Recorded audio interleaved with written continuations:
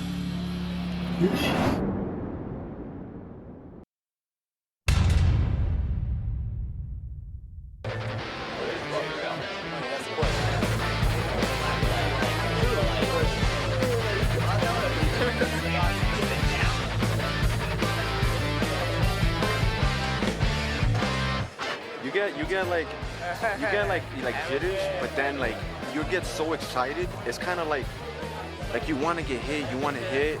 It's like it's almost like comparable to, I'm not gonna say sex or eating really good meal, but it's orgasmic. Like it's weird. That's I mean, you get your jitters for your wedding day, before any big day. So I mean, you just got to learn how to deal with it. That's the whole part. And really, once you break it down scientifically, it's just your body preparing for whatever you're about to do. And you want to do well. Your family comes out. You want to do well. You perform well for your coach. So, I mean, really, it's, like he said, it's that excitement that you can't really get anywhere else. That is kind of hard to describe. It's like a drug. You can't stop it. It's like a drug. Because we get 15 minutes to beat the shit out of each other. Like, what more do you need? Like, because I'll always put on a good show. Whether I get hit or hit, it's always gonna be a good show. And that's what I want to show people, a good show. Ready to rock and roll? ready for tomorrow? Oh yeah. I'm just so excited to get in there. There's nothing better than just being under those lights, being in that cage. It's my favorite place to be in the world, so it's just a lot of excitement. I had to calm myself down the days before because I just cannot wait to get in there. I feel amazing. The weight cut is always the worst part, but rehydrated, well fed, got my family with me, so I feel amazing. What's your name? My name's Cole Barnard. Who are you fighting? I'm fighting out of New York. This is my first time in AC, so happy to be here, man. I worked so hard, you know. Well trained, huh? Absolutely, my whole life. I started when I was 5 years old in Taekwondo. My father put me into Taekwondo and just never stopped. It's always stuck with me, and I fell in love with it. And was consistent ever since.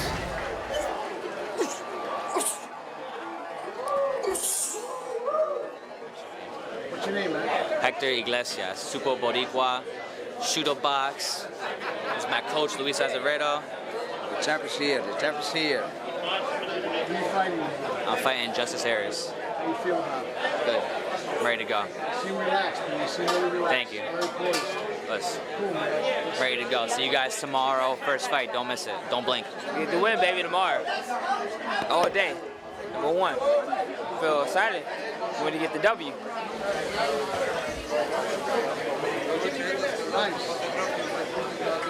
You know what it is, bro? I like seeing these kids prosper, you know? And when we were growing up, we didn't have none of this stuff, you know? We were always in dirty gyms, no support systems. So now I feel good when I do a good deed for one of these kids and I see him in a big show. It just changes the way I feel about life, you know? It makes you feel like you did something right, you know, in the world, you know? I don't do it for the money anymore, you know? I'm a made man, bro, you know, physically and happy, family and everything, you know. I do this because I love it. I see your passion. That's what I definitely got a passion. I just try to make them feel comfortable. I talk to them like if they were my kids, you know. I don't try to talk hard to them. I just talk to them like they were my kids. And I think they respect me because of that. Thank you. Thank you, Frank. All right, brother. What we got here? Our neighborhood is here. Whole neighborhood's here. These are the best of the best, right? Supportive of all the shows there for sure. Best of the best, right? We got the whole neighborhood Of here. course, we come a night before for Lou. We're way in to do the whole shot for him. He's been there for everyone his whole life, and still there for us. Good man, good man. You know, So say you hello think- to Michael, Jimmy. How are you? Lou's the best. They're doing Neighborhood guys over here. neighborhood. That's it. You know what I mean? Some with Lou 50 years, 55 years, no, a little more. I don't want to go our age, so I'll just say 50. I'll leave it at 50 right now. Just want to say. They all work hard. They all try their best, and that's what it's about. You know, it's not about who wins and who loses. It's not about that. You know, Gotcha. and Lou matches them up pretty fair. You'll see. You know that. Absolutely. Thank you, gentlemen. Thank you so much. Thank you. Take it easy. Take care.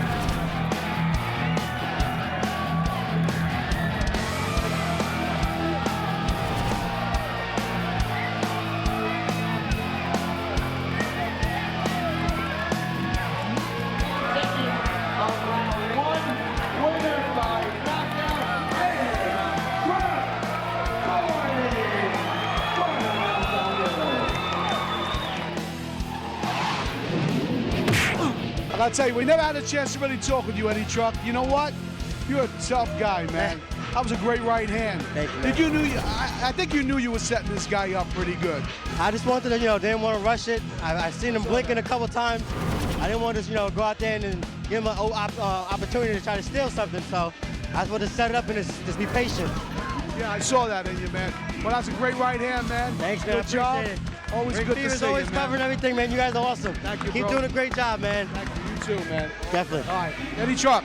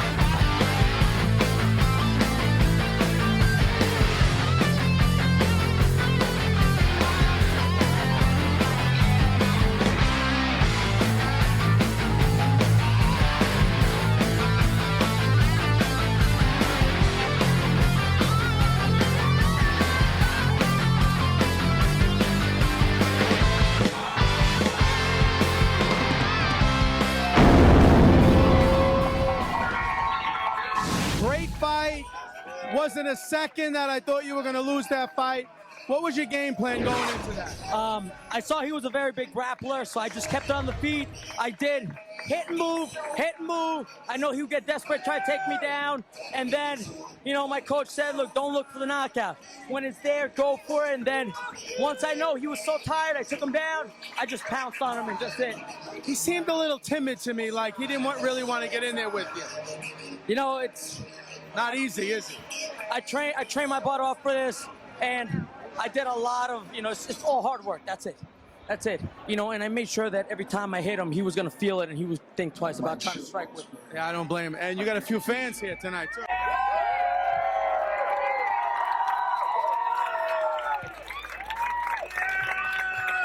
Congratulations, great fight.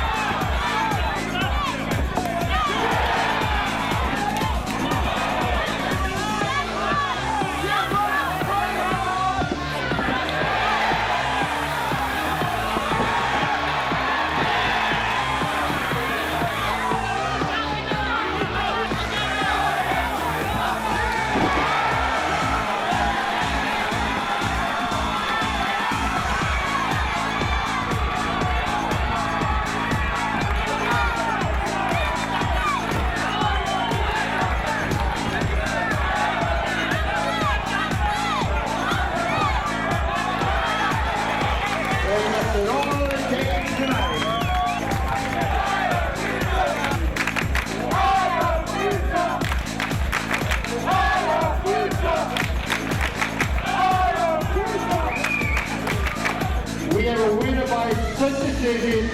He came out of the red corner.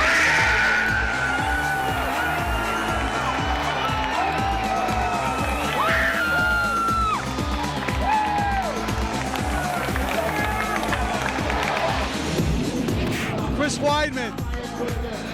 I saw you, little Nancy, back there. I watched you from back. How you feel, man? I'm all shot. I have more nerves going for that guy than when I'm fighting. I was watching you. That's why I came over to you. I think he's a warrior, man. What a great fighter. He's a stud, man. He's going to be something else in this sport, and he just showed his heart in this one. It was unbelievable. Unbelievable, Chris. And you're not doing so bad yourself. 6-0. Yes. 6-0, UFC, Chris Weidman. Well, lots of props to you, man. Thank you, man. God bless you, man. Do well. All right.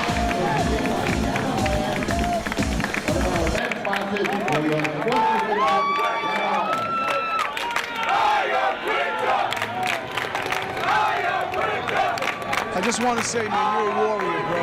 You're a warrior. Can you give us a quick word how you felt out there? Because you never stopped, man. Was there any time there that you... Look at you, I can't believe it, man. I don't know where I was in the first round. Once I figured out where I was, I did better. You're a warrior. That's all I got to say. You go get yourself cleaned up and everything. Hiya, Quinta. Thank you, brother. Thank you, man. I've seen a lot of fights. I'm sure you've seen many brawls. I got to get your take on this, Ray, on that fight. I got to tell you, man, it's one of the best fights I've ever seen. Heart, determination. He goes down in the first round against a very experienced guy. We don't know how many fights that kid had in Brazil. It's always tricky when that happens. So you know the kid was tough, came in experienced. We didn't really have much on him. But when you want to see heart and determination, I mean, what do you say about this kid, man? I'm in awe. I think everybody is. I want to start crying. I swear to God, I'm so happy for this kid. Right, never I stopped. really never stopped, never quit. Believed in himself the whole way through, and I mean that's what happened. I think that is the epitome of what an MMA fighter should be. 100%. Right? Couldn't agree with you more, man. I mean, everybody should aspire to that performance. That is really just heart, determination, and belief that you're never going to lose, man. And he just refused to lose, period. That's it. He was not losing that fight. That's a lot of balls, man. This kid will be successful in life no matter what he does. Amen. Great statement. All right, man. Thanks, Ray. Thanks, man. You're the best. All right, we're back again with Lou Neglia, Ring of Combat 36. Back again. I am very proud of tonight's fight, but again, as you know, Robert, Ring of Combat showcases championship fights, but the main focus has been, always will be, to showcase new talent. And I'm glad that 61 fighters were picked from my show for the UFC, not only in the UFC, but successful. And I'm going to make a prediction. Al Quinta will be the next Ring of Combat alumni. I'm saying I think that was the best fight in the history of MMA, and I'll debate anybody on that fight. I think everybody here agreed on that. Right. Everybody was in awe. Right, no question. Unbelievable, unbelievable. And you know, Robert, the sport evolves so much, you can't exist on the ground alone or stand up alone. These are great athletes that have tremendous stand-up and tremendous ground game and heart of a lion. And you can't exist in this sport without this. One of the roughest sports in the world. And these are great athletes that are in the sport. And I'm glad to promote them and move them up to MMA stardom. Awesome job. Right, and Once thank you, again, Al. great to be a part of it. Thank you.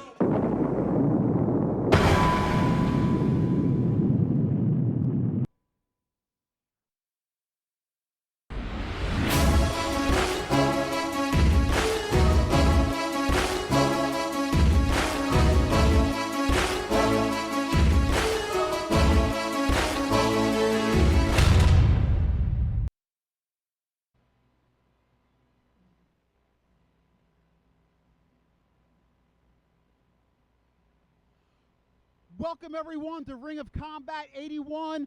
This is brought to you by former world kickboxing champion Louis Neglia and Frankie Perez at Dead Serious. We have an awesome card tonight, including 3 championship fights. And my first guest is my man Terry Gold, the founder of Brooklyn MMA. And he is the first trainer of Necruz Murkojayev, who's fighting tonight. He's 8-3, and he's a real stud. Terry, first let me say, welcome to Ring of Combat. How you feeling? Talk to us about Necruz. Super excited to be here. As you guys know, Ring of Combat is my second home. Necruz is ready to go, and we're about to capture the second gold. Talk to me about Necruz. How, when he came to you, how did he get started in the sport? So first off, when he came to me, he had a wrestling pedigree. He had no fights at all as far as amateur. Lou Neglia called me up. He was looking for a short notice fight. I said, this guy is ready. He said, listen, he had no amateur fights. I said, I'm telling you, he's ready. I wrote a letter to Nick Limbo, the athletic commission. I said, I vouched for him basically. I said, this guy, he's going to be a superstar. He made his debut and he won. He was very successful. He's been successful ever since. And tonight we plan on getting the belt. Well, listen, he's 8-3. We've seen a lot of Ring of Combat champions go on to the higher level, to the UFC. Let's just fast forward and say Ned Cruz gets a finish tonight or gets a win, 9-3. Do you think that he is a UFC fighter? Is he going to be getting the call? He should have got the call 2 fights ago. He's ready. Dana, let's go. We're ready. He's ready. Marquez MMA, Coach John, has been doing an amazing job.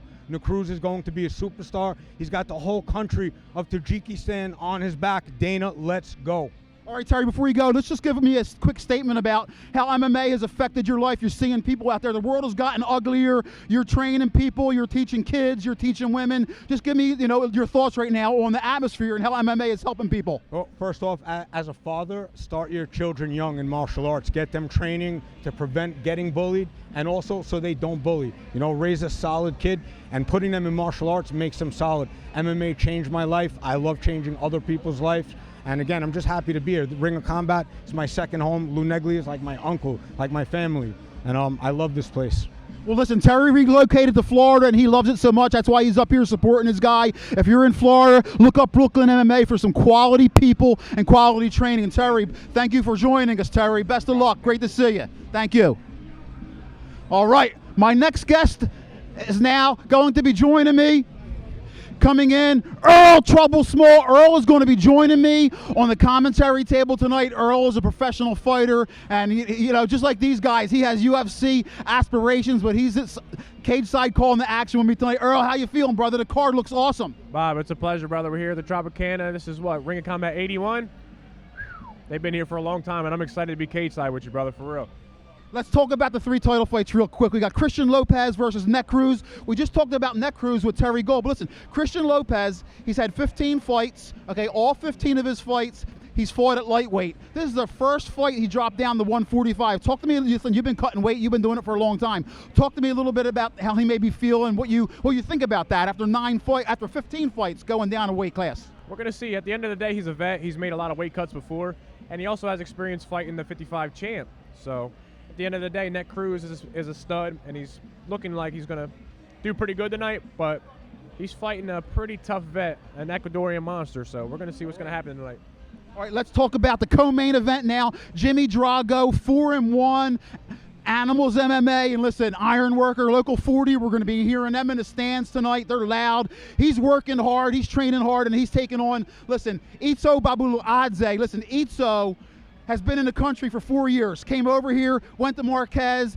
He said he wants to fight. Coach John Marquez said, you want to fight, you got to train. He started training every day. Now tell me a little bit about, in 4 years to go from starting to train, have an amateur career, to being 3-0 and fighting in a Ring of Combat main event. That's unreal. Stud.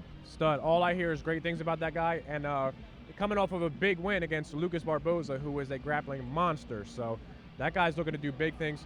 But Jimmy Drago is a dog. We're talking about a guy who's never been in decision as a professional. That guy's killer, be killed, undefeated as an amateur. That might be the fight of the night right there. I called that as a fight of the night too. Like you said, Itzo, listen, for 4 years to be getting in the cage with like world-class grapplers. You've been grappling for a long time. I mean, that is like unheard of, wouldn't you say? That's spectacular. That's hats off to that guy. That guy's spectacular. But we are here in MMA, and Jimmy Drago's a tough dude, so that's why we're going to be cage side, excited to watch that. Okay, and in our main event, listen, the champ, Armando Jetcha, he's got 5 straight wins. The savage lefty, he's got a giant heart, a giant chin, and he's taking on Jacob Bond. Listen, Jacob Bond, 13-10, he's won 3 in a row. Let's talk about the accomplishment of making 23 pro fights, weight cuts, camps, to get in the cage 23 times. What a hell of an accomplishment. Talk on that for me, Trouble. No, what I definitely noticed is from Bond is he is a vet, and he has some big names on his title there. He's fought Joe Selecki, Ryan Cafaro. That dude's ready to fight anybody. When you have that many fights, you've been in here, it becomes a regular thing with that much experience. So, well, listen, on the other end, Armando, listen, He's won 5 in a row. Most of his team is in the UFC. I mean, tonight, if he comes out and does have a spectacular win, what do you think? Do you think he's going to be a next level guy? It's a must. He comes out here and puts a stun on. This guy has had probably the most experience in Ring of Combat. He has 8 fights here at Ring of Combat. So that guy's probably ready to shoot off to the next league if he puts on a big performance tonight. Well, you can join me and Trouble and Andre Petrosky cage side tonight on the app. Watch the free fights. Ring of Combat 81. Earl, talk to me a little about 302 Jiu-Jitsu. If people want to come and train with you, give a shout out to your school. Yeah, the school in Delaware. We're the biggest school in Delaware. I'll be fighting for my title again soon here on October 20th. You guys check me out, and hopefully I'll be getting that bump and that big call up soon, guys. Earl, on the undercard, is there anybody particular we're looking at on the undercard? I know some of your teammates were back there, your previous teammates. I mean, we got 9 great fights tonight. Is there anybody particular that you're looking at?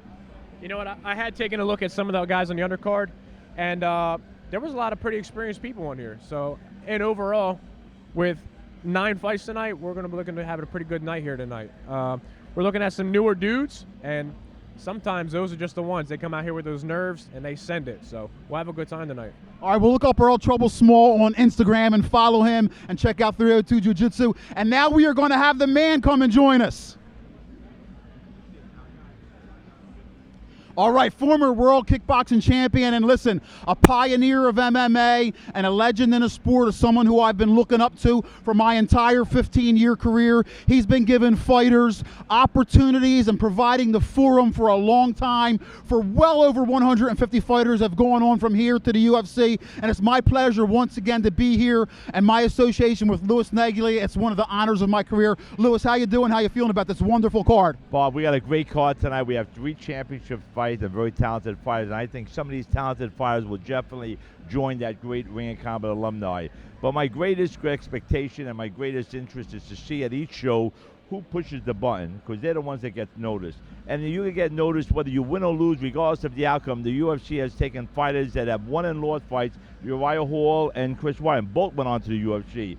Julio Arce and Kelliger both went on to the UFC. Perez and Wade both went on to the UFC, and it goes on and on. So I urge the fighters to push the button. You feel like the winner you are, you'll get noticed. It'll be my pleasure and goal to get them also to the UFC. Well, listen, Donald Cowboy Cerrone is going to be in the house tonight.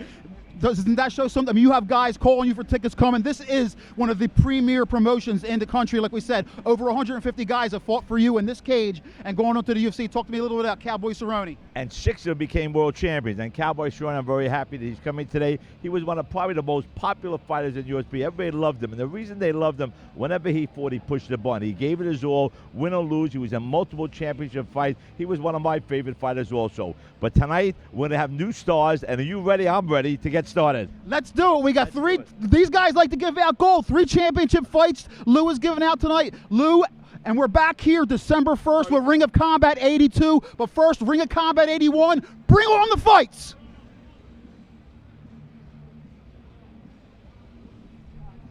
Good job. Thank you, Bob. Yes.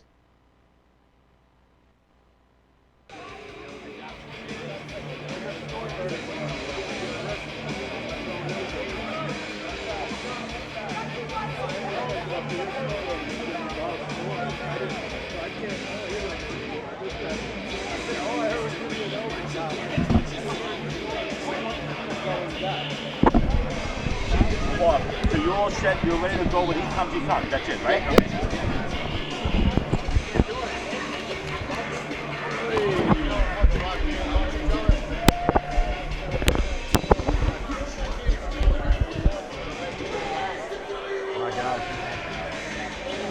Let's have some fun tonight.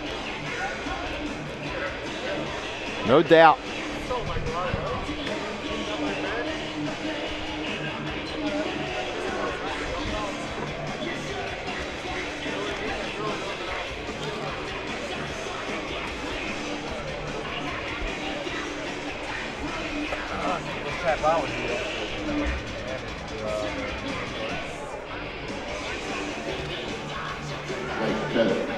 I don't really know any of these dudes. On the undercard. Oh, there's 285ers on the line. Yeah, there is. There's Good evening, ladies and gentlemen, and welcome to the Tropicana Hotel Casino on the boardwalk in Atlantic City. Tonight, former world kickboxing champion Lou Neglia and Frankie Perez's Dead Serious Promotions proudly presents Ring of Combat 81, the longest running show at the Tropicana, featuring an exciting evening of professional and championship mixed martial arts with 3 Ring of Combat title fights scheduled for this evening. The event is sanctioned by the New Jersey State Athletic Control Board, Board Chairman Tony Orlando, Board members Stephen Katz and Gene Mulroy, Commissioner Larry Hazard Sr., Counsel Nick Limbo in attendance this evening. The show will air live and free on streaming Pulse, commentary by Bob Maloney, Earl Trouble Small, and USC's Andre Petrosky. Ladies and gentlemen, to begin the program, will you please rise for the playing of our national anthem? Thank you.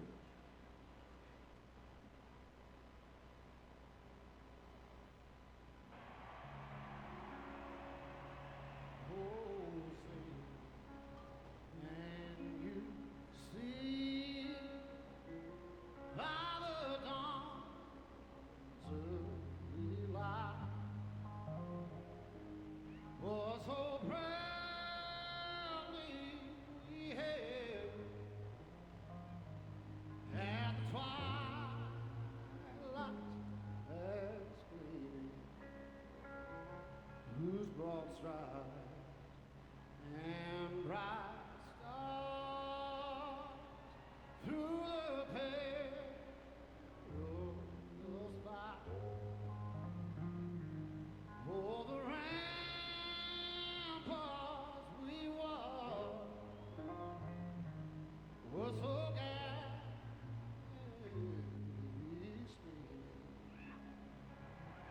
and the rock is regular amongst birds singing up, yeah, through the night that our flag was still there. Oh, say does that star-spangled banner yet wave?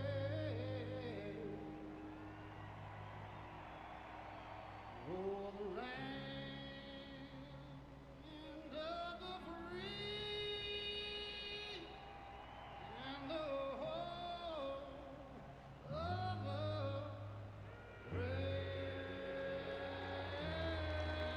Thank you, and God bless America. Ladies and gentlemen, please welcome our ring officials as assigned by the New Jersey State Athletic Control Board.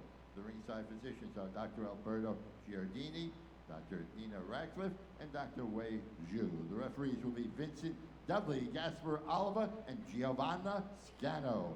The scorekeeper tonight is Omar Williams. Judging the bouts will be John Billy, Donnie Caroli, Adrian Castro, and Dave Torelli. Manning the bell, the timekeeper is Fred On Time Blumstein. Ladies and gentlemen, all of our fighters are geared up and ready for action. Cheer on your favorites, but give all of them the respect for the hard work and courage that brings them into the cage tonight. And so, for Ring of Combat 81, are we ready? Let's bring out the fighters! Ain't this what they've been waiting for? Entering the blue corner, Hector Iglesias. I used to pray for times like this, to rhyme like this, so I had to grind like that, to shine like this. In a matter of time I spent on some locked up in the back of the paddy wagon, cuffs locked on wrist. See my dreams unfold, nightmares come true. It was time to marry the game, and I said, yeah, I do. If you want it, you gotta see it with a clear eye view. Got shorty, she tryna bless me like I said I do. Like a sneeze, please for them trick squeeze, I'm getting cream. Never let them get in between of what we started. Look, but I'm lying-hearted, they love me when I was stuck in the His head. one win is against remarkable Billy Markle, who I love, but his one loss is against Mark Gray, who's just one of the most beast wrestlers in the region. So he's been fighting some of the toughest competition around, and he's out of Renzo Gracie, New York, and he looks like he's in good shape. I'm excited to see what he can do tonight, making his Ring of Combat debut here. 3 fights as a pro, CFFC, and looks like he got kickboxing experience as well. So come on, Hector, let's see what you got, brother.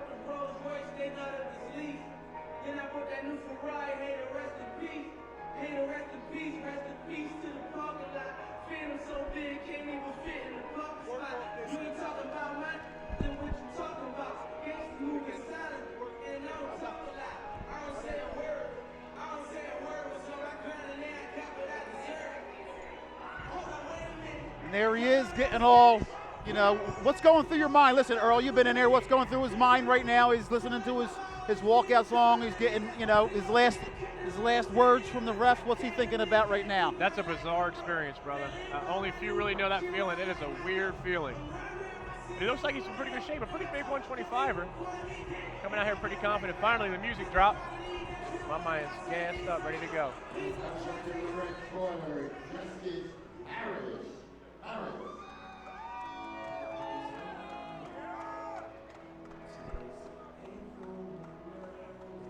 Justice Harris on his way out. He's had one fight. He lost to Aaron Kennedy, who's another tough wrestler, so he fought a good guy.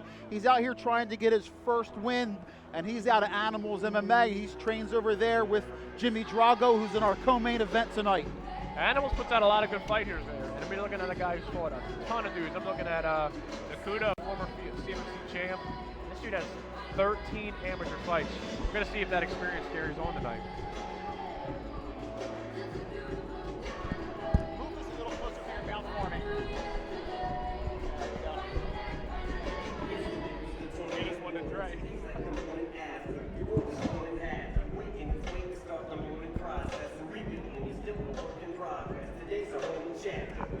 There we go.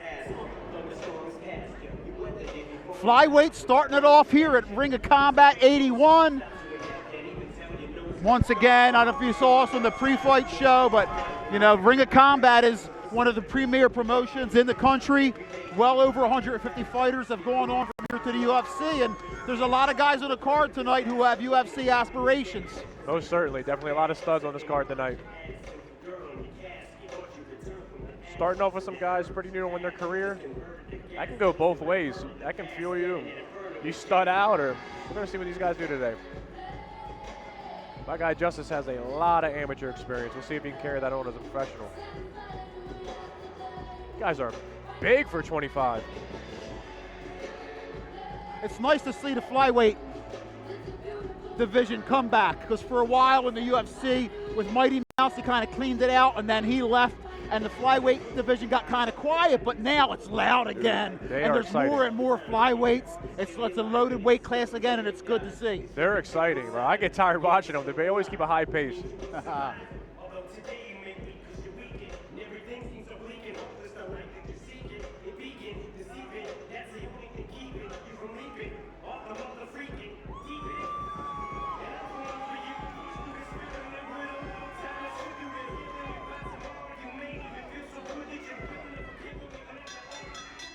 Ladies and gentlemen, our first main card out presents 3 5-minute rounds of mixed martial arts, 125-pound weight limit in the flyweight division. The bout sponsors Everlast, the official club for Ring of Combat. Controlling the action in the middle of the ring is Casper Oliver.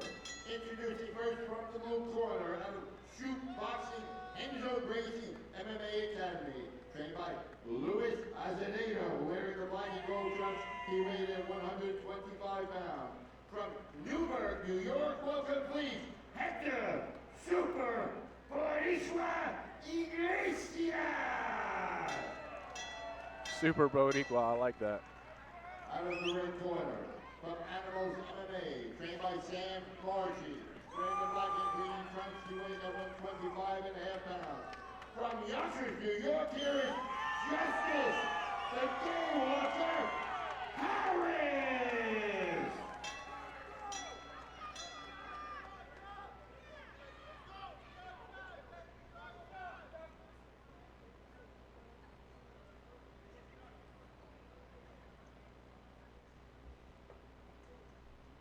Here we go, about to start off Ring of Combat 81. Hector Iglesias, Justin Harris. This fight is brought to you by Everlast, the official fight glove of Ring of Combat. Legs kick exchange. Oh! Justin comes up high quick. Switch kick. Like you said, these flyweights are all just so fast and so quick. You can't miss a beat with these guys. No, and there's almost no feeling out process right now between these two. I love it. Oy! Nice flurry of kicks coming out here from Justice. The Boricua returns. Oh, big the right right hand from came Harris. over. Dropped him. Looks like he's recovering. Bit of underhook. Iglesias. That was a nice 1-2, Earl. He really didn't land with the one, but the two came and popped him and knocked down Iglesias. Sometimes that jab just measures it. Right hand comes over the top. Hector seemed to came back alive here. That's a really nice recovery from Iglesias after getting dropped. Now this is an interesting part of the fight here. You get rocked, you come out here, you think, what's next? You start exchanging, do you clinch, you change your game plan up? You're a professional here. We're going to see how Hector can collect himself. I'd like to see a little bit more patience out of Justice. Hey, another right hand. That 1-2 was nice. Oi, good check. Harris is finding homes for those combinations.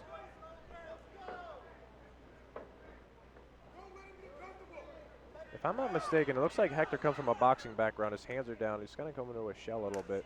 Oi, nice. Oh, he's got a tough Rear chin. leg kick. Oh! And he returns. Returns the favor. These guys are just hammering Dude, away at I one love another. it. What a way to start Ring of Combat 81. Let's go. Oi, nice knee. Spinning back fist. Just caught him on the spin. Knees to the body. Oh, and he's down. Iglesias, and what a recovery, and now he is landing. This is one way to start the event here. Oh, Justice needs to clinch. He's hurt. He's rocked. This is not looking good for the ref. He needs to clinch. He needs to clinch. Oh, that's enough. And he ends the fight. Referee Gasparello stops the fight. The Boricua. Well, you are not going to find a much more action-packed round one than we just saw, Trouble. That was wild. Unbelievable. Congratulations, Hector. Wow. Find his way back up to his feet after getting rocked. That's unbelievable, Earl. We've seen both guys. We've seen Iglesias get rocked there early on with the right hand. He came back. Oh, man, that was just a flurry. I'm looking forward to seeing the replay of that first round. And you know what? That's MMA for you. I wish Justice would have been a little bit more patient after he caught Hector with the 1-2. Hey, you start banging, you start smelling it, you want it, sometimes you get it. Sometimes you're on the opposite end of that. But hats off to Hector. Wow, that was today. Like I said, that was just an action-packed first round. If that's what we got coming for tonight, ladies and gentlemen, we're in for a fun night. Fast and here we go to the replay. Earl, talk us through the replay. Miss a beat with these guys. I think Justice got a little bit overzealous here after between these two. I love it. A little blood in the water. Nice flurry kicks. There's two sharks here in this cage, so you could be on the receiving end. Boricua returns. Oh, big right from Harris down. Dropped him. Harris is finding homes for those combinations.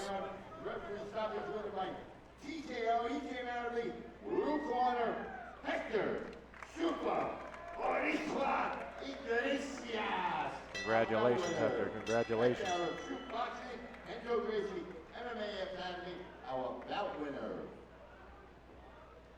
Hats off to Justice, too. Yeah, listen, that was a lot of peaks and valleys right there, up and down, up and down. That was awesome, awesome round, awesome fight. That's what the people pay their tickets for.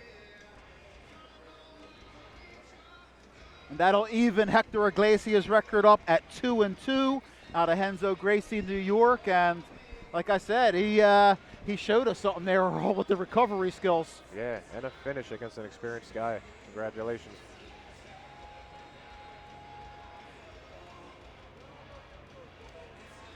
All right. Beautiful way to start ROC 81.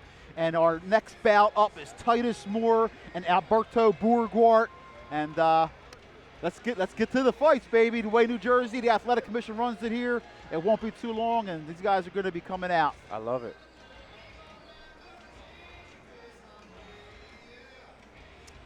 Also, it's also nice to see such a nice heavy UFC influence here tonight. We're going to have Andre Petrosky joining us shortly.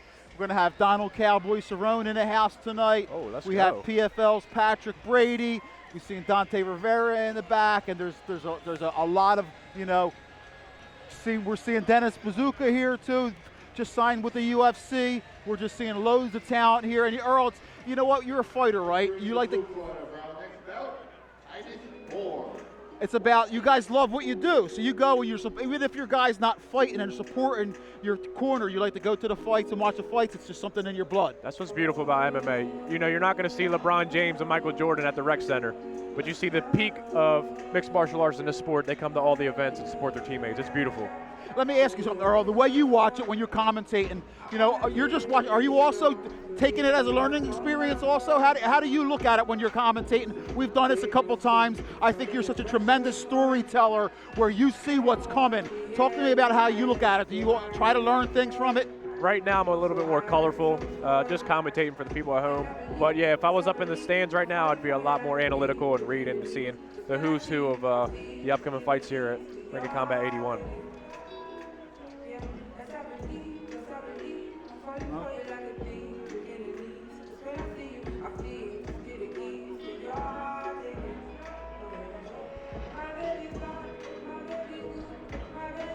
Is this our guy Titus? Titus Moore, yes. Titus is out at Gym O. And listen, at Gym O, everybody here should be familiar with Joe Selecki, who's tearing it up in UFC. Joe Selecki just moved his jiu-jitsu program to Gym O. He's been training there. So listen, that's another stacked gym right there, Gym O in North Carolina. They got Tom Lane there, Freight Train Tom Lane. There's just a load of good fighters there, and Titus is over there sucking it up, getting better as well. He's 1-2, coming off of his first victory. Yeah, I can't think of a better school down there in Carolina. Those guys are all studs down there. Selecki, a former balanced black belt, Hassett's black belt as well. That dude is a stud. I'm going to see if Titus Moore can show us some Selecki Jiu-Jitsu tonight against Alberto Bogward. Looks like we're having some kind of hold up here.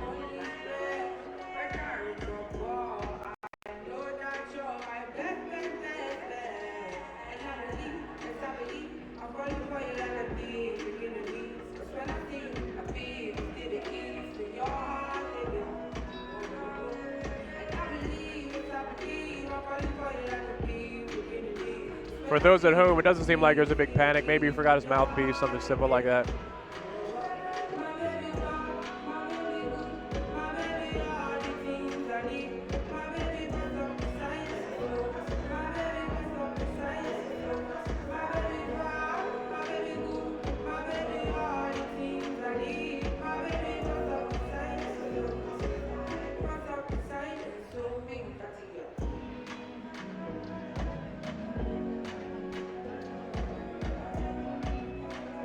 Where is Alberto from? Up north in New York? He is out of Tiger Schulman's and up in Glenwood Park. So he's up there in New York or North Jersey, I'm not sure, but he's making his pro debut. He was a 2-1 as an AMI, and I was talking to his coach over there, Tiger Schulman, and he's real excited about him making his pro debut.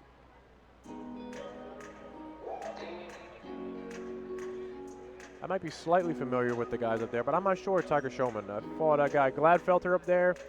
Some other CFFC guys up there, so this is 2 stud gyms. Gonna be excited to happen. Hopefully it turns out like that last flyweight fight.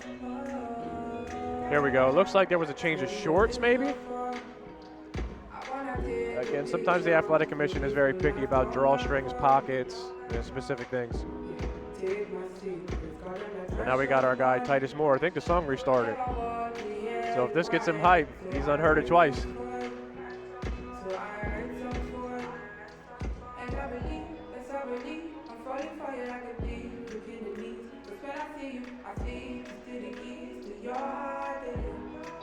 All right. As our guy Titus makes his way in the cage. Hey, listen, the commission.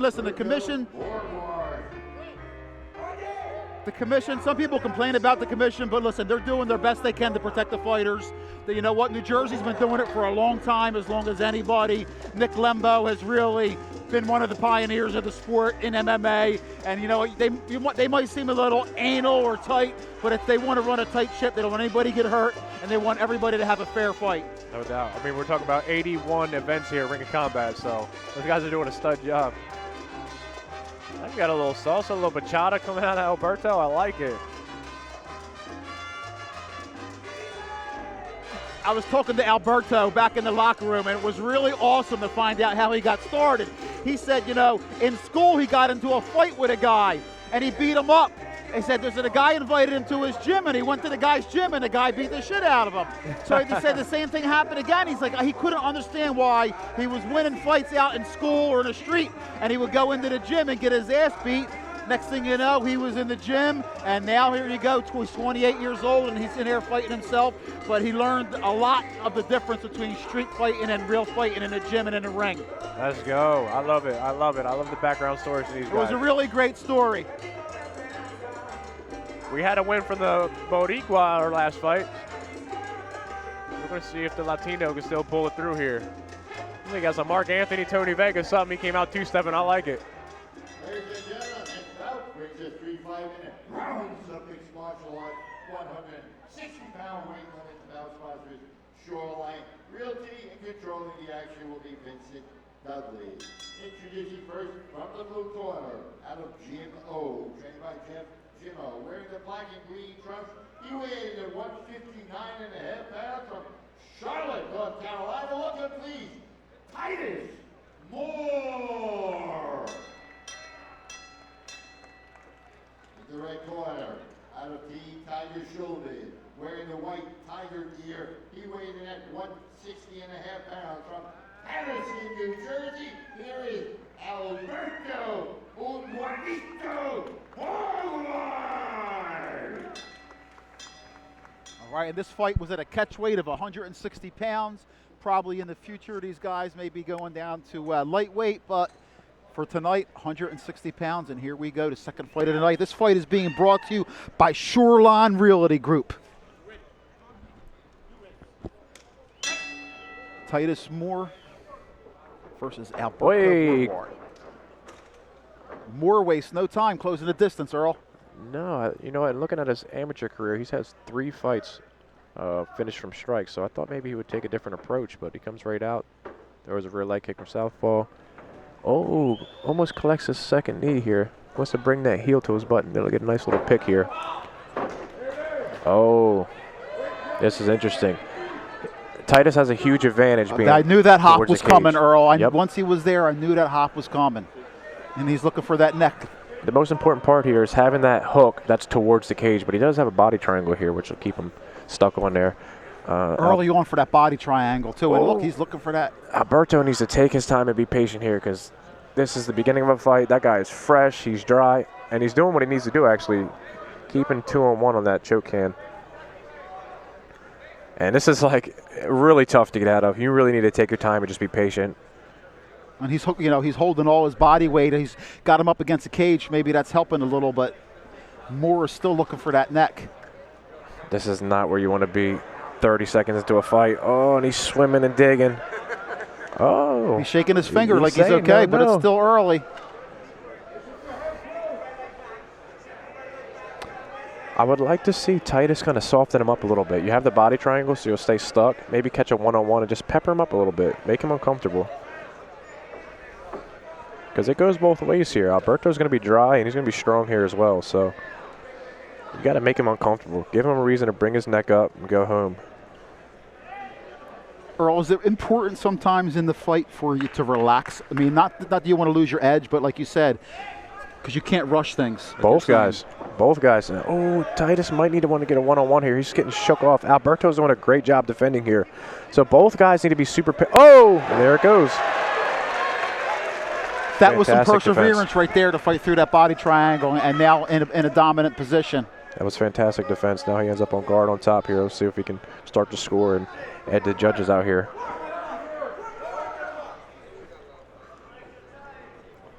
This is a tough place to be. This is not a You're not your typical jiu-jitsu guard here. When you got your head up against the fence, there's no space. You almost have to go turtle and make your way up. Titus needs to start fighting for that left side underhook, getting to his knees. Oh, comes up with a wizard fairly easily here. Nice knee Great to the knee from body and Alberto. right back. Titus trades.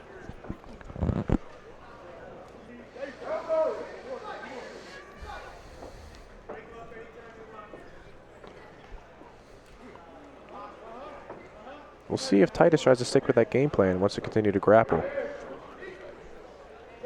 He's double unders here. This is big for him, and his hands are locked, so this is going to be big. He might be able to come up to the back again. He's looking exactly. This is a repeat of the first 30 seconds of the fight. He's looking for that. What's really important here, Bob, is this right hook here. If Titus can get his left hook, that's the more important one here. Alberto has a chance to kind of just turn in and keep his back up against the cage. You won't fully have your hooks unless you have that left hook in. That's what you really want to see here.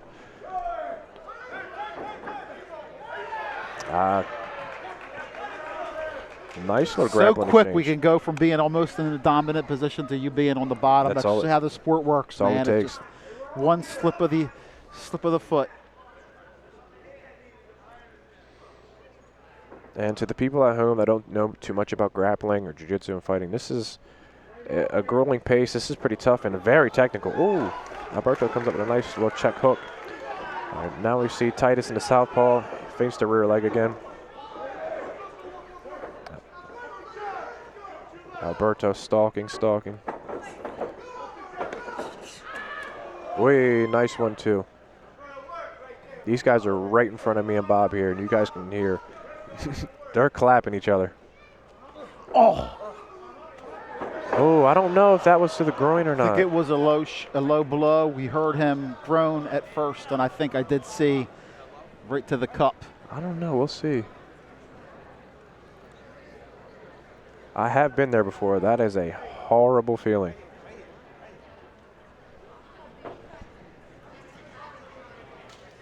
Well, the referee was right on top of it, and he says it was a low blow, and he's going to get up to 5 minutes to recover. Listen, cup or not, those do not feel good.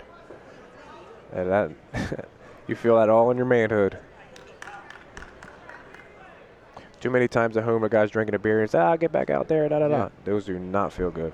Exactly. I'd like to see a replay, though.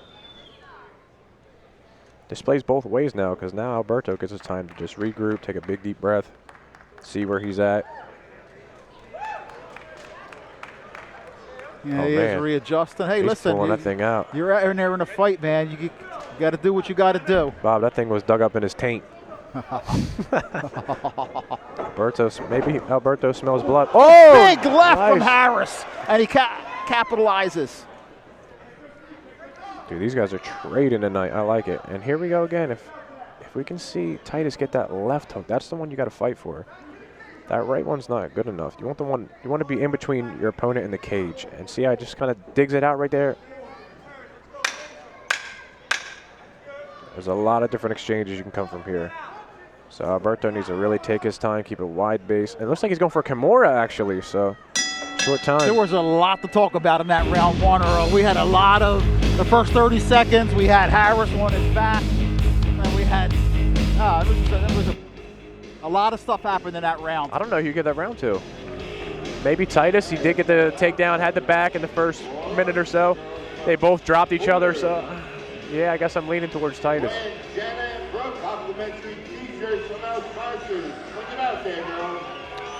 Bob, what's really important here, if you see the body language of the two, the one that's, see how coherent they are, if they're looking to their coaches, if they're daydreaming, looking into the crowd, body language is huge in between rounds. You'll start to see who wants to be there, who's looking for a way out. And listen, this is Alberto's first pro fight, so you can train all you want 5-minute rounds. That's different. But when you get out there for the first time, it's got to be absolutely different. Definitely different. Good thing he has those street fights. I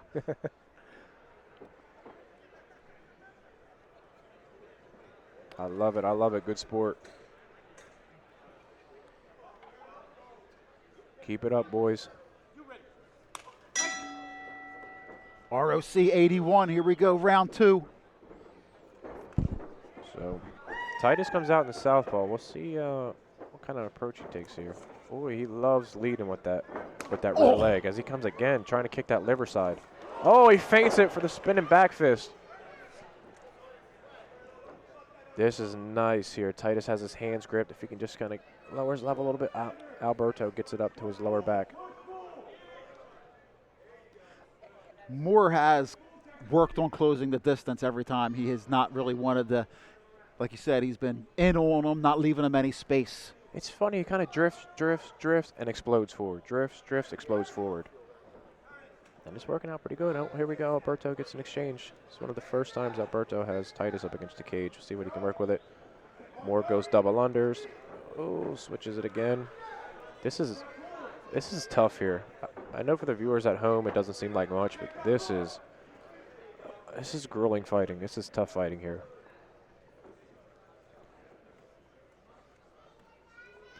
Yeah, this is the grind. More than standing in the middle throwing strikes. This is like the grind. It's so much to be learned to be a professional MMA fighter. Oh, he's super deep now. Just gets behind the knees and gets the pick. Now can he beat him towards the cage? That left, oh, he got overzealous. Just a little bit overzealous there. And we're going to see a little bit of how his top game is for Borgwart. This is really big for Alberto up here. Against the cage here, Earl. He's got to suffocate him right here. Now potentially this is a chance you can just kind of win the round. You can hang out, do a little bit of damage, win the round, or you go to mount. You try to take the back. You take that chance where you can lose the position. Oh, okay. What Titus a went belly down. beautiful transition. There's no hooks yet for Alberto, but is he under the chin? Sometimes you don't need your hooks, and he is under the chin. Titus needs to dig deep here. Titus. And oh, he gets the tap. What a performance in his professional debut, Alberto Borgwart. Congratulations. At a Tiger Showman MMA. Fantastic fight. Really technical fight out of these two. I'm sure Titus is a little bit disappointed, man. He is a more experienced guy coming in here.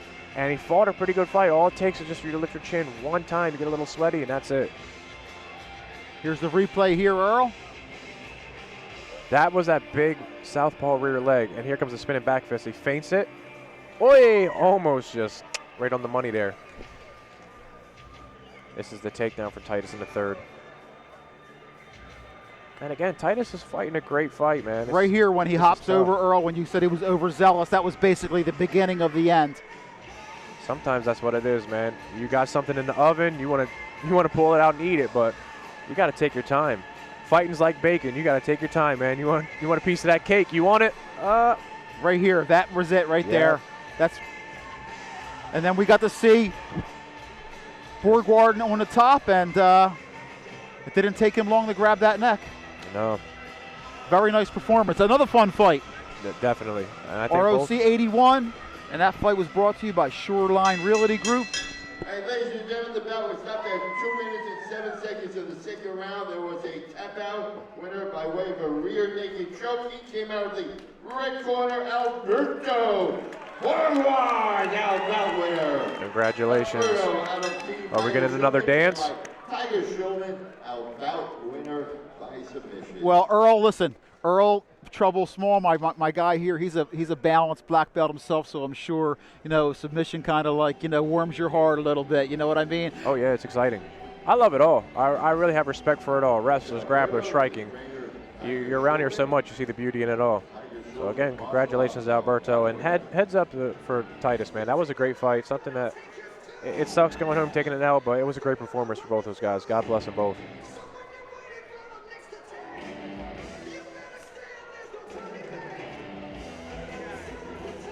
So listen, talk to me about Tim Williams. Tim Williams, former UFC guy. I know that you've gotten to work a lot with him, and he's over there with you guys teaching some Muay Thai. Talk to me about Tim, how he's feeling, how he's doing over there. I don't have enough words for that guy. You couldn't imagine a better human. It doesn't look like it. That guy looks like a scary dude. Everybody gets intimidated, but I'm talking about a guy who, as a coach, he checks up on me all the time. He's like a brother to me. He's amazing. And as far as striking, grappling, fighting, I could not ask for a better teammate. The guy he really beats me up a lot. As he's retired, he's just big, yoked, and no more cutting weight, beats me up. That guy's amazing. He's a wonderful You dude. know, Earl, one of the reasons, I mean, I've been doing this for over 15 years. One of the reasons I fell in love with, telling the story of the regional fighter and, going to gyms is basically because of guys like Tim Williams. The humility and the humbleness. People that don't know the sport think, oh, they're killing each. They don't realize that the humble part of it and the gentleman part of the sport, and it's not just harsh, get in there and break bones and make people bleed. There's building your teammates up, teaching. There's lots of things, working with your guys with weight cuts, health and nutrition, and like you said, not just in the gym and in the cage.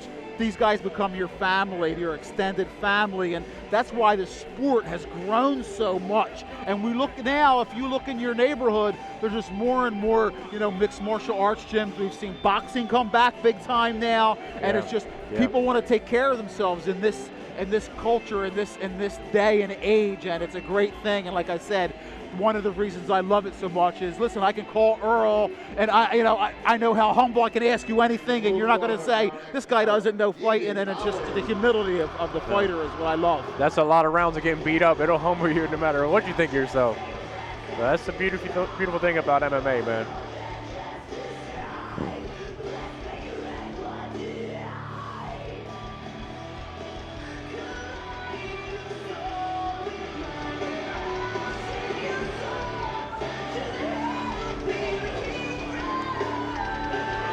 The Celtic Hammer, David Collins coming out, and he's out of Outfox MMA, and he lost a tough split decision here at our last event, Ring of Combat 80, so he's looking to get on the board for his first win. He really presented himself well. He lost the fight. It was a close fight, split decision, and here's back trying to get his first win, and he's taking on Cole Barnard and the Crow. And listen, he's over at Marquez MMA. He's 1-0, and when he comes out, we'll talk about Marquez MMA, who right now is really on fire. Yeah, there's a ton of talent, a ton of dudes in that room there. So when you're one of these newer guys there, that does a big thing for you. It does a lot for you. Just being around special guys, good guys. We kind of just spoke about with my relationship with Tim Williams. When you're around those guys, it's osmosis.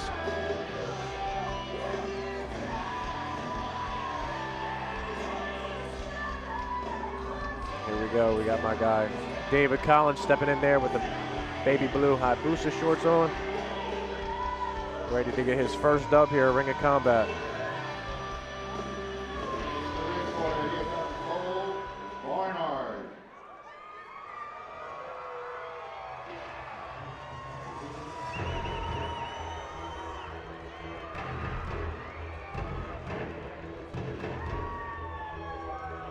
Cole is clearly the hometown guy. He's got some people here in the crowd, fans.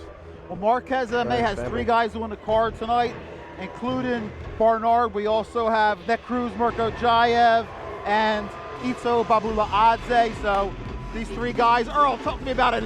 Is it always an advantage? Do you like having, when there's a fight card, having 2 or 3 guys from the school on the same card? Does that help? Yes. Yeah, not even here at the fight night, but let's just talk about the whole fight camp. It's like you're ready to go to war.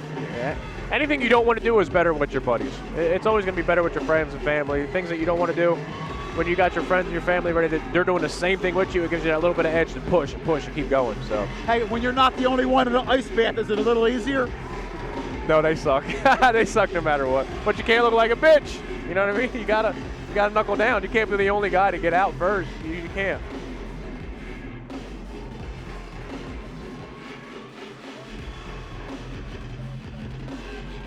Cole does have a wrestling background, and we always know, we talk about it all the time, wrestlers, you learn early about cardio and weight cutting. It helps ease their transition into, jiu-jitsu and MMA, and that's what Cole's background is. Well, we're going to see what happens tonight. If that reflects his last fight was a Kimura in the first round, so that's always a good feeling. When you get that stoppage, no matter what, with your hands or with grappling, you want to go right back to it. Go in there and get it done.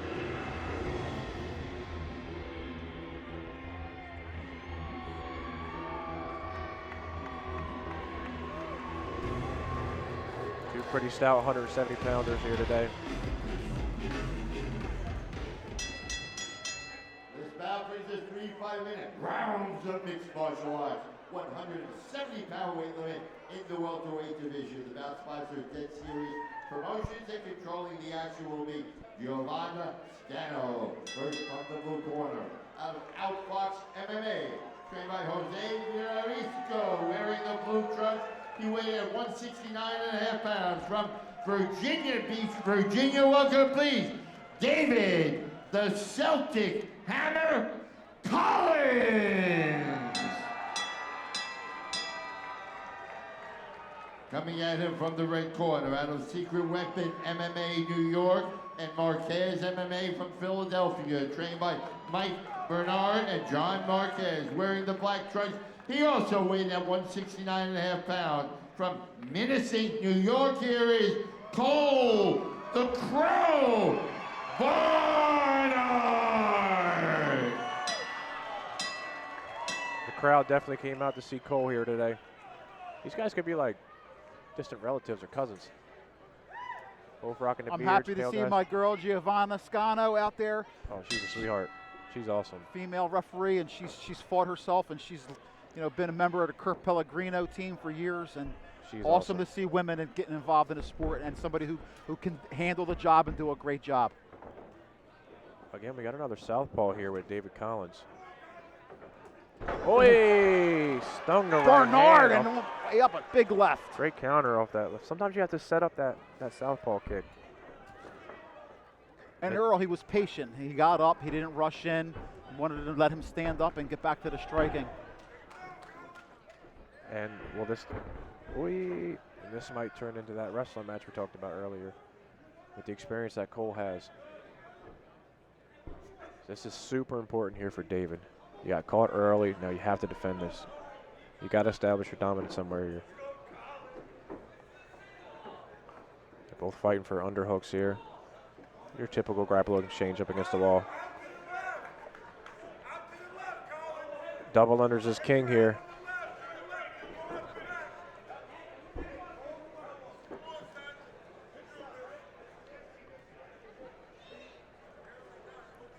So what David needs to do here is start yanking up that underhook. Oh, he swings. Oh, and nice little elbow. And that's what he needed. He got stung early. He says, nope, but I'm not getting taken down. Now they both exchange. Cole looks really patient, confident. Nice, crisp striking. Wait. I know Cole gets to roll a lot with Sean Brady, who Oy, is nice hiking. like wrestling with a match. Oh, he just got stung! Wow, Collins! He was almost pitching a perfect game there. He's got to collect himself now, but he's double unders behind the butt. That's just what he needed. David cannot hang out here. He's got to get back up, bite that wizard. Good job by Collins to get right back up. And listen, wow. Now, this is important here for Cole here. We're going to see how he handles getting stung. Early in your career, you get stung.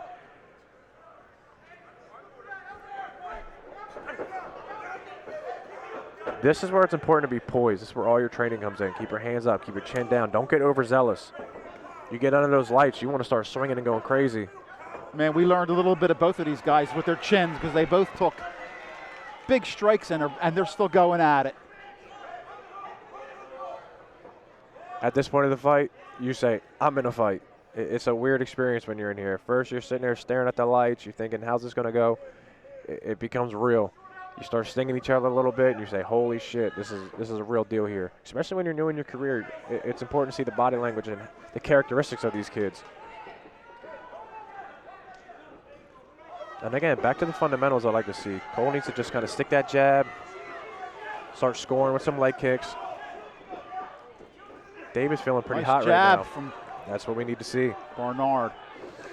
Big deep breath, kind of sting those jabs out, keep your hands up. I like Cole. Cole keeps his hands up, has a nice little striking position.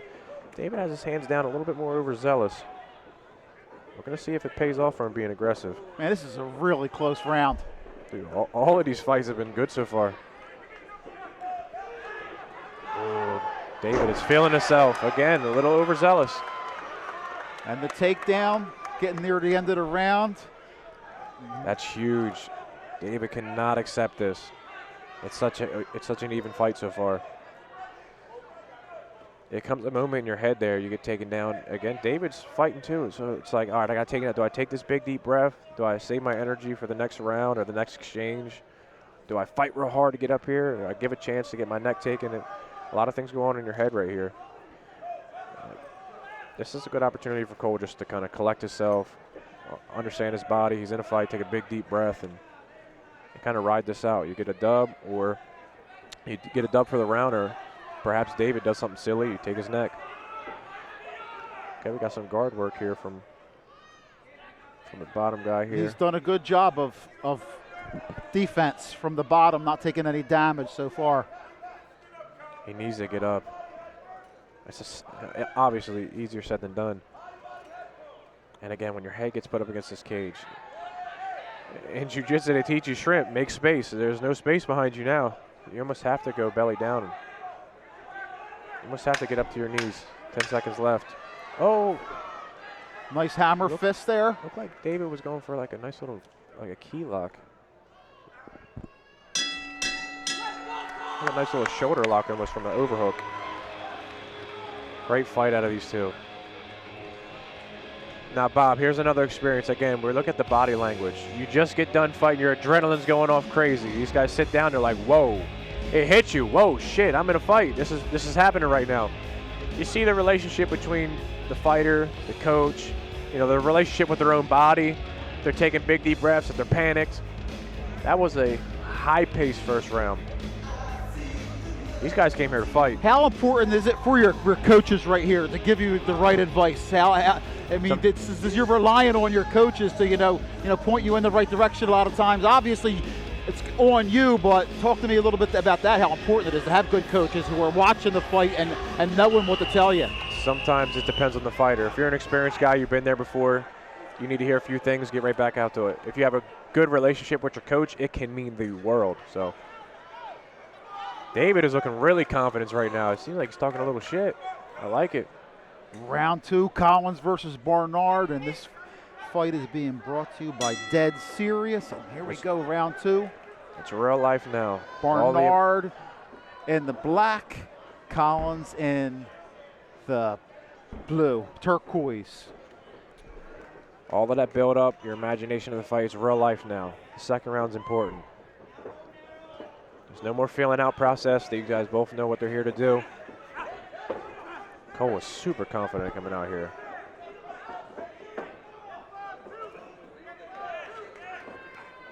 Excuse me, David is super confident. Cole's doing a great job, just kind of keeping his hands up, staying poised. Wait.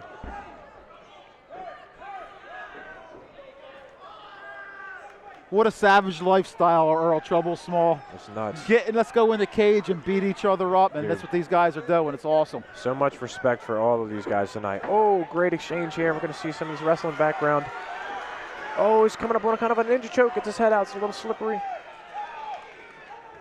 This is a tough part here. These guys both have to dig. Sometimes it comes down to who wants it more. Cole has more of a wrestling background, so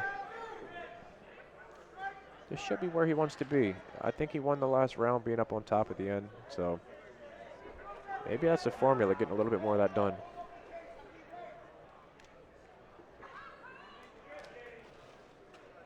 Titus. Back to the grind here.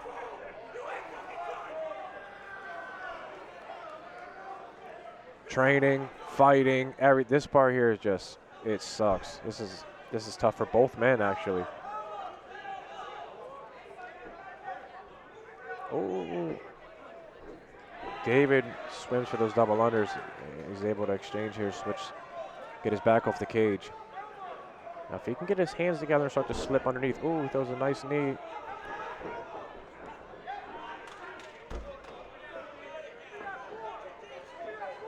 David seems like he's maybe slightly the fresher man.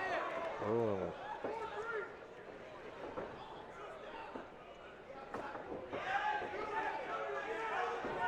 Oh, nice straight left.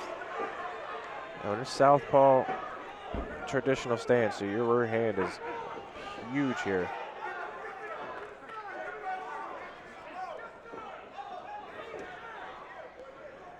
What I noticed from David is his vision. You know, he keeps his eyes on his opponent the entire time. That's huge. And again, it's just that body language. That hand-eye coordination is big. Oh, Cole does what he needs to do. That was a great shot. Nice level change. Yeah, his back just got up against the cage. So it was a nice little shot. Oh, here comes a grappling exchange. Kimura attempt. Collins is doing a nice job, though. Right back to Great his defense. feet. You guys are both awesome. These guys only got a handful of fights. It's crazy. These guys are awesome. And this is such an even matchup. Both of these guys are just the whole savages, card. The whole card so far. We're going to see if Cole can get this done here. He's running the pipe on a single, sits him to his butt. David's playing this Kimura defense. Oh, it's just so slippery. Maybe if that was in the first round, you'd have a little bit more success with that. Defended the first takedown with it. Second time it didn't go his way. And here's what Cole needs. He got stung with a left hand. He needed to get the takedown. It made it happen. Now this is definitely a part where he's looking to pass the guard here or up. David needs to make that choice. He has to get the hell up. There's no hanging out now. The first round, maybe you can take your big deep breath, recollect yourself. He needs to get up. And it all starts with that hook that's closest to the cage. That's key there. He already has it. It's a tough spot here. There's so many factors involved here. Both these guys are tired, sweaty. I'm sure their arms are just blowed out from all the grappling exchanges. David needs to put his back up against the cage, turn in. Oh, and he does.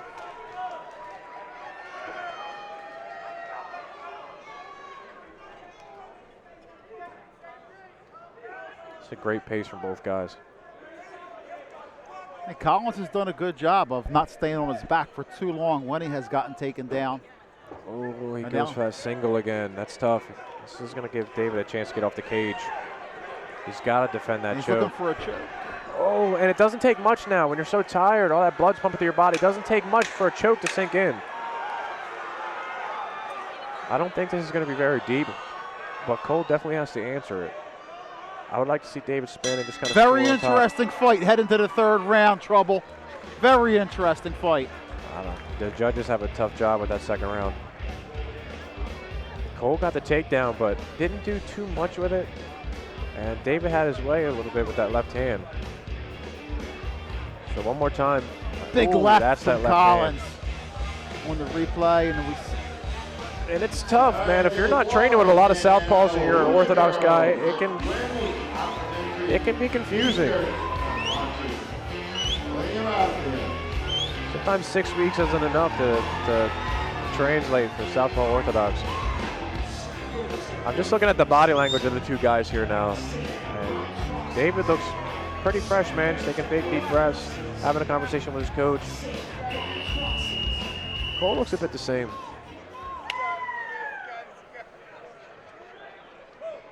Both of these guys know what they need to do. Third round, now here's where you dump that tank.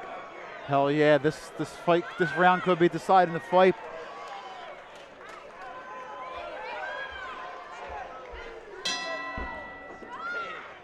Could be 1-1 right now. That's that left hand I'm talking about. Beautiful the distance and the angles are different in the opposite stance, that open stance. See how both these guys are drifting off closer to us. They're trying to get that outside lead leg. Cole switched to southpaw for a second, so it makes you wonder, is it bothering him? Is he trying to find that range right? He definitely doesn't want to get stung again. So the light bulbs are going off for him for sure. He's thinking about his next move here. Throws a right hand himself. Another nice combination from Collins. That guy's confident right now. Big left again from Collins. That's sneaky. That's a sneaky left. Cole's throwing these kicks out here. And Collins is just countering with the left hand. Here's that body language I talked about here, Bob. Cole needs to clinch.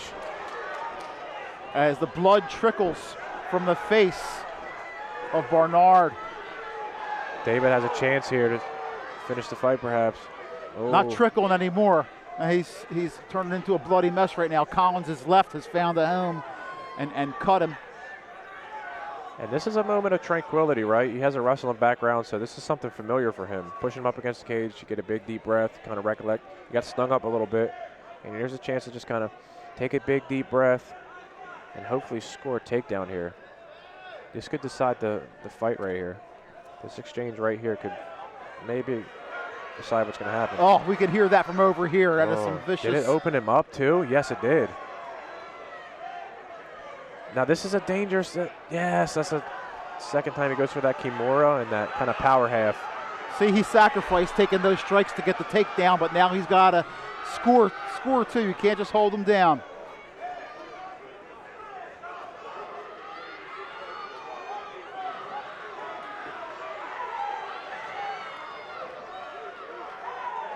Let's say we give it another 30 seconds to a minute for David to get back up.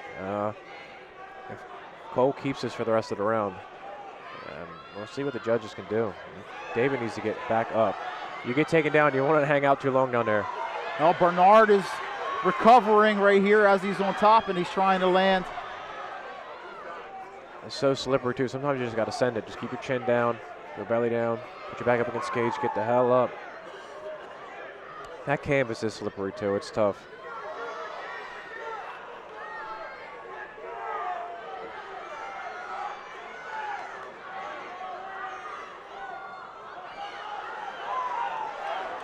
Oh, this is it right here. This might decide what's going to happen for the rest of this fight. Who's going to win this fight if Dave can get up. If I'm Cole, I'm going to be okay sitting in guard. Get on top of this guy, lay on him, get your dub, collect your paycheck. I think he heard you. Both of these guys are just, man, they sent it. They're digging. I mean, the gas tank right now for both of these guys, I mean, they've both laid it on the line, taken a lot of punishment. This has just been a grueling fight for both guys.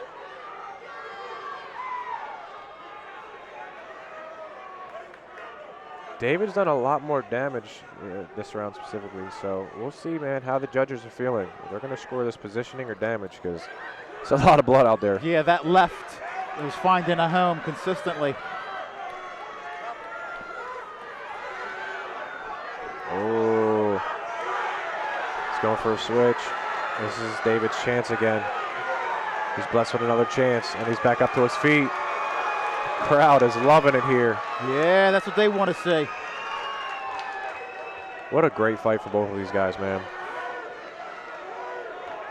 Yeah, both of these guys deserve to have all their drinks bought for them tonight. No doubt. I hope neither one of these guys are buying a drink tonight. Drinks home, Bob.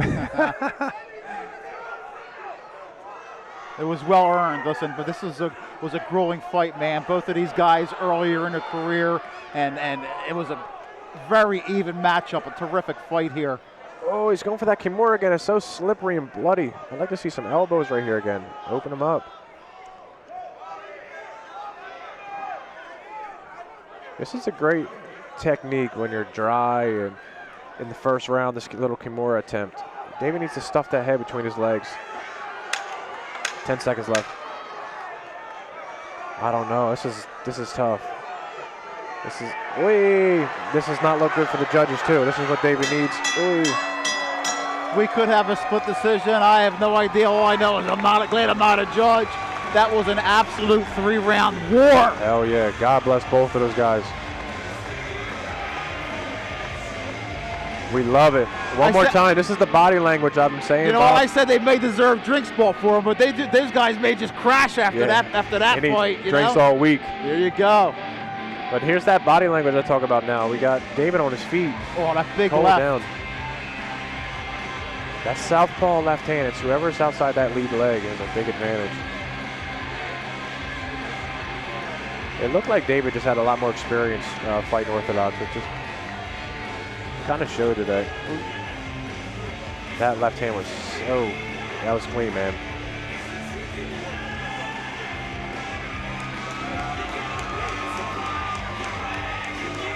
Thank you, David. Thank you, Cole. You guys went out there and sent it, man. God bless you guys.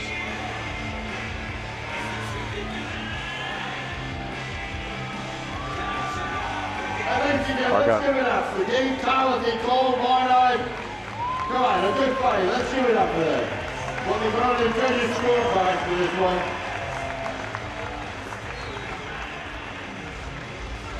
Fight's not over, man. I like to tell my guys in the corner, fight's not over.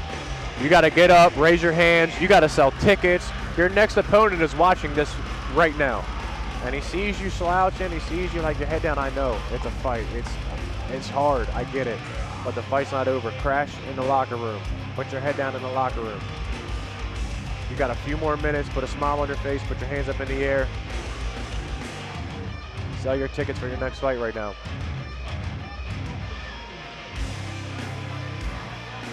Let's say one of these judges were daydreaming, and you look at the body language of the two guys. You got Cole up against the cage, and David's up jittering, getting around. And if one of these judges weren't paying attention, they look up and just see, okay, who looked like they won? Sometimes that's the way it goes. So the show is not done until you're in the locker room. Put your hands up, smile. It looks like you can do 2-3 more rounds.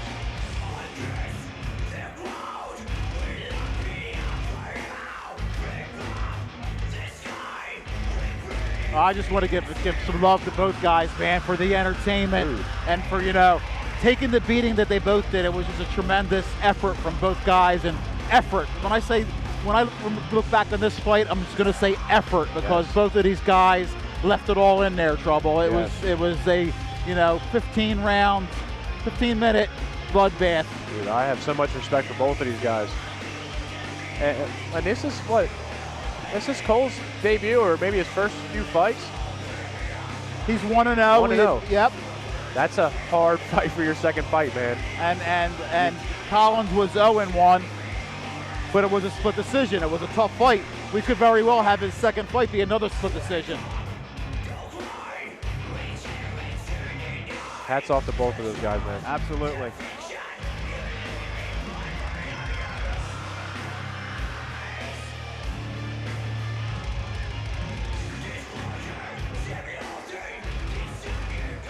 Here we go with our decision. Was the grappling enough? I'm going to clap for both of these guys, man. What a great job. Dave Collins, Cole Barnard. Was the left hand enough? Was the grappling We go enough? to the judges' scorecards. We have a split decision. Judge Billy scored the fight. 29-28, blue corner Collins. Judge Caroline scored it. 29-28, red corner Barnard. Judge Castro scored it. 30-27. Whoa. Winner by split decision. He came out of the blue corner, David, the Celtic Hammer Collins. Good fight for both of those guys, man. Congratulations to David. Look, one of those judges had it 30-27, so he's definitely scoring the damage. It had to be scored just to strike him in the damage. I thought the first round went to Cole. And look at that. They want to take pictures, right? And this is what I was talking about, humility. David wanted to go over there and thank his opponent and make sure he was okay. And that's what I was talking about. That's why I love the sport. Yeah, great guy. That's interesting, man. 30-27. So one of them didn't see that first round at all. Give a little love to one of his training partners, my guy Kyle Thompson, one of my favorite Muay Thai fighters in the region. One of his training partners. But listen, what a hell of a fight. And like I said, man, both guys hold your heads high. Just such effort from both guys. What a tremendous fight. Yeah, nobody's looking at that fight like, oh, those guys suck. And nobody's wanting to fight those guys right now. Anybody signing a contract to fight those guys know they're in for it. Congrats to both guys. As he comes by, man, wow. Wow. Unreal, man. Great fight, man. Great fight. Congratulations, guys. Congratulations. My guy Kyle. Wow, what a brawl. We can see the gash on the top of Cole's eye. He may need some stitches there, Trouble. You think so?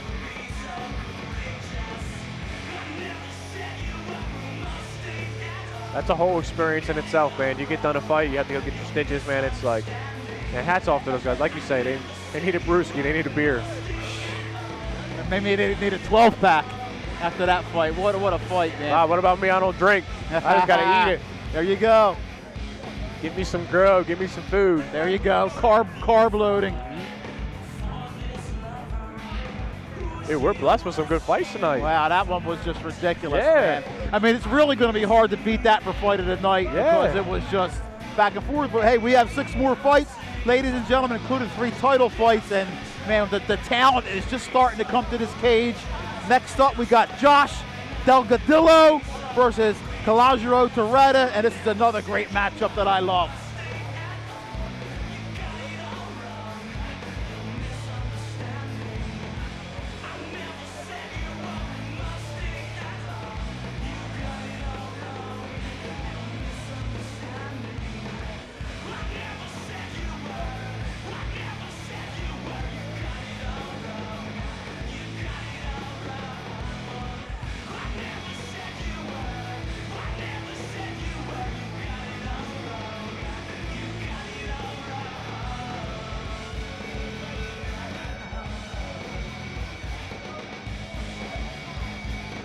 Okay, we're going to go on camera. Okay.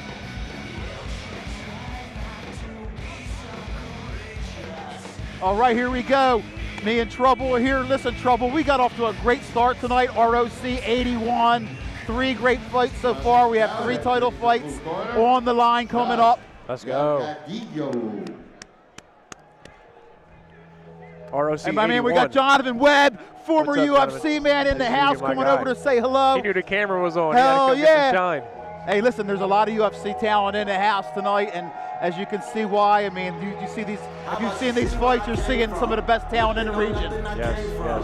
Ring of Combat has been a staple in the Mid-Atlantic MMA community forever, so you're seeing some of the future guys in the UFC tonight. Problems on problems, I ain't run. I knew that one day my day come. Turn on my foundation, they won. Real nigga, my hood don't raise one. Here we go, we got our guy, Josh Delgadillo. And Josh, listen, he has a wrestling background. He's gotten off to an 0-2 start, listen, that's part of defining yourself. You may have gotten 2 losses, but you're still going back in there trying to get your first win. That's what it's about, man. You keep fighting, you keep grinding, you never give up.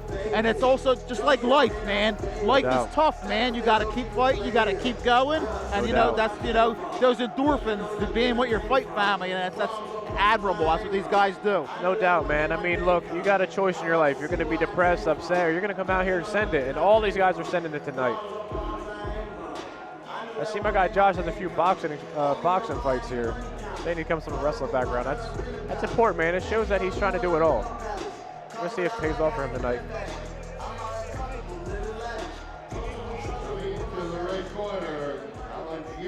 It's like he's got the shorts on that the other guy borrowed earlier.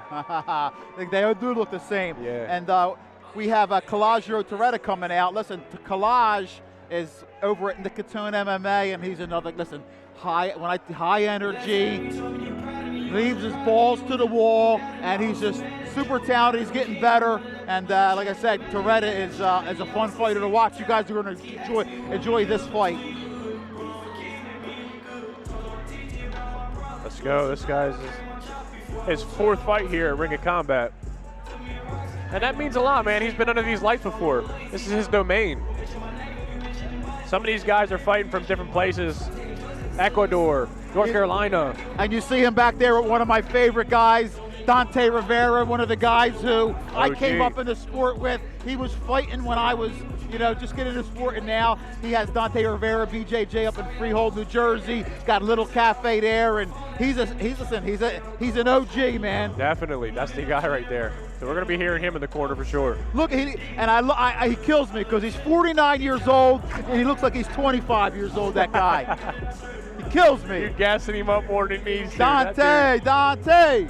And listen, I love watching. Listen, also when you're out there watching, try to listen to Dante because you're going to hear him. Dante is one of the most animated corner guys. He's using his hands, he's screaming, and he's one of my favorite guys to watch when he's cornering. You have to love it. Ladies and gentlemen, this next bout brings us 3 5-minute rounds. He's gotten warned before for the language too. We'll get that in there. Get the kids out the room. Tony and Luigi's coal-fired teacher. Grand opening scheduled in Merrick, Long Island.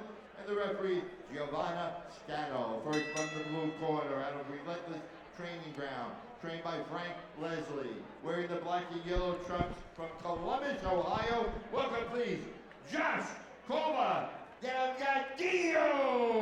Joe, you want to come on? You want to sit over here? Come on. Out of the red corner from Dante Rivera's BJJ, trained by Dante Rivera. Wearing the black trunks from Elizabeth, New Jersey, here is Calogero, the Ghost, Torreira. What's up, G? What's up, player? All right, and we are being joined by Body Bags on the mic. Joe Pfeiffer, that just tearing it up in the UFC, and we got another fight coming up. He's got a couple teammates on the card tonight. How you feeling, Joe? Good. Glad to come back to the roots.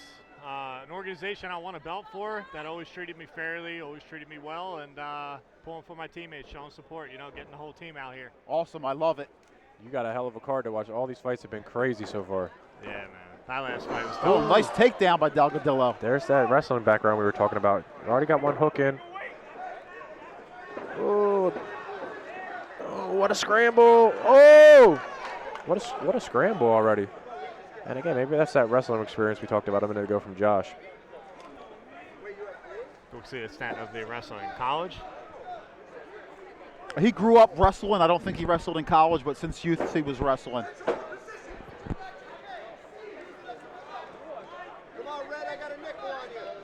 And again, this is a tough place to be. It's not your typical grappling exchange when you got the cage behind you.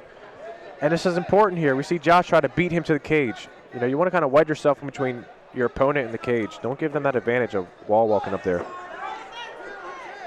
Calgaro doing everything he needs to do. Nice knee, but makes his way back up to his feet.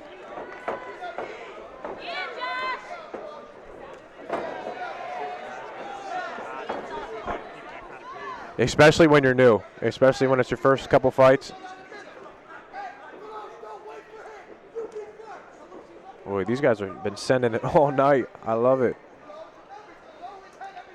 Oh, shoots back in on a single.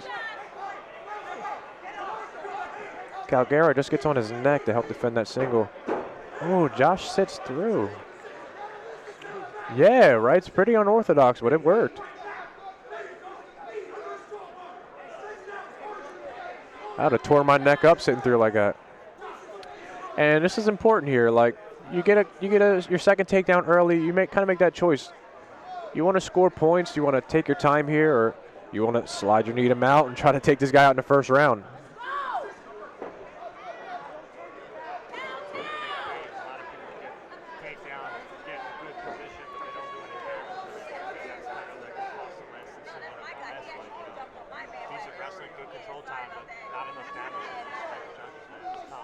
it's funny you said That's that, what we were Joe, saying. because that's exactly what Earl was saying. Exactly what we were when saying. we saw the results of the judges, they obviously they want more damage.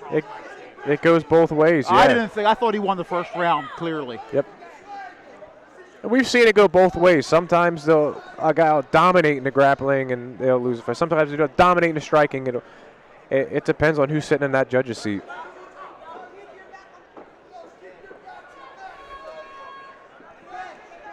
Calgaro's doing a great job grappling here. He's got this body triangle on the top side.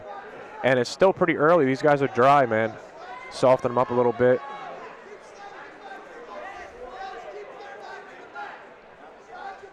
This is a tough position to escape. He's doing what he needs to do with that body lock on the bottom side. Hopefully putting enough pressure to get those legs open. You can hear Dante in the corner, even over our headsets. Is this a position you guys practice? I mean, put me in the body lock. I mean, talk to me about a practice in the gym, Joe. Is that what that's got to be one of the toughest things to practice, right? I wouldn't say it's the toughest, but I think a real big thing with my team in particular is we put ourselves in really bad situations. Whether you're fatigued with a fresh guy or not, I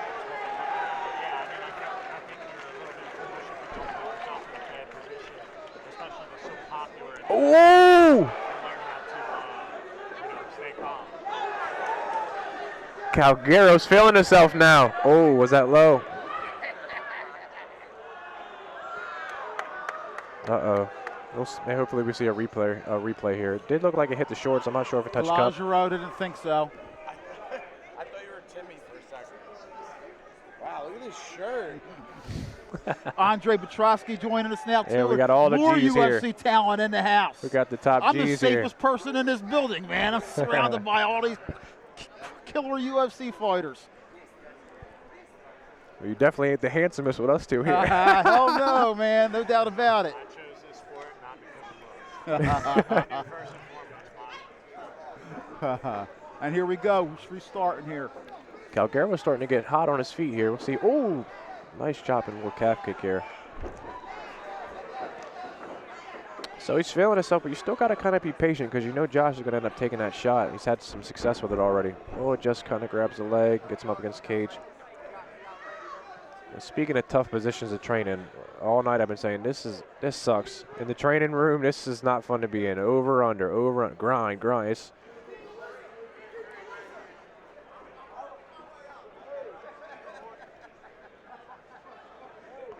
Best of both worlds, depending on the guy you are in the training room. Great people here get broken by this position. exactly. It doesn't look like much from home, but this is just, it can be miserable. Be off balance, weights on one leg,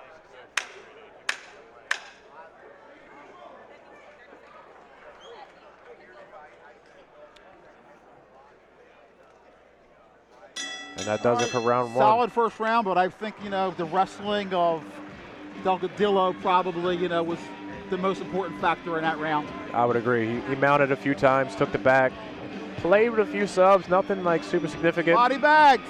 Definitely did his job.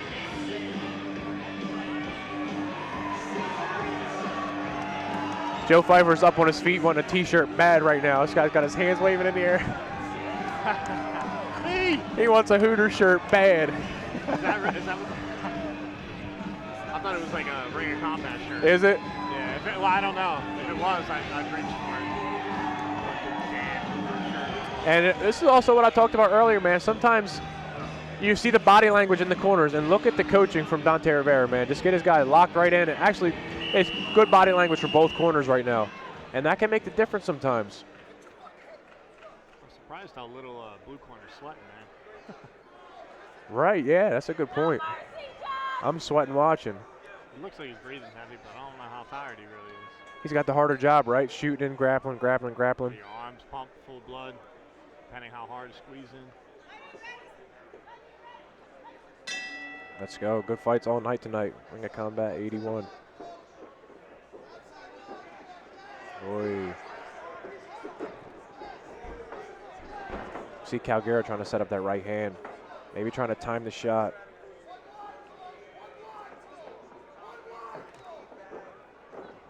Oi. Oi, this is important.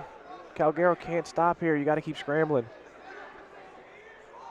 Yeah, you can see he just kind of settled. He couldn't kick out. And that's frustrating, man. Oh! Perfect nice switch. reversal there. That's what he needed.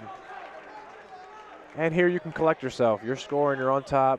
Keep his head up against the cage, man. Start scoring, winning. Build your confidence, take a big, deep breath, and work your way to that finish. Joe, how you feeling physically? I mean, everybody in the region's been waiting to hear some fight news. You're one of the most exciting fighters in the world, not just in the UFC. I think, I got to talk to Coach John Marquez about you, and, he said, come up and see him spar. I can't wait because, listen, your hands are just special. And so is your heart. So, a lot of us are really excited waiting to hear, what's your next move. So hopefully soon, right? Yeah, I mean, I'm a month out. I'm October 7th. I'm fighting a guy who's a knockout artist, and Abdul Al-Hassan. He's 12-5. He's got 12 KOs.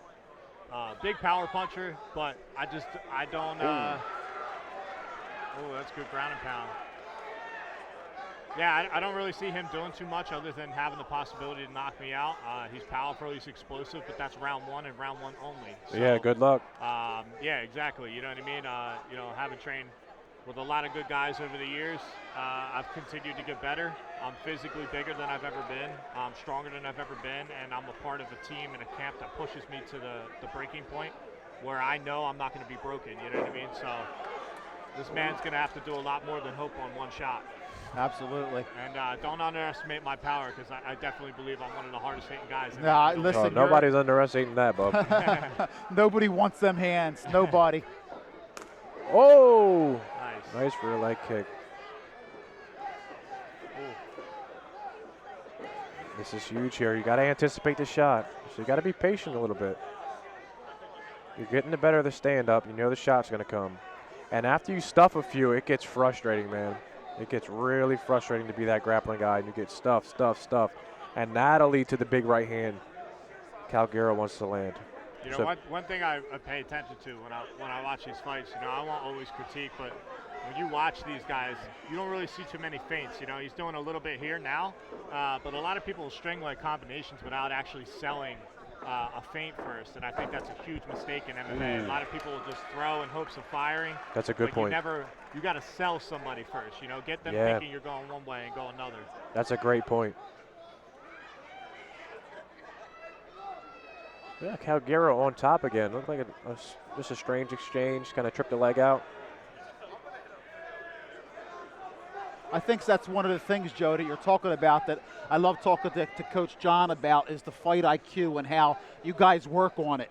You know what I mean? And it's like it's constantly working on that, not just your body, not just your combinations, but your fight IQ. He took me into the office and showed me where he's watched film, and I think that's really great, and it's obvious in you how much, I'm sure you'll even admit, that you've grown so much since you started. I mean, listen, my biggest problem has never been my confidence in a cage. It's always been my mental health outside. And I've really figured out who I am as a person over these last few years. And, you know, being in the UFC, all that excitement, being there, the nerves, and really honing in on, you know, I don't have to win every second to prove I'm tough. I need to win every minute, and I know I'll find my opening, and just being confident in my skills, my preparation first and foremost. I know I'm not going to fade. I'm not going to gas. And I'm going to be in your face. And when I have mean intentions. I'm not in, this isn't a sport to me. This is my life, my financial security, and yeah, I mean, Coach John's done a great job of really just preparing me for anything that could come at the table. And I listen. He doesn't call out shit and then I don't do it. I will listen. I will try. Well, that's important, without a doubt. Yeah. You listen to those guys who know. There's a lot of fighters you'll see, you know, coaches are calling for shit and they don't respond. It's very frustrating. Yeah, these guys are pretty new too, so you'll see that, man. As you progress, especially fighting on the level that you are in the UFC, as you progress and make your way up, you start seeing those small little things. It makes a big difference. Here you see the spotlights, and you either want to inflict damage or go to your game, whatever your go-to is. Hey, this was a good round for Toretta. Huge. I mean, huge. Real good round. I think we're going to round 3, and this fight is up for grabs. Joe, do you feel the same way? Yeah, I mean, I think it's 1-1.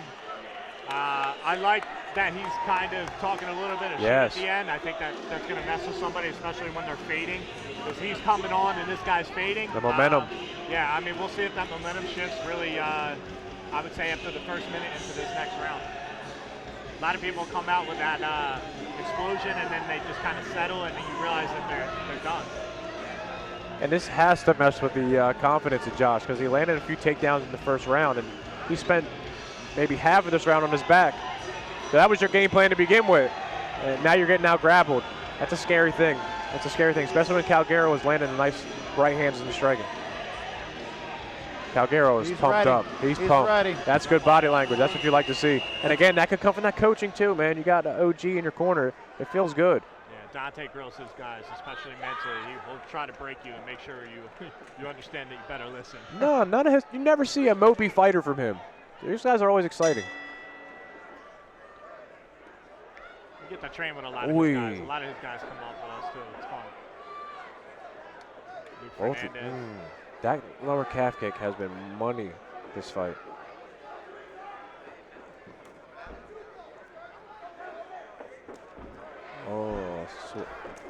Oh, and again, it drops him. He's been landing that the whole fight. And the fight is over. Toretta with the knockout.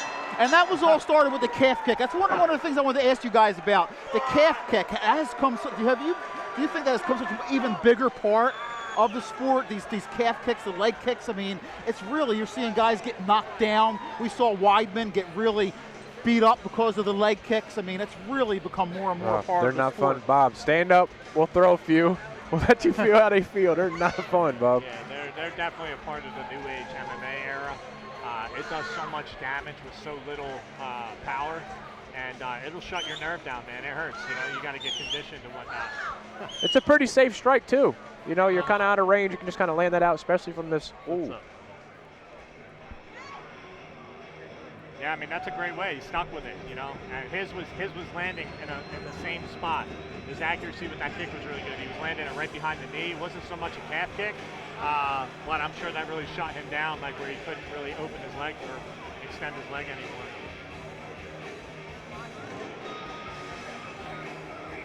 Congratulations, Calgero. Calogero Toretta. Oh, sorry, brother. I've been That's butchering your okay, name this that's whole okay, fight, listen, but that's okay. much respect to you, brother. You got it done.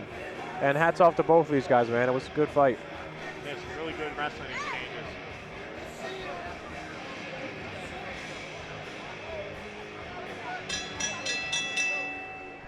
Got your former team. All right, ladies and gentlemen, the bell was stopped at 28 seconds of round 3, winner by TKO by way of arrest stoppage to the Francis Price nationality, red corner, Calogero. Up goes Toretta out that winner. Congratulations. Toretta out of Dante Rivera, PJ James, trained by Dante Rivera, out that winner. Trouble, what's next for you? I saw you Art of War. Yes, sir. Looking for an opponent. Former venue. Yes, sir. No opponent, no date? No opponent yet. October 20th. October 20th, okay. Yes, sir. I've been getting some calls, though. Yeah? I've been getting some calls. I say yes to them all. You know how it Short is. notice? Yes, yeah. Dylan Budka had just fought this Tuesday on the Contender Series. Yeah, I got the call. I said yes. He got the pool. So that's my second one. So hopefully third time's a charm. That kid was hanging his. I watched that. I don't know if you. I'm sure you watched Yeah. it. Oh, hell yeah. Call for it. He's hanging his head a lot. I mean, obviously it's a middleweight, so I'm gonna watch it. Yes. But definitely potential for you, man. Yeah, that's a guy I've had my eyes on for a while. Is he around here?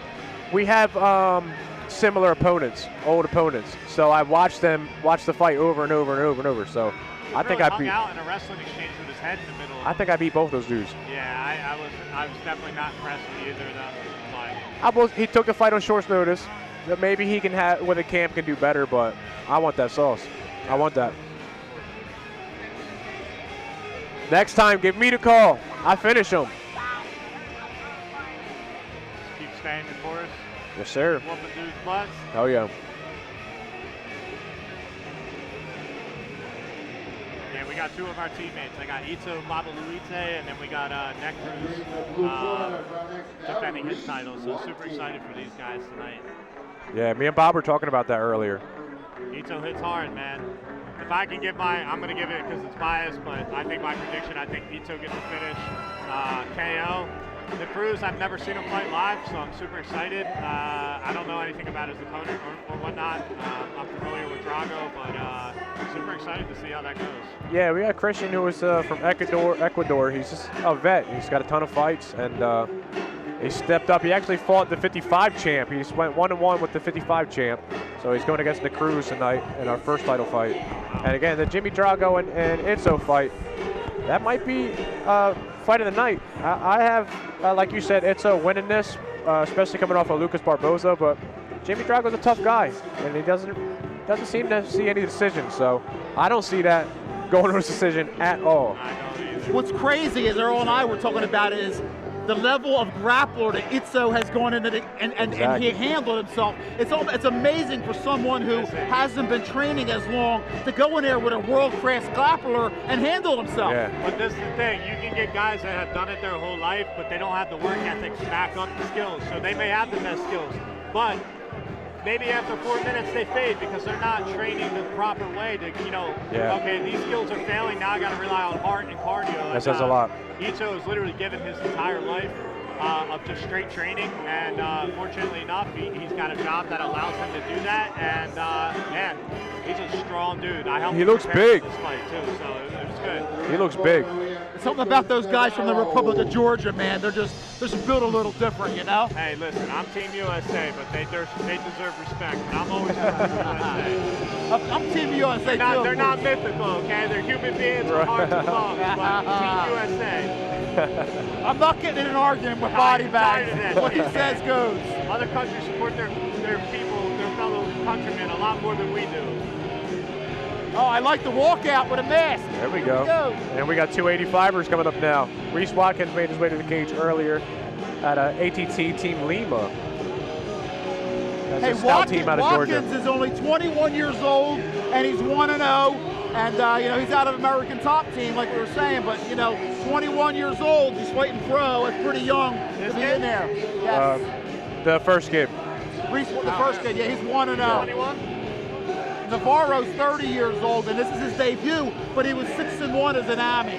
Something that I thought... The stats is I heard the younger fighter wins 60-some% of the time. I don't know if you've seen that stat. Something that I thought was pretty interesting is Reese has fought it at a lower weight class at 170, and Nicholas has fought as heavy as heavyweight. So these guys are kind of meeting in the middle here now. Reese comes from a pretty stout gym there, ATT Team Lima. Got both the Lima brothers, Trayshawn Gore down there in Georgia. So got some pretty tough guys to train with. It's a tough training room. That's who he's training with? Oh, wow.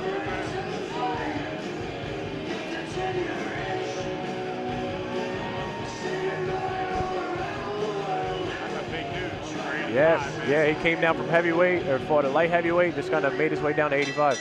Man made weight. He made weight? I think so, yeah. That's impressive. Mixed martial arts, 185-pound weight limit in the Maybe it's because I'm sitting down, he looks a lot taller. Yeah, it is, yeah. Eastern martial arts supplies and controlling the action will be The flyweights look big. First one to the blue corner out of AT&T Team Lima, trained by Kevin Jarrell, wearing the black trunks with the silver lettering. He weighed at 184.5 pounds. From Atlanta, Georgia, welcome please, Reese Baby Goose Watkins. From the red corner, out of Legends Martial Arts, trained by Adam Colorado, wearing the black and gray trunks. He weighed at 186 pounds. From Portchester, New York, there is Nicholas Risky Business Navarro. Navarro was a wrestler in jiu-jitsu, and he told me he got kind of bored with it, and that's when he made the transition to MMA and wanting to punch people. Like I said, 6-1 as an Army. He's 30 years old, so he's obviously, we talked about the age difference, but we'll see how he makes out. But we'll see if he tries to get it to the ground with that jiu-jitsu and wrestling background. What is his pro record? What's his pro record? This is his debut, and he's 6-1 as an Army. So we got the debut versus 1-0.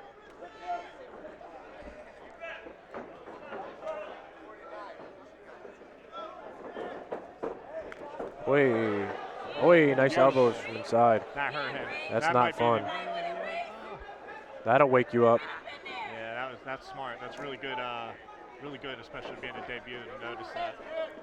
Now we're gonna see now. So Nicholas comes from that grappling exchange. You get hit with a big elbow. We'll You think see these how long guys it got takes. together and said, "Hey, let's both go in air as blondes"? No. No, they're both fucking pissed off. Lou seems to be pretty responsive, getting a little frustrated with himself. He's got to keep that emotion out of it.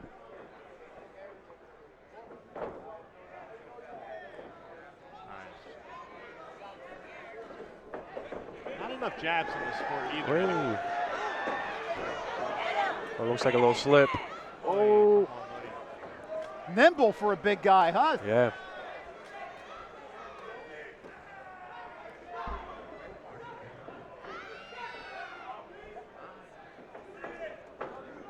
Nice little chopping leg kick there from Reese. Nicholas just kind of comes forward throwing these punches. He jams himself.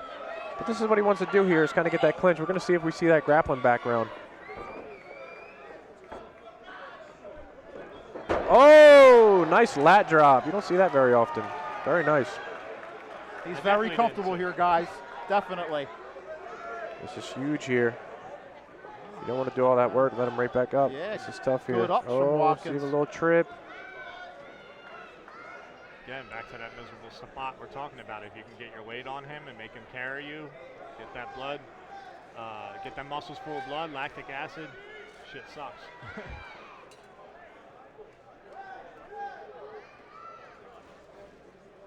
Not the most exciting, but people at home, you want to know what sucks about fighting, it's this right here. Having a big-ass dude maul you, hug you, pick you up, you get back up. Or put you down, you get back up. Put you down, you get back up.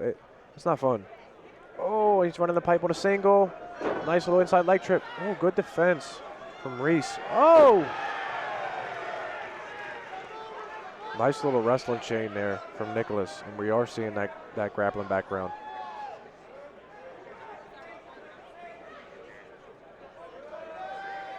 Oh, he barred those legs.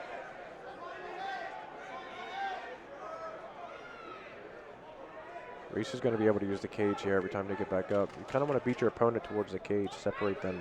Don't give them that chance to put their back up against the cage, inch their way up. And again, back to the fight with the underhooks. Good elbow. Reese has really been able to utilize the nice little tie clinched elbow from this pummeling position. I'd like to see the urgency from Reese once you get the underhook to spin him. You already worked for it. Oh yeah, because this, ooh, there's another one.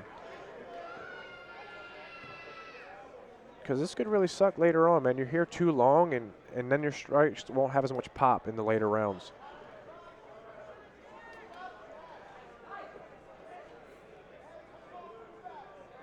And again, this is grueling. And I know it's not the most exciting, but this is not fun, really, almost for either guy. As they break off back towards the middle of the cage, Reese says, "What's up? It's my turn." 1-2 from Reese.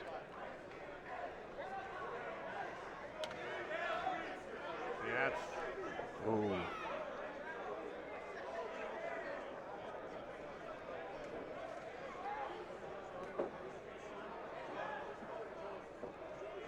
Couple feints from Reese, just like we spoke about earlier. Yeah. Another great matchup, guys. I mean, Yeah. we've had some really good matchups thus far tonight. Really fair matchmaking.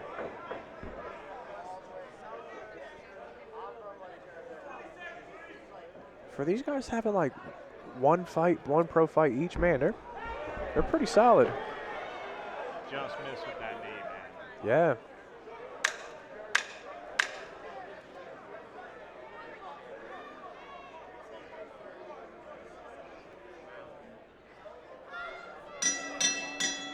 Nice round for both participants right here. We'll see, close round. You give it to the grappler, you give it to the striking. From the way the judges have been judging today, they might throw it to the way of Reese Watkins. Me, I think Nicholas maybe has scored a little bit more, had him up against the cage, landed 2 takedowns. That lat drop was awesome. Here we go on the replay here.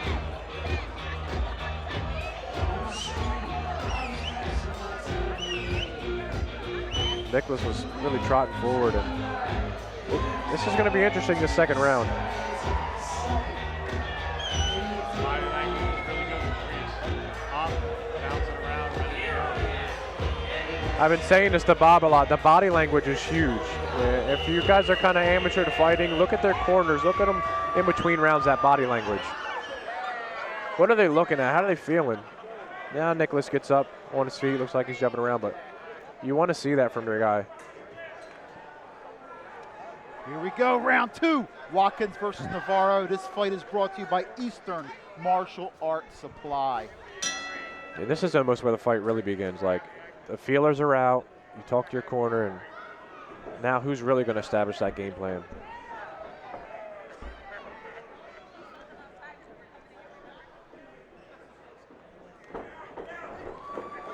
Nicholas does a great job of just pressing forward.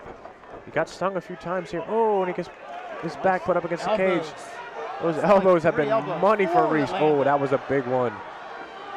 Rocked the equilibrium a little bit of Nicholas. Oh, this is tough. It's slippery now. That clinch is not there.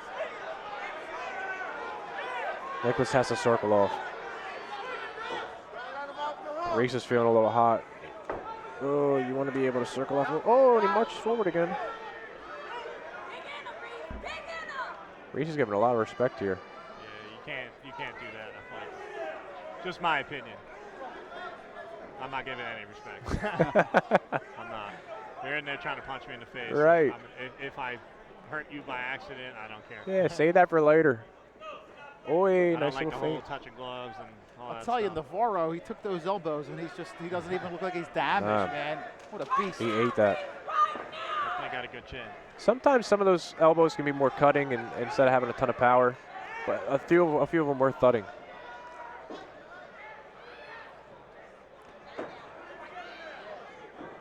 Oi!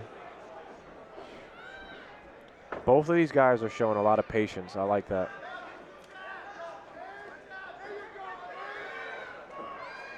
I'd like to see a little bit more feints from Nicholas. Yeah, I mean, you watch the stand-up, I think that's the key thing. You know, they kind of stand and trade. You go, I go, you go, I go. But I like that Reese is sticking with the jab. Oh, Nicholas is biting on a few feints there. Oi! He almost stung that right hand up.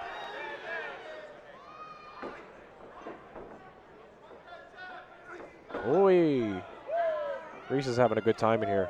He said, whoa.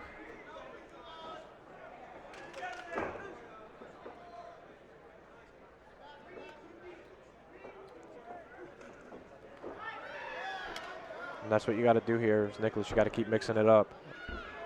Are you going to shoot? Or are you going to strike? Mix it up. These guys are talking to each other. They're like, yeah, brother, we both have blonde hair. Let's go. Wee. Fair to say Reese did his blonde hair a little better. That's natural. What do you mean? That's all natural. Blonde fro. There you go. Calf kick off of that. Nice head movement I'm seeing from him, but. Wee. Nice.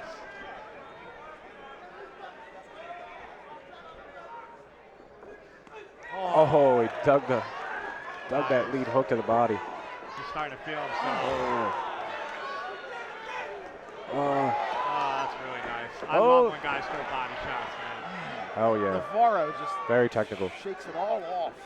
Man, he's tough as nails. He's got to get some respect back here. And it starts with little things, a jab, a leg kick, a nice little teep, something that's safe where you can just kind of score a little bit and build your momentum back up. It can't just be 1-2 shoot, 1-2 shoot.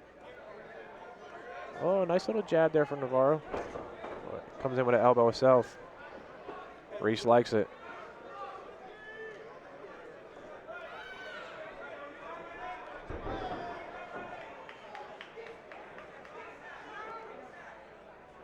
Blessed here with a nice little striking match here at the 85 division. There's a little inside leg kick. Wait, a check hook from Reese again.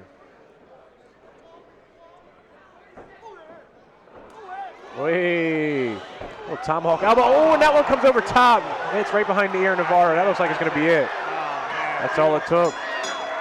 Well, that elbow Nice. landed. That wasn't a cutter, was Dude, it? no, that one hit right behind the ear. Wow. That was beautiful. Congratulations, Reese Watkins. Man, love to see that for a debuter. Hey, you said it, the young guy. Yeah, man. Here's the replay here, guys. Elbows. If there was like a big tomahawk one here, and this second one right here with that left hand's down. Doink. That's huge, man. That's nice. Good for And him. listen, right Yeah. on top of him, and Giovanna right in there. That was a great stoppage. That was definitely warranted. Great reaction there. You're kind of in that double under position, but if you can make enough space, pull yourself out, and throw that elbow over the top. That guy's defenseless.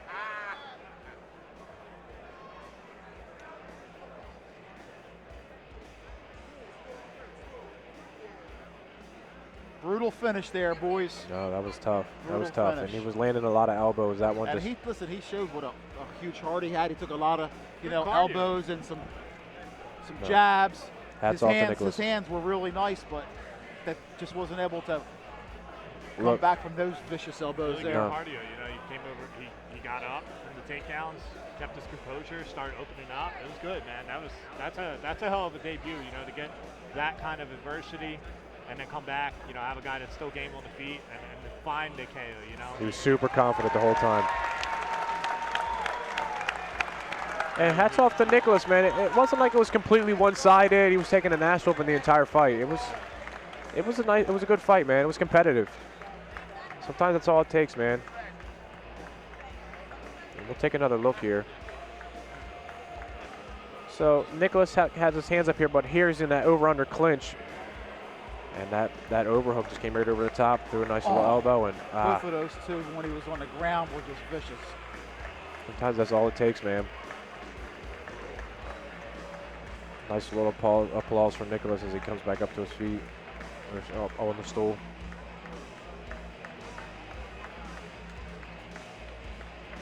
So, Joe, who do you like tomorrow night in the main event? I got Izzy, man. You know, and the reason being is because I don't know what Sean Strickland's going to show up. I think his ego's going to show up.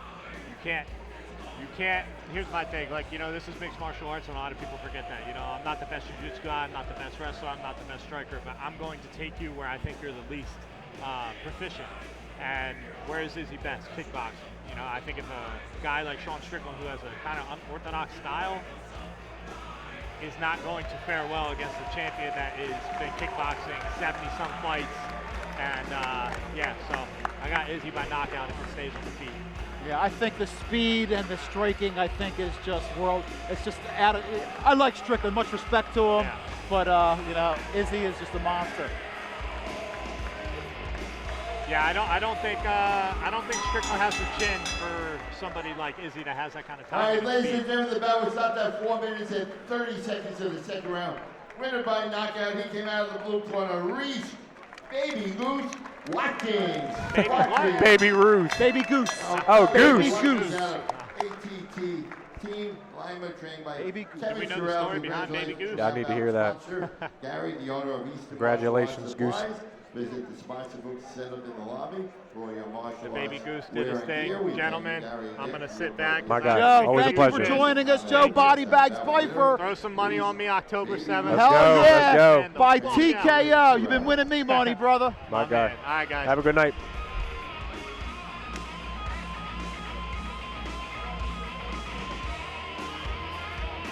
Fantastic fights tonight. We're going on about 6 now.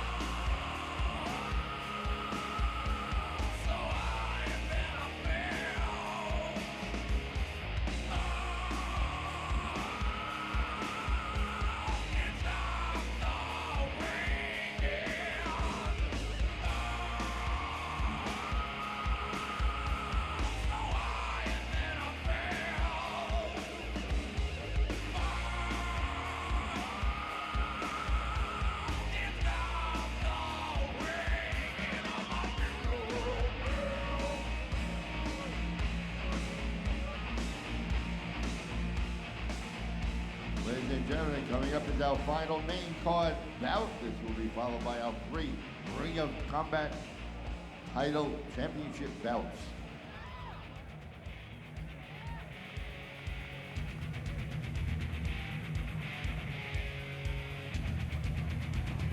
This is where we're at here, Dre. Let me do the title fights. You can do whatever ones you want.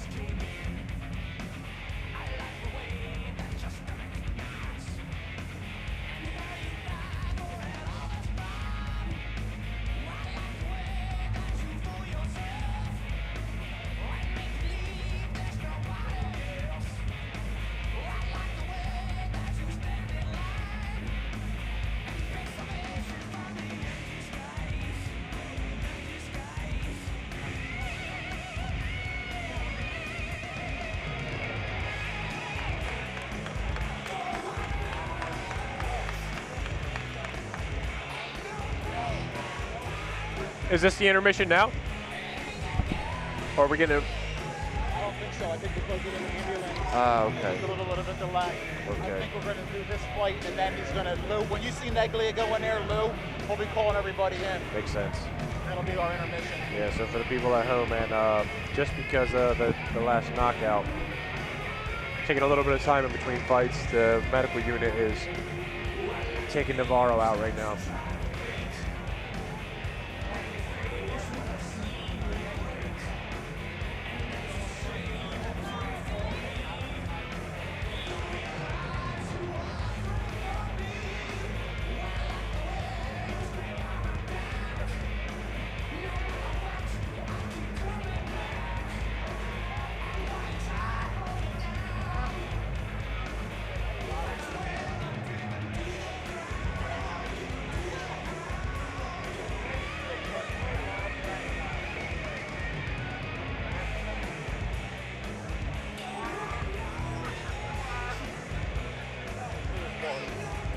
All you, bud.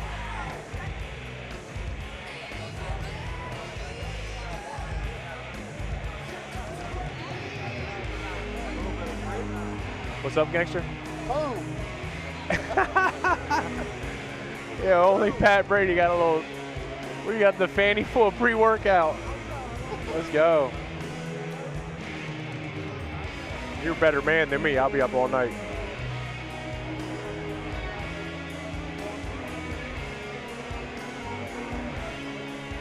Hold on, I gotta get this on film. This is my. You got all that pre-workout. Let me see in the bottom of that. What we got? He's trying to get the sponsorship. Yeah, here you go. Killing it. Hold on, let me see the bottom of this. That dude's about to be right.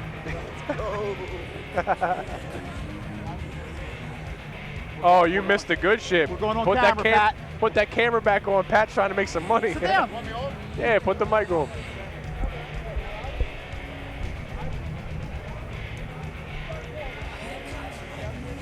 All right, we have a little delay because of the medical personnel are tending to the fighters, so we're going to get started again soon. But as me and Trouble are here, we're joined by PFL fighter and regional superstar who fought crazy heavyweight, my man, our brother, Patrick Brady, Patrick the Brick Brady. Pat, man, how you feeling? Look, you had the knee injury. You're getting better. You're getting close to surgery. Tell us how you're feeling, my man. Yes, sir. Bob, thanks for having me on. Hey, first and foremost, prayers to the fighter who just got taken out in the stretcher. Hope everything is well. I'm sure he's on his way to the hospital.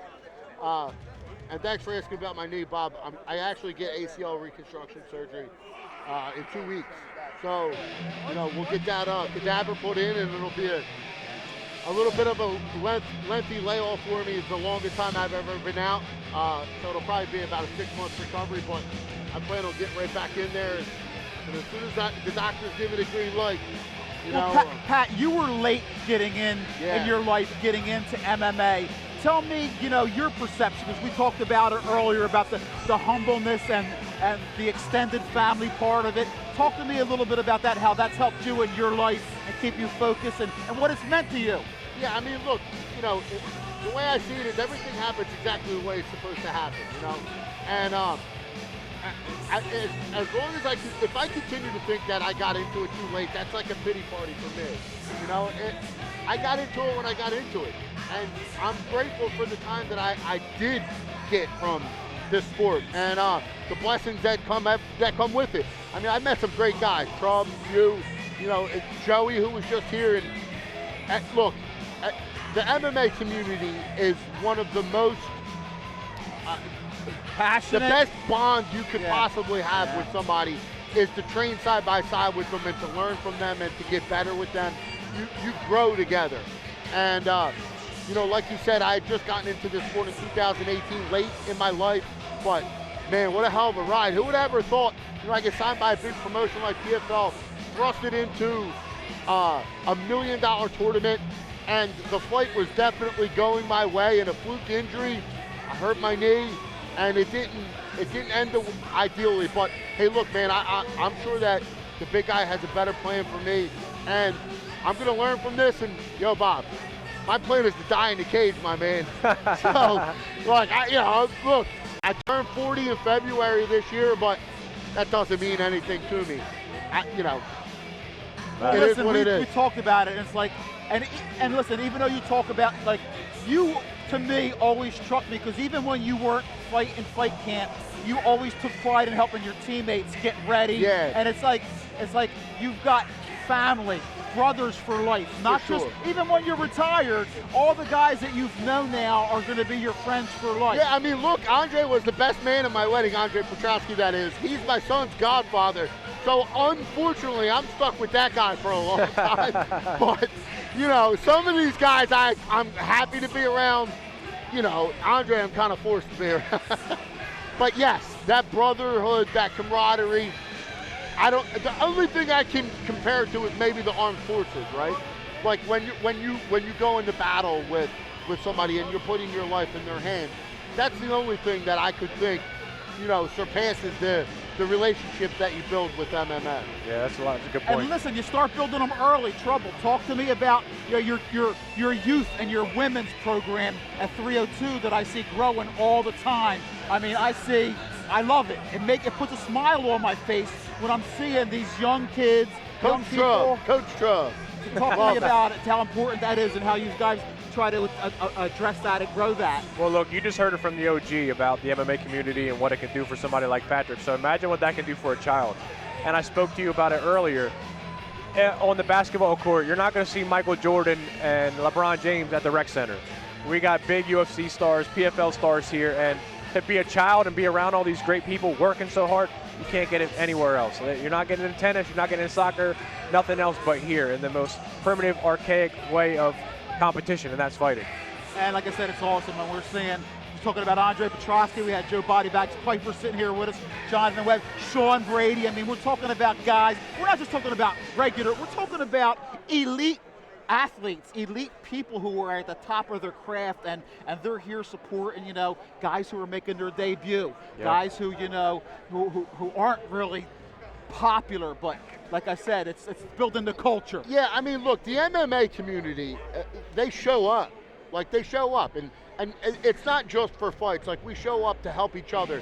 You had just seen that Sean Brady had posted about Ego getting car robbed, in Center City. Right away, puts together a GoFundMe page and tries to, help his teammate out, not just, physically training together, being a sparring partner, learning technique, but like financially. Like, this is this person's life. There's a lot more that goes on behind the scenes. Exactly. This is only like a small percentage of it. I mean, we're talking about call and text, everything. It's like having a relative, a loved one. It's way more than showing up to Tropicana for some fights. And listen, that's why I've loved the community. Like I said, I've been doing this for 15 years. I don't need to have to talk to UFC. I came talking to Pat Brady at his gym when he was making his amateur debut where he's 1-0. I just love the story. I love, the community. Yeah. And they've taken me in, and it's just an extended family, and it's like nothing you can imagine. It's just so awesome. And everybody here is such a, you don't see fights out here where everybody just having fun, cheering.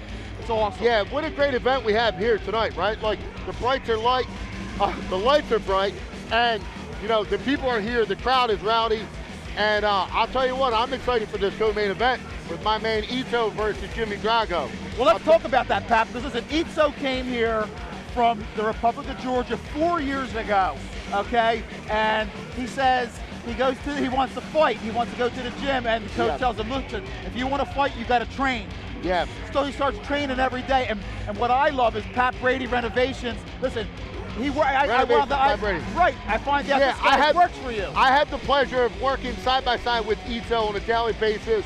He does take some time away from the job site, to get ready for his fight when he's in camp.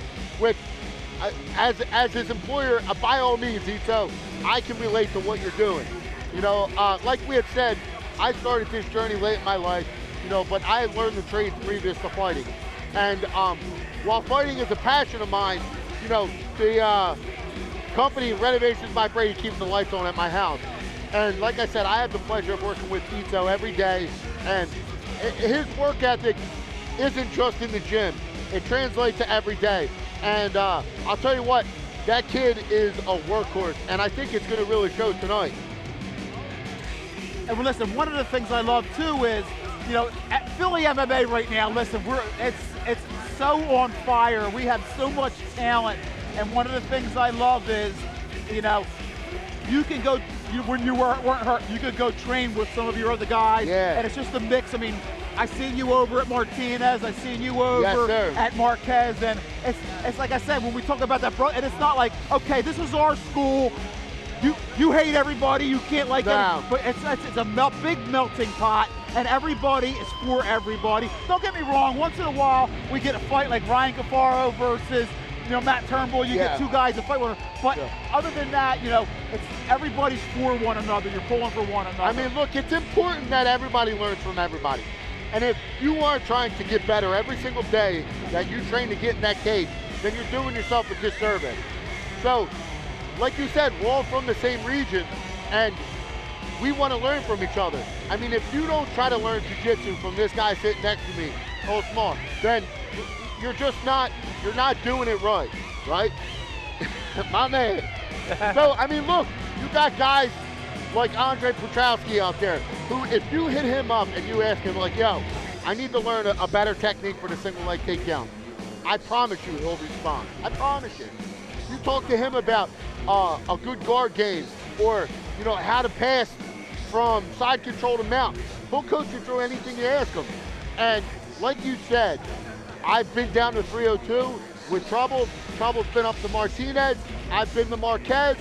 Guys from Marquez, it's just, we learn from each other. We all respect one another, and we're all just trying to win fights.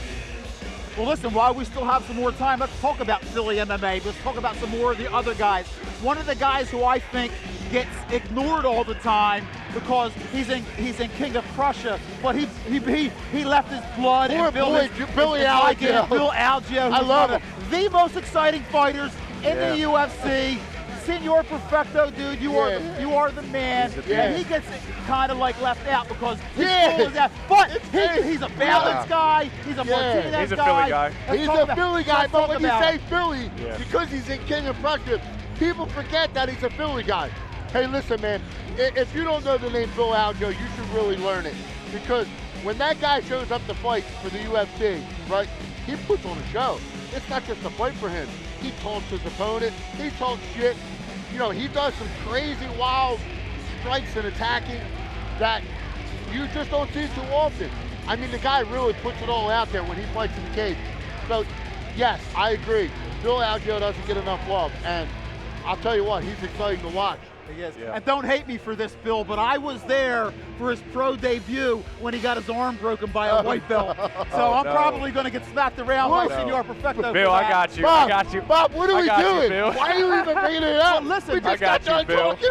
But what I'm saying is, just to show you where he's come from, to lose in your pro debut, now he's one of the most exciting fighters in the world in the UFC at 145, and he's a scientist in there. And a guy with a grappling background who just loves to go in there and strike now. No, a lot of people don't know. He has a sick grappling background, and I had the opportunity to train with him every single week. So it ties into what we've been saying this entire time. Bill runs his own school, so this guy's like teaching kids, teaching moms, teaching dads, and he'll fly to Kansas City and whoop somebody's ass. So that's awesome, man. You have to love it. Okay, let's move on now. Okay, let's move over to Marquez. We got Sean Brady, who had missed his last fight because he had a staph infection. Yeah. He had the one loss. He lost to Bilal. Yeah. But listen, he's still one of the best welterweights in the world. He's training hard. He's got the best ink in the UFC. Yeah. I don't care, you know what I mean? Everybody's trailing the field when it comes to the best thing. Tell me a little bit about Sean Brady, because I love watching him fight. Yeah, I mean, there's no doubt in my mind that when you look at his fight versus Bilal Muhammad, that Sean's not looking at it taking notes, right? Sean is a competitor, right? So he's going to look at that fight and he's going to see where he can get better. And rest assured, he's going to do everything he can do so that when he gets back in that cage, he knows what he changed, right? So, I mean, look, the kid is tough as nails. There's no doubt about it. One of the strongest kids I've ever been around. So, I mean, and plus he's got my name. So, you know he's tough. You know he's got to be tough. All right, now listen, let's talk about the guy that was sitting in your seat. I think he's got hands that nobody wants. Joe, you've sparred with Joe Bobby. We've all known Joey a long time. Bet the house. You heard what Joe said when he left. He said, bet the house. So. Yeah, I mean, look, man, talk about mental toughness, right? Breaking his arm, like you talked about Bill Algeo getting hurt in his first fight. Joe Piper goes out on the Contender Series and decimates his elbow on attempting to post down on a mat return, right? Comes back, and the mental toughness for him to, get healed from that injury. And then not only heal, come out and knock everyone out that gets in the cage with him. Ever since that day, he's knocked everyone out. No decision. I mean, it doesn't, hey look, if that's not a comeback story, I don't know what it is. And like you said, I know Joe. I've trained with Joe countless times. He's been to my house. He's come to my house, right, as a friend and helped me get ready for fights, grappling matches, as I had trouble. I mean, like you said, these guys, UFC fighters, right? Guys that Dana White knows personally, right? Coming out to help a guy like me, who's only got, at the time, I think I only had 2 pro fights. He's at my house for drilling technique. I mean, come on. It doesn't get any better than that. Yep. We're talking about young guys, too, that grew up in the sport. It's a little bit different. So, Pat, you came in here a little bit later. These guys have grown up. You have no choice but to be humble, have humility. You have no choice but to be disciplined. So, talking about a kid that literally grew up in the martial arts, Joe Pfeiffer, that's nothing to him. It's another day. It's another day. Yeah. I mean, look, there's nobody else who's, I mean, there are. But, like, Joe Pfeiffer is pot committed, right? Like, we're playing poker, we're at the Tropicana Casino. When you're pot committed, you're all in, right? Like, he's all in on MMA. There's no going back. There's no going back. And like myself, I'm pretty sure Joe Piper plans to die in his cage. It is what it is. We're going out with our shielder on it. Yeah. Yeah, listen, it's such a fun time right now because, as I was growing up in the sport, we really had Eddie Alvarez from Philly, and then next was Paul Felder. Let's talk about Paul Felder because, listen, when I see Paul Felder on social media saying he's back in the pool, I'm like, I'm getting a little excited because Paul's always been one of the most exciting fighters. You've seen Paul grow up. You've been a fan. Look, so I did a job around the corner from Paul's house, and he was out. I think he was walking his dog, and I saw him. And I'd met him before previously at shows and stuff, and I said to him, like, when you get back in, he's like, we all get the itch every now and then, but I had to play it by ear. What he didn't say was never. You know what I mean? Yeah, he never said he wasn't going to do it. Right. And I specifically asked that question. Look, man, there's something about that walk, being in that cage. There's nothing else like it. Plus, there's a lot of, also for Felder, there's a lot of marketable names out there. Patty, there's a lot of names that Paul, I'm sure, would love to get in there with, Yeah, listen, there's a reason why fighters fight past their prime, and they take maybe one too many fights. There's a reason why. You get addicted to this. There's no high like it. There's no high like it. I mean, there's nothing like it. I'm here with a friend who's never been to the fights, and I explained to him, I'm like, man, there's no better feeling than when you're standing in that cage and you're shaking it out and you're getting ready and you see your guy, you see your opponent, and you know what's about to happen, and there's no stopping it. It's like a train on the tracks. It's coming. Yeah. You're gonna fight, right? The gate's gonna close and you're gonna fight. There's no better feeling. And I can't imagine that Paul Felder, being the competitor that he is ready to walk away from it. Not while he still can. If you can still do it, he's gonna. So yeah, I'm excited to see the comeback. And listen, he has everything he needs too if he wants to with his team over there. You know what I mean? To get ready and Paul also, listen, earlier in his year he used to cut a lot of weight, but he had that transition into cycling and biking and swimming and all that Ironman stuff. Maybe it's going to be a little bit different for him now. We'll see. I hope we hear some good news. When Paul was on the Joe Rogan podcast, he had mentioned one of his regrets with fighting in the unhealthy weight cuts, right? He said that one of his main regrets with his approach to MMA early in his career was the way that he approached his weight. You know, I think guys have smartened up with how they handle themselves, right? Like leading up to a fight, and nutritionists have learned more about how to acclimate your body and get it ready to be optimal in the cage. And I think when Paul does come back, which he will, I think that he's going to have a much different approach to the weight that he fights at and what he does leading up to the fight. Yeah, it's a learning experience, man. It really is. And speaking of that, when you say being in the cage is a different experience, it's the same thing for me watching a fight. I mean, I've been cage. Listen, I have been so blessed.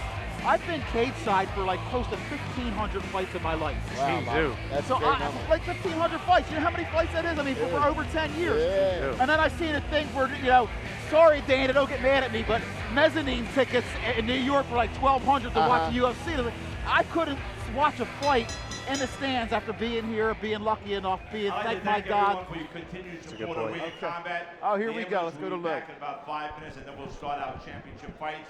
But in the meantime, I just want to say that our main fight starting next and our 3 championship fights. And even though you have your favorites, all fighters deserve respect. They're living their dream tonight. And also keep in mind, you might be sitting next to someone as a friend or family of the fighter that your favorite fighter is fighting. So give them the respect that you would expect to yourself. Is that true, Bob? Is this cut? Now I want to introduce a couple of special guests that are here today. First, So my that's the friend next fight, and or was it scratch? co-promoter, Frankie Perez. He said 3 fights left. Some of our sponsors today from Legend Martial Arts, please welcome Joe Spinelli. From Authentic Heroes, Chris Giordano. From Star Labs, Matt Didino. Now a few fighted undefeated flyweight, please welcome Puby. A Ring of Combat vet and Bellator vet. First man ever to beat Anderson Silva, please welcome Luis Azevedo.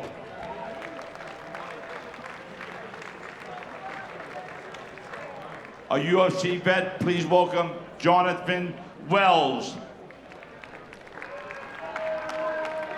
Jonathan Wells. A Ring of Combat champ and a UFC fighter, please welcome Dennis Bazuki.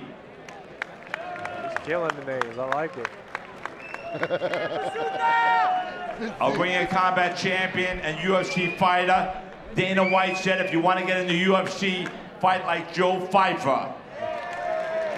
I'm pretty sure it's Piper, but... Let's go. I love it. He's ranked number 9 in the world. Please welcome UFC fighter Sean Brady.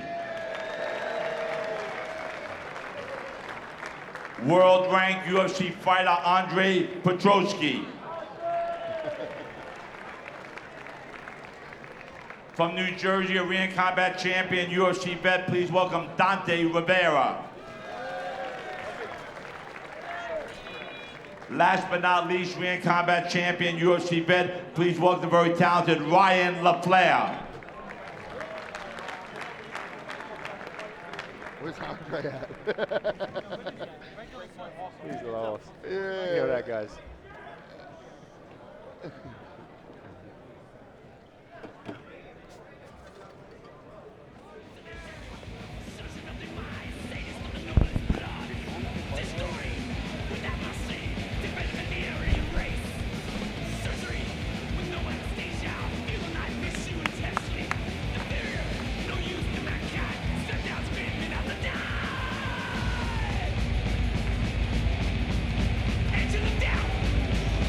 Got Jonathan Wells, CUNY, Dennis Bazooka.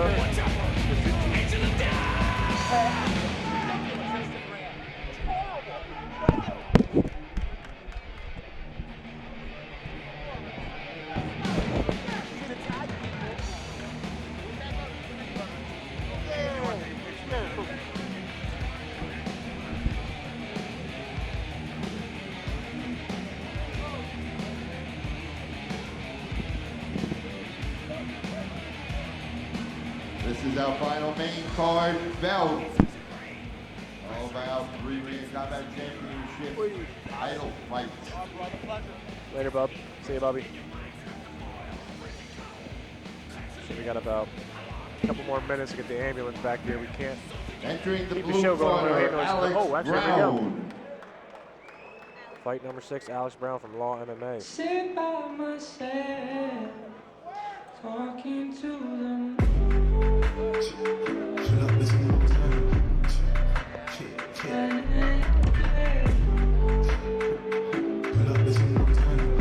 All right, we get to move along here. What's up, bub? Ah, my boy. What's up, brother? I get on here with my cousin. Here we go. We got a mic check.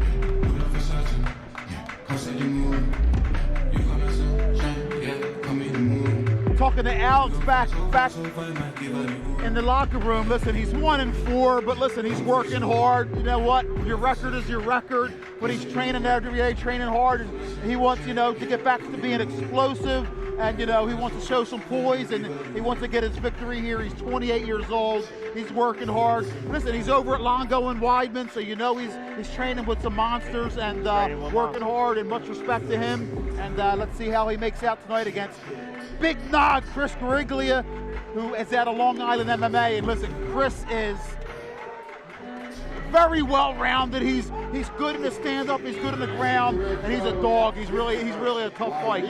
Yeah, I thought Chris just had a really tough fight against Gunnar Spain, and being here personally, I thought that he had done enough to win the fight.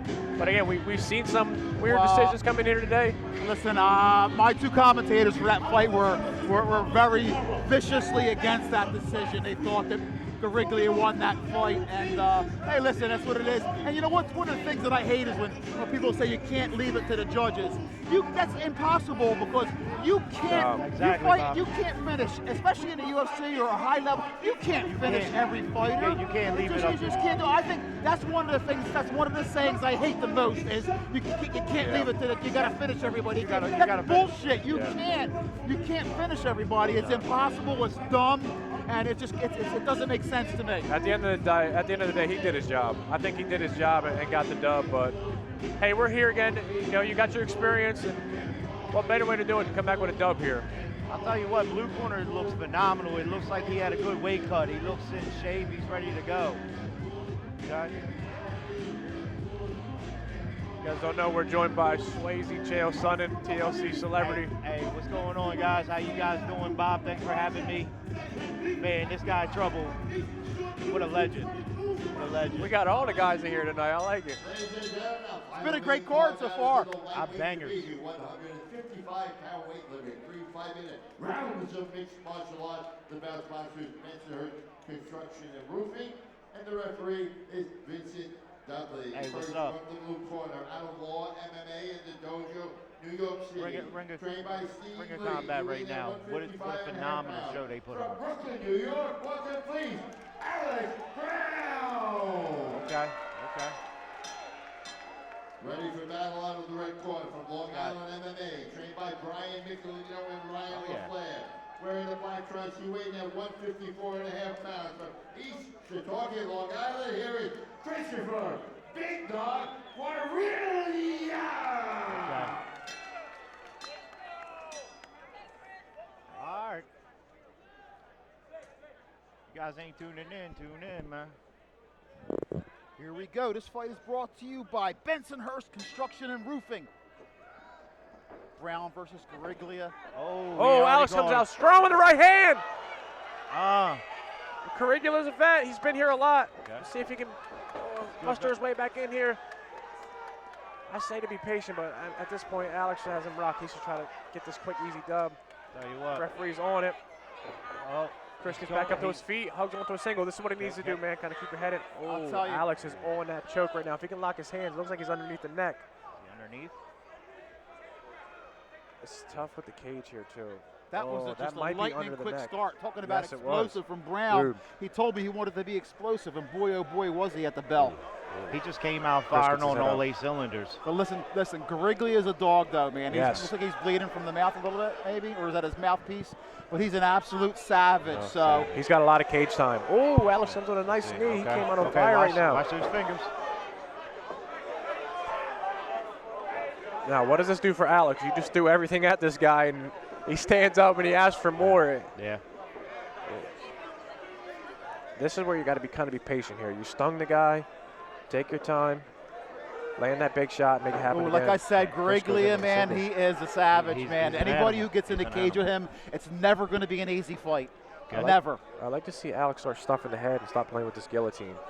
Oh, especially when he's underneath like this. Might go for a little ride. Oh, No, he gets no, on the no. neck. Okay. I can't really get a good peek. No, it's not. Look, It's now not. that he's cross body here, even with the cage set, yeah, he has to let go. Okay. Chris is deep under the. Every time you're under the butt there Oh, by the he might go hamstring, for a man. ride. Oh, he's going for a ride. Bringing him to his corner. Oh, no. Alex kind of pulls the guard real quick. Tell you what, those takedowns score big.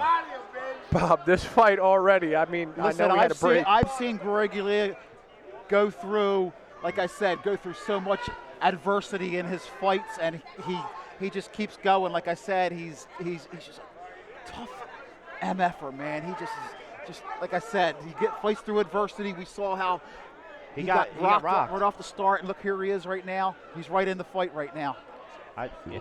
Without a doubt. That's a hell of a pace. I'll tell you right. Like you said, Trouble, he's got to be saying, Brown's got to be saying, what do I got to do to finish this guy? Yeah. You're firing on all cylinders, and you're confident, and nothing gets this guy out of here. You kind of got to collect yourself and just be patient. You know, sometimes you got to chip away at guys like Chris. That's a warrior mentality to get rocked, to open in 10 seconds, and then just come and steal that round. So that's big. That's big confidence for his corner, for him. And here comes Gariglia, like grinding. He's just a grinder. He's going to try to grind this out. Oh, he's got a little Dagestani handcuff underneath here. This can be tough here for Alex. He does got the Dagestani. Now he loses it. Okay.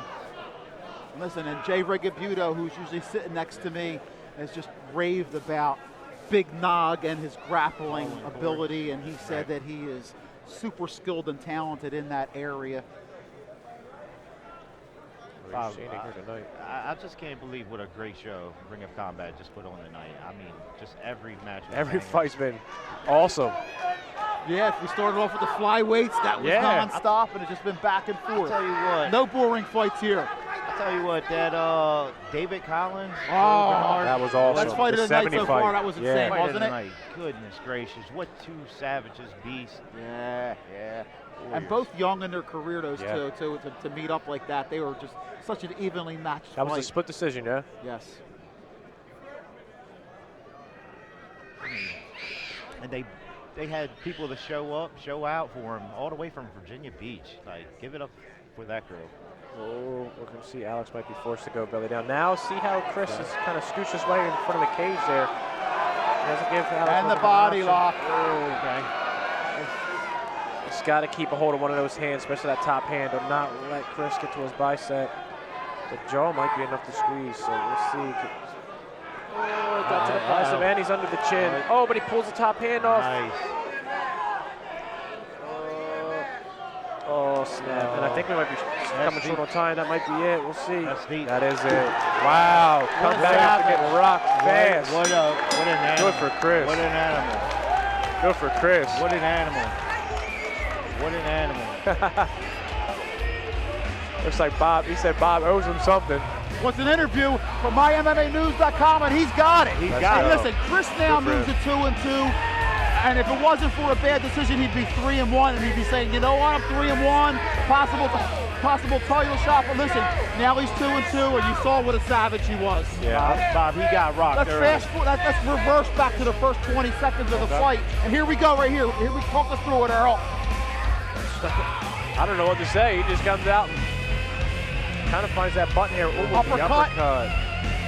It happened so fast I didn't really get to see it. That uppercut was just point right on the money. And man, hats off to Chris. He was able to regain himself and weathered the storm, got back up to his feet, and executed his game plan. This is really big for Chris. I was backstage when he fought the Gunner fight. And this guy was really upset, so I'm really happy to see him come through and get a finish today. You know what the funny thing was? Let's get the All right, ladies and gentlemen, this bout was stopped at 4 minutes and 47 seconds of round one, winning by submission and tap out due to a rear naked choke. He came out of the red corner, Christopher Big Nog Guarilla. Well, anyway, we were back in the locker room, and I had told him, he was laying down. I said, look, I don't want to bring up your past fight because I know you moved past it, but I thought you won that fight. I couldn't understand the decision. He gets up and gives me a big hug. He says, thank you. I said, look, you got to move past it, you know what I mean? But I said, since we have time to bring your fight, I wanted to bring it up. And you know what, like I said, he really should be 3-1, but he's 2-2. And I'm telling you, anybody who gets in that cage with him is in for a war. Well, Bob, like, it's like a golfer's mentality.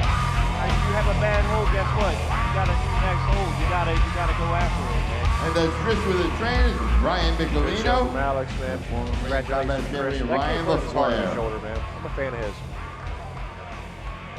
Bob, that man wants an interview. Yeah. He's going to get it. He's going to get it. Good for him. Congratulations. Congrats, buddy. Petrosky wants to come up with the ball. Yeah, I'm done. Yo, Andre Petrosky, you gotta fight me first. Yo, Andre Petrosky, you want this? Come fight me first, bro. I can drop down to 185 anytime, Playboy. Hey! Yo, Strug, 185. What a savage. Bob, always. Smo, yo, Smo, you don't want none.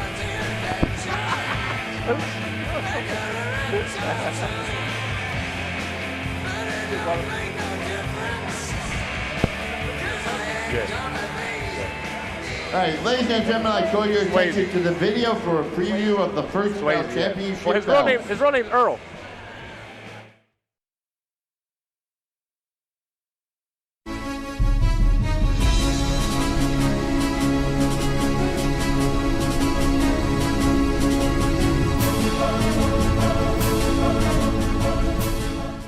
What's up, guys? My name is Christian Lopez. I'm 22 years old, and I'm representing my country, Ecuador, and my team, Culture Fight Club.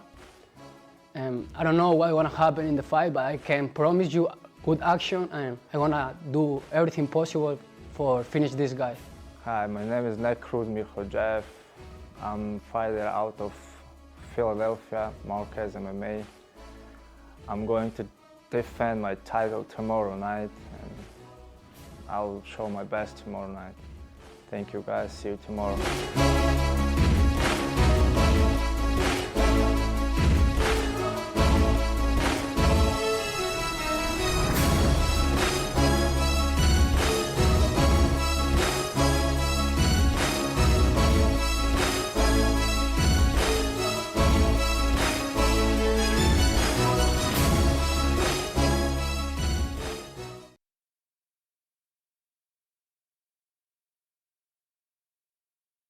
Fight of the night.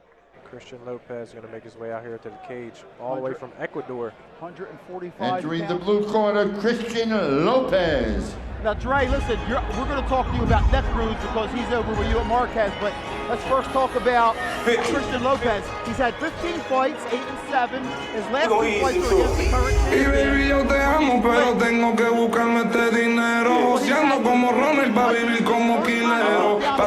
María, punto 10 Homero. Ni la tengo encima, estoy rodeado de pistoleros. Hablan a mi espalda, pero yo siempre me entero. No confío en nadie, solo mami en el cartero. Carro sin tablilla, vestido de negro. Mis diablos todos son de fábrica sin ser peperos. Do way better when they move up in weight. Robert Whitaker, Sean Strickland. And I can name a whole slew of guys that have dropped weight classes if it doesn't work out. TJ Dillashaw.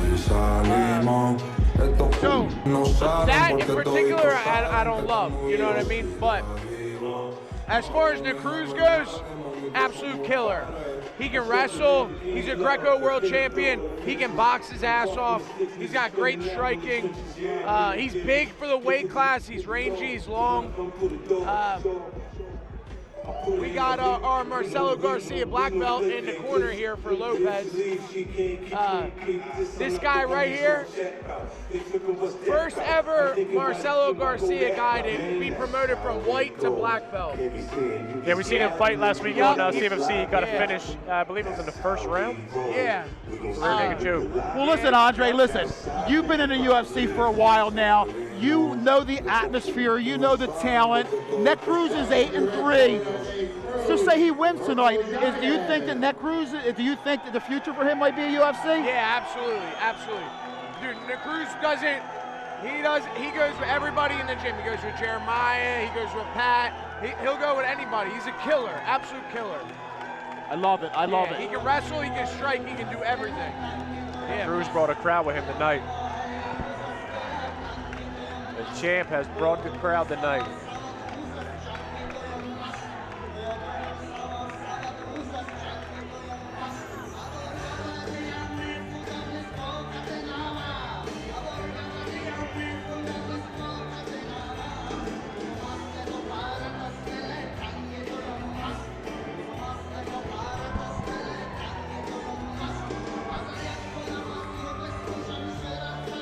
Spoke about the accolades that Net Cruz has. Christian really has his hand full here tonight. He needs to use all that experience he's gained throughout these years. Coming from Ecuador, fighting South America, coming up here. Gotta make this a dog fight. You got somebody with so much experience, grappling experience. Sometimes you gotta make it dirty, make it gritty. The state is not going to be happy with that. I'm surprised they're not getting him down. Tell you what, we talk about the body language a lot. I've been saying this all night, and Christian looks pretty confident. I mean, when you're in there enough, no matter who you're fighting, he seems pretty confident. He's got good body language. Here comes the champ, Net Cruz. Same can be said about him.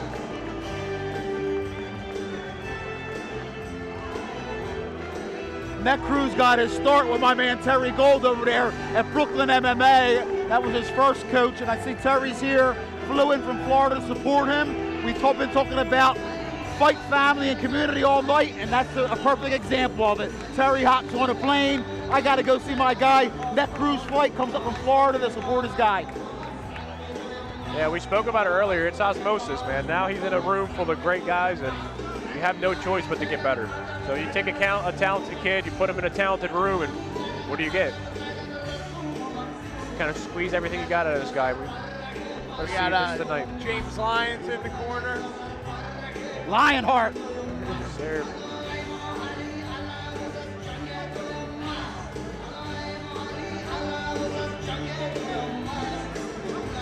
You know what? Now that you're here, Ramiro, one of the things when I first got to hang with Andre Petrosky and learn about him, you know, he's this wrestler with cauliflower ears. But one of the things about Andre is he was one of the smartest guys.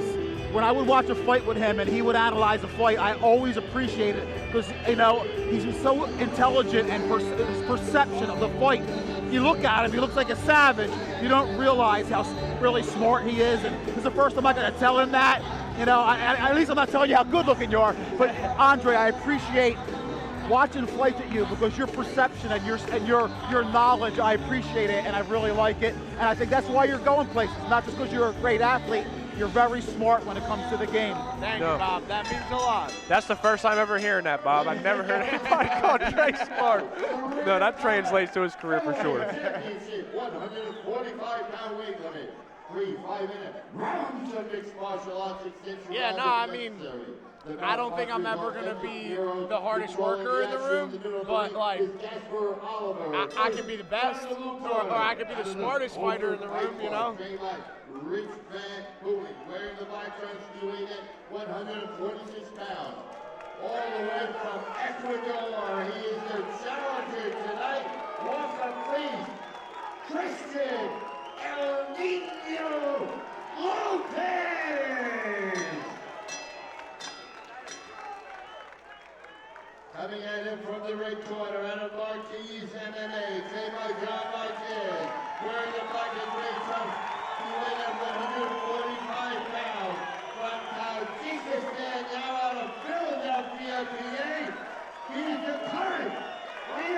Dre.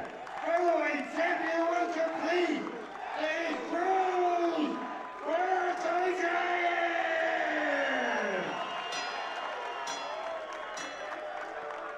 Again, the body language says a lot, man. The Cruz just looks like he's taking a stroll to the park.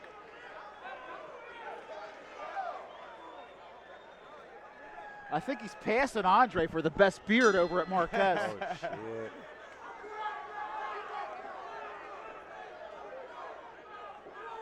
And we have another southpaw orthodox open stance fight here. Let's see how this pans out. Inside leg kick from the Cruz. Another thing about Nick Cruz, he always brings the crowd, too. Yeah, he's a lot of sport.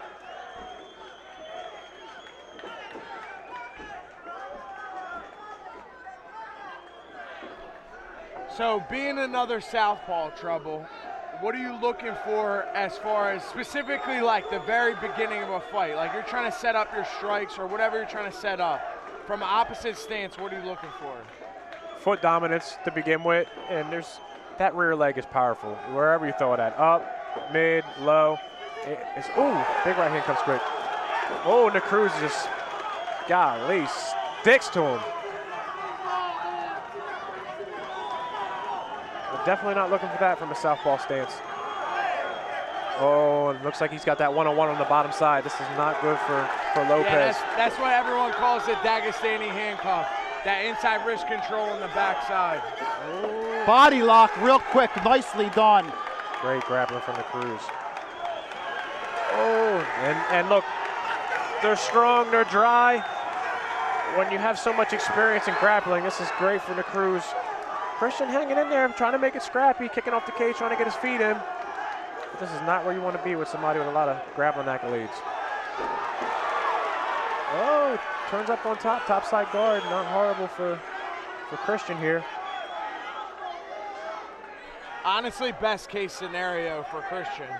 He went from fully mounted to now. Oh. And just as the Cruz it looks like I spoke is too a soon. snake, no. That flexibility, Dre, man. There's an armbar attempt here. There's a lot of potential here for Cruz. So he can attack that left side arm here. Yeah, he's going to soften him up a little bit. Christian needs to be careful. It's triangle. Oh, hey. Good show from Christian and Cruz here, man.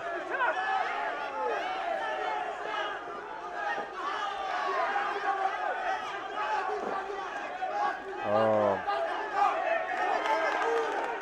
And we go back here again, Bob. You want to get that hook in that's into the cage side. That right side hook is okay. Yeah, Christian's always going to be able to put his back towards the cage and scooch his way out. A great pace from both of these guys right here. He's just on the prowl right now, Andre. Yeah, Cruz just landed a nice right hand.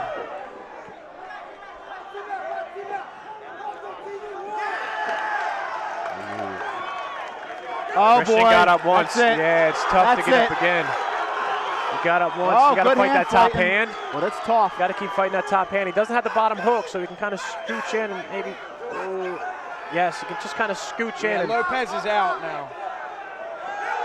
Oh, that sucks. But gives up full mount. That's tough. And last time he gave up full mount, he was able to reverse it.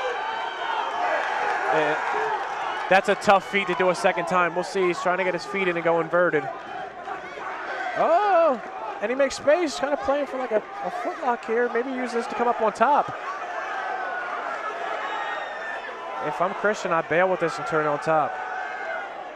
Lopez is showing you how tough he is, man. I mean, if I'm Christian, I let go of the straight footlock and turn in.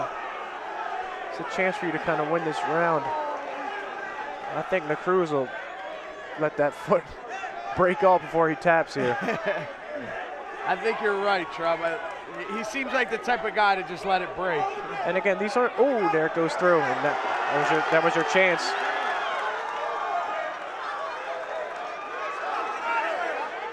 Referee Gasper Oliver doing a good job keeping her hands out of the cage. Wow. And that's the second time in the scramble from the back escape, Lopez ended up on top.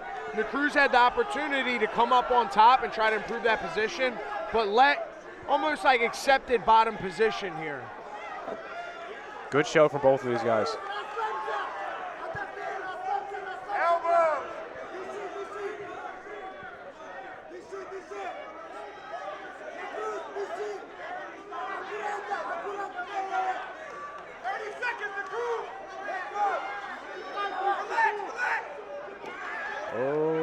Body lock, Christian here. Cruz trying to make his way back up to his feet. Pretty big right hands. This is an exciting fight. This is a pretty close round. Hey, Lopez showed his toughness. He really did, because there was a couple times in that first round that I thought the fight was close to being over. And to piggyback off what Trouble said, notice the body language coming. Both fighters coming out for the second round. That's huge. I think it's safe to say that Cruz won the first round based on the damage he did from full mount and the takedowns. Submission attempts. But the body language coming out for the second round is huge for the momentum of the fight. Yeah. This is almost where the fight really starts here. I would like to see Cruz just be a little bit more patient. He's had so many opportunities where he has full mount, takes the back. Squeeze this guy out. This guy's a vet. You got to pepper him up a little bit before he gives you his the replay here. We're seeing a lot of stance switching for Cruz.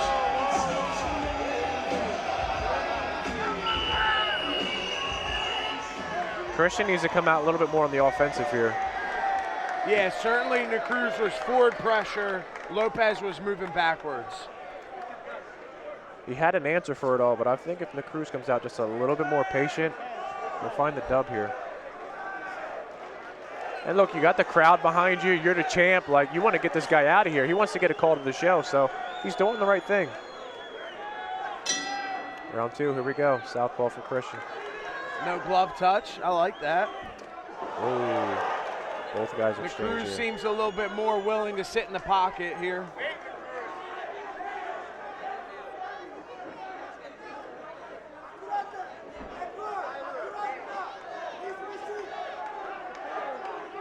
Both guys just kind of filling out the range here.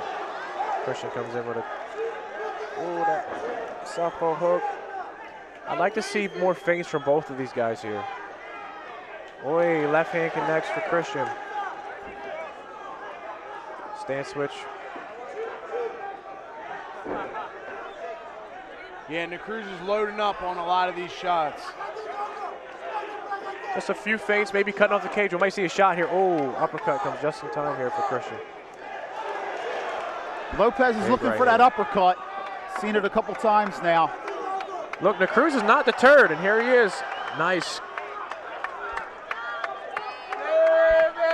Look, and this is, let's be honest here, this is Cruz's specialty here. He's had a lot of success here with the grappling. Christian is just doing enough to make his way out here.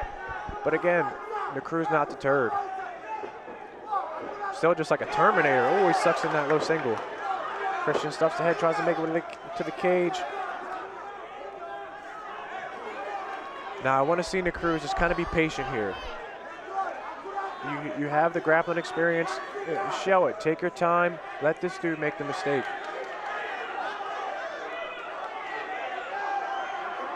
And again, you want that right side hook. You always want the hook towards the cage. Yeah, no, that's the second time Cruz has been able to get the near side hook and then lost position because he never got the far side hook. Still able to scramble on top, man. This is, if you're a fan of grappling, you're getting it all right here. And here we go. Here's a chance for that right leg is just kind of sneaking. That far side hook. Oh.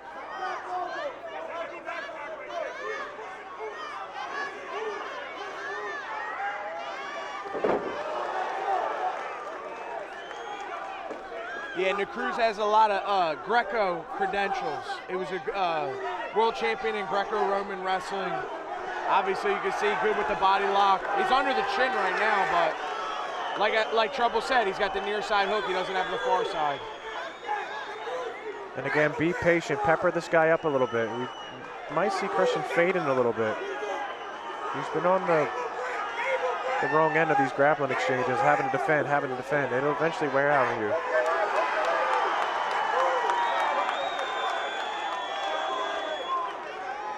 Christian came here to fight today.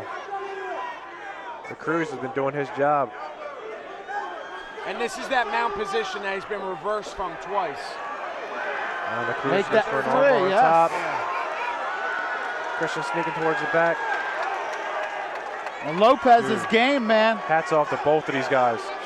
These guys. Man, ROC 81 is just off the charts. Authentic Heroes is bringing us this battle.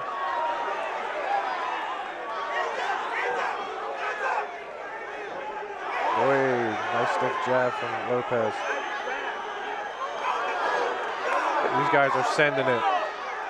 And I will say, Cruz looks way bigger, like just a bigger fighter. He does. Which is surprising because Lopez, like we said, is the first time he made the cut to 45. Wow.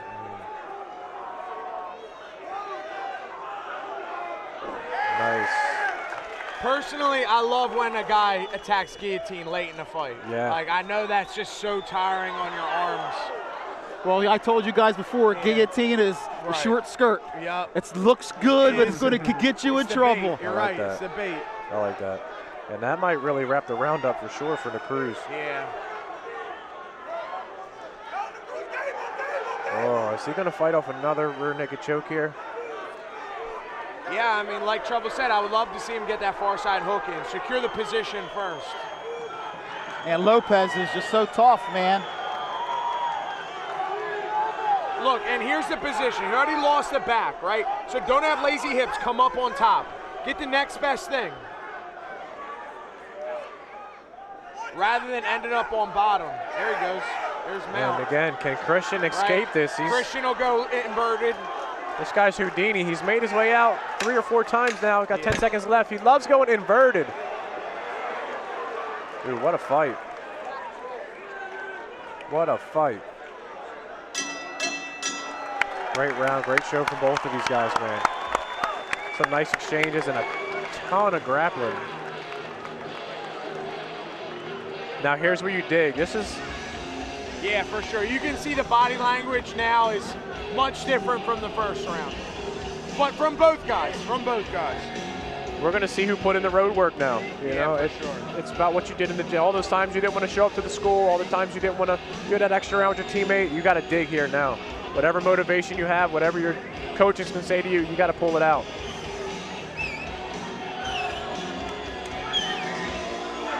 Three-round fight here for the title here at Ring of Combat. Only going to a 4th if it's a draw. And it's been a pretty close fight so far. I mean, I think the Cruz has gotten the better positions in the grappling exchanges, but Christian has had some success on his feet.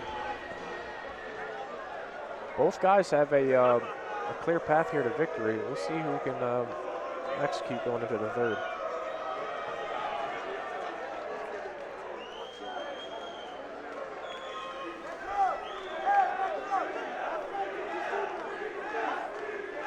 Oh, vicious ground and pound there. But once again, out the back door.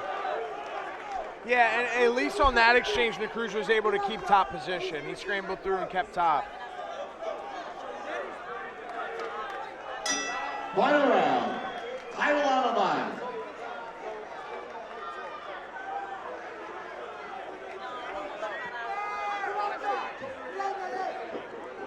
Inside leg kick here from Lopez. Dude, the Cruz is like the Terminator. This guy's just marching forward.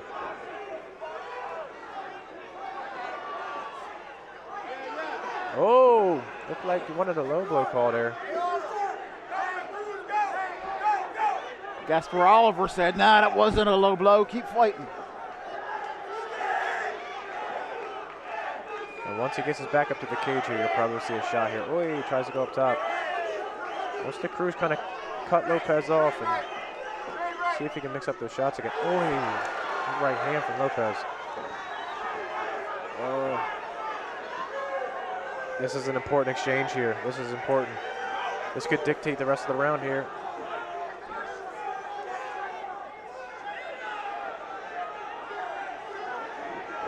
Way. And when you're Christian, you're going against a grappler, you got to keep circling off that cage. It's annoying. You see him going backwards, but when that cage is like 2 feet from you, that's money in the bank for the Cruz. Push him up against the wall, and then it becomes grappling. Yeah, and another thing is, if you're fighting a wrestler, you want him on his back foot. You want him moving back. It's hard to shoot off your back foot. But the Cruz constantly is pushing forward. Even when he's getting hit, he's not taking a step back. He's moving forward, and that makes the takedowns easier. Now, what do we need to see from the Cruz here in the single leg position here, Andre? I think he's tired. I don't think he's in any rush to get the takedowns. but I would like to see him either switch to the single, run the pipe, or switch to the single, get the leg in the armpit. Get height on that leg. Staying in this position here makes it a little bit easier to defend. Or obviously, if he wants to switch to double, he's got to get the hands locked behind the butt.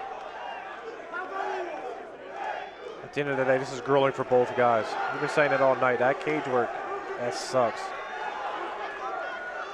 And both of these guys got to dig deep. It's a championship fight right here.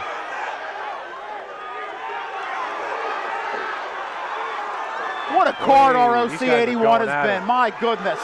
We just had great fight after great fight. And you see it, once that backs up against the cage here, Cruz has a tank. And he's got the hands locked now. Hands are together. It's really now just about how much energy he wants to exert. Oh, man. If you've been here before, you know this sucks for both guys. Yeah, I mean, up probably 2 rounds to 0. Just that clock's ticking really slow. He's like, shit, I want this to be over with. He wanted that finish in the first. Right. Oy. Both of these guys are just sending a nice inside trip. Yep. You can't settle here. As Lopez, you can't settle. That looks good for the scorecards for the Cruz, and this is the position he likes to be in. Now he got the leg up.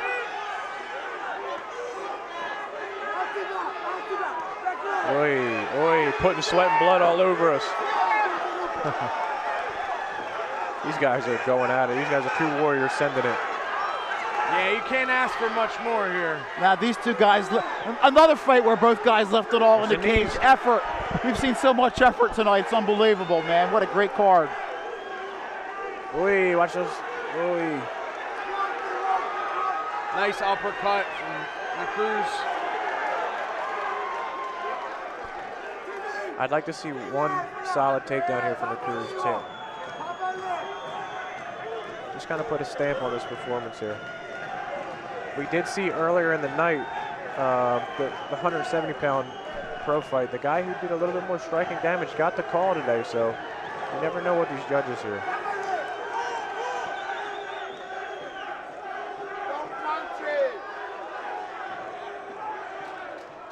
Oy! Yeah, I think that's the takedown he needed. That was it. It was looking good there for a second, Christian. You had everybody lulled into it. With 10 seconds left. That was the most significant Well, thing fellas, of I'm that going to round. go talk to the new champ, or to whoever the champ is. You guys talk us through the instant replay and carry it on for me, fellas. Great fight out of these two. And a tough, grueling fight, man. Yeah, I think the Cruz obviously won the grappling exchanges. The majority of them got more takedowns, obviously. But Lopez had success in the striking. Definitely. He certainly landed a lot on the feet. Dude, the exchanges are crazy. This is something I had noted to earlier, and now that I have you here, you're more experienced, something I want to speak to a lot about other athletes and pro fighters. The fight's not over yet. Sometimes you get these judges who they don't pay attention. They're daydreaming. What do they look at when the round's over? Who's up? Who's bloody? Who's up on the cage, has their hand up? You want to see the Cruz kind of get up, put his hands up. He's got the crowd here. Get the crowd going. Yeah, I mean, a lot of times with these judges, like a lot of them, they might be distracted. They're not perfect. They might not be fighters. They don't know what they're looking at. This is the 7th fight. Everything matters. Your body language, the visuals. They always talk about the visuals, like where you want good visuals. Yeah. So the Cruz, your body language coming off at the end of the fight is important. That's what these guys are looking at. And look, I tell my fighters as well, your next opponent's watching this footage. So they're seeing you get up. Are you excited? You want to get back in here? Show them. Show these guys, hey, I love this. I love to be here. And you're also selling tickets as well. The Cruz is up now. His hands are up. Body language is good. And that's what you want to see if you want to get to that next show as well. You got to be a performer at the end of the day. And these guys definitely put on a performance. The Cruz got quite the corner with him. He's got John Marquez, James Lyons, Cody Hamra, and vice versa for Lopez.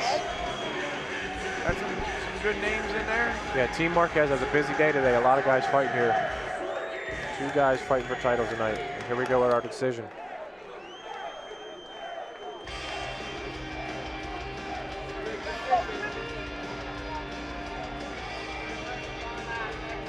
So we got a split decision, man. They're making a decision.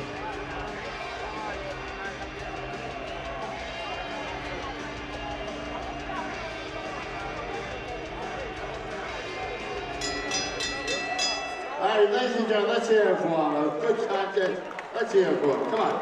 The Ring of Combat Featherweight Championship. We go to the judges' scorecards. There was a 1-point deduction, blue corner, by the referee for excessive cage holding. 1-point deduction to the blue corner. We have a unanimous decision. All 3 judges calling the same winner. He came out of the red corner and still Ring of Combat Featherweight Champion, Neglia ROC. Did we get an official decision? I did not. I was not aware of the point deduction. No, I didn't did see not that. see that the point was deducted. And we also didn't get to hear the score. Regardless, congratulations to the Cruz. That was a well-earned fight. He had to dig deep for that. For sure. See what.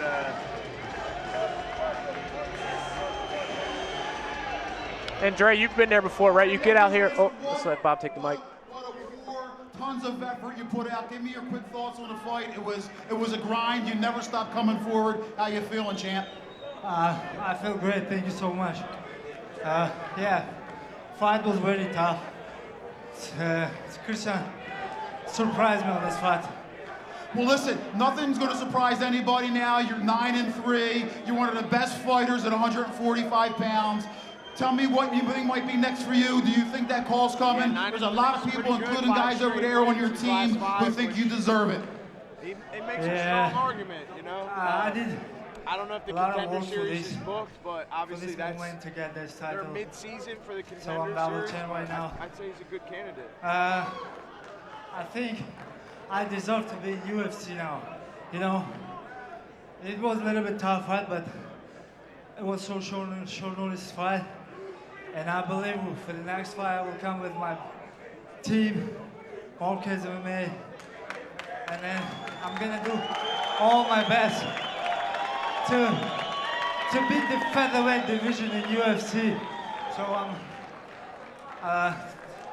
thank you so much for my friend over here. I love you all. Woo! Tajikistan, all behind the screen, I love you too. I will be in UFC very soon, and I'm going to show to the world who is the champion for the featherweight division. Let's go.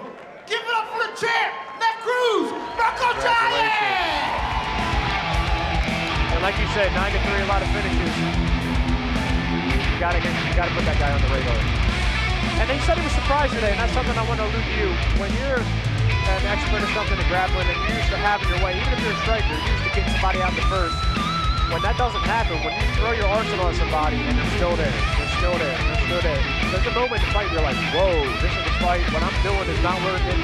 And we see the Cruz have to dig deep. We alluded to saying, you know, it's not what he expected, that Christian was a little bit tougher than he expected tonight.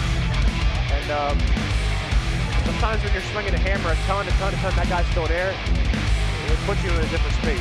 Yeah, it certainly can be a little demoralizing. My coach, Eddie Torres, he always says, a lot of fighters or a lot of coaches like to go after a guy and fight them at their weakest point. So, you know, if he's a grappler, go out and strike with him, which is a pretty common strategy. But he would say the best thing you can do is take their strength away from them. So if they're a good striker, you take the strength away, and that's how you really beat a guy. So for Cruz, although Christian wasn't able to completely negate the grappling, he wasn't able to finish the submissions. He wasn't able to finish the fight on the grappling as easily as I think he expected. For sure, yeah. And that's where he kind of ran into problems. Yeah, at the end of the day, Cruz won all the exchanges, but he wanted to capitalize, get that big dub. For sure, and look, he got a win, and I think he can take a lot from this.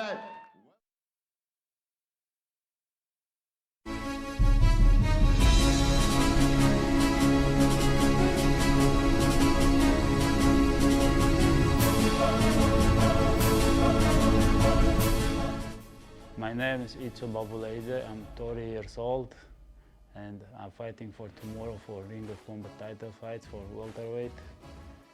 And a couple years ago here, we won Georgian guy for champion Mirab Dvalishvili, and right now, my time, I take the title. I'm Jimmy Drago. I'm fighting out of Animals MMA based out of Yonkers, New York. I'm 28 years old, and I'm fighting for the 170-pound title tonight against a tough opponent that I see being a war, but I'll be ready to pull this one out the bag.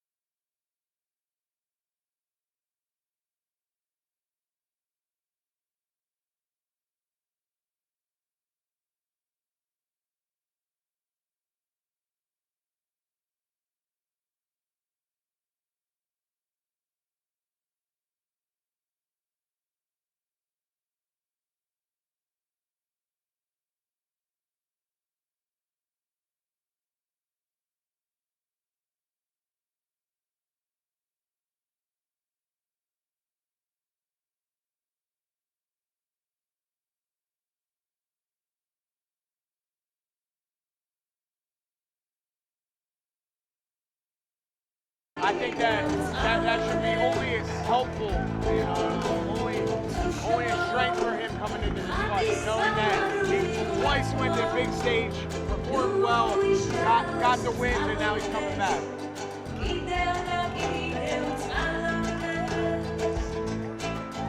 Icho's a big guy at 170. For sure. Cuts a lot of weight. Big, strong, tough dude.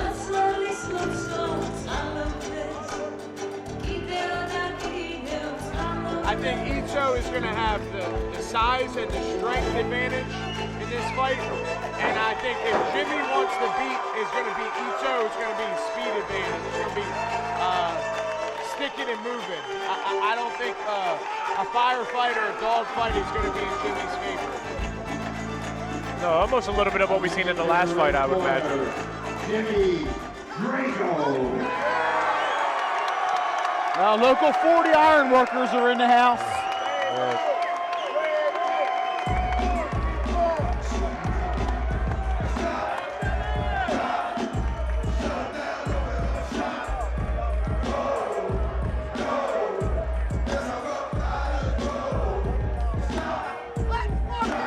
Here's the guy here, Jimmy Drago. He's sold a lot of tickets here today. A lot of people come here to see him.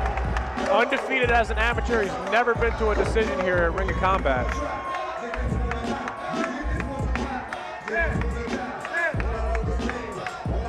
Two talented, skilled guys, man, about to be. We're pretty blessed to be here and watch these fights, man. I'm excited.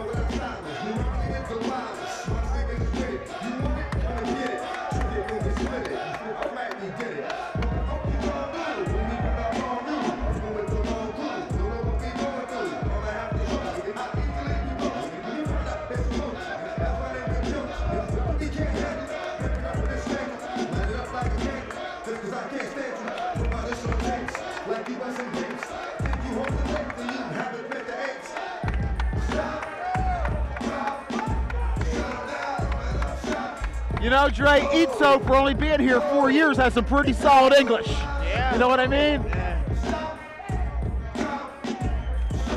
And that's always got to be when you get these guys coming over, you see that the language barrier has to be, you know, another issue for those guys, right? Yeah, I mean, I couldn't imagine. Like, I have a tough time listening to my coaches as it is, and we speak the same language. So I can't imagine trying to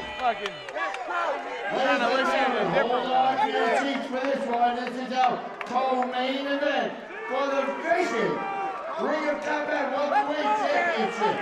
170-pound weight limit. 3 5-minute rounds of mixed martial arts extension round if necessary. The match sponsor is Starland, and the man in charge in the middle of the ring is Jasper Oliver. Introducing first from the blue corner, out of Marquez MMA, trained by John Marquez. Wearing the black and red trunks, he weighed 169.5 pounds. From the Republic of Georgia, out of Philadelphia, PA, welcome please, Itzo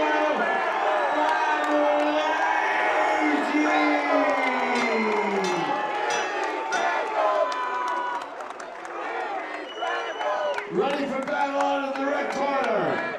From Animals MMA.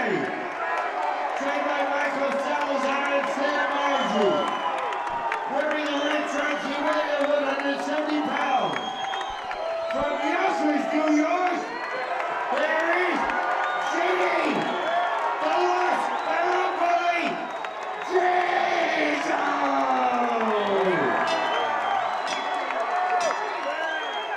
This place is electric right now. Yeah, we have the Iron Workers Local 40 right in our ear behind us. This might be the people's main event here. That's what we've been saying all night. I don't know if I see this going the distance. These guys are ready. Chopping low Drago kick. comes out with a hard leg kick. Whiz.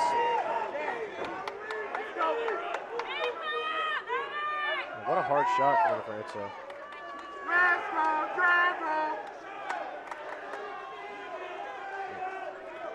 I've always thought that Drago was a pretty big guy at 170, but Itzo looks humongous. Yeah, he definitely cuts a lot of weight. And some of these guys you see that are big for the weight classes, they're big up top, not big down low. And Itzo's got big ass calf, big hamstrings. Itzo's a mountain boy from Georgia. He got that mountain boy strength.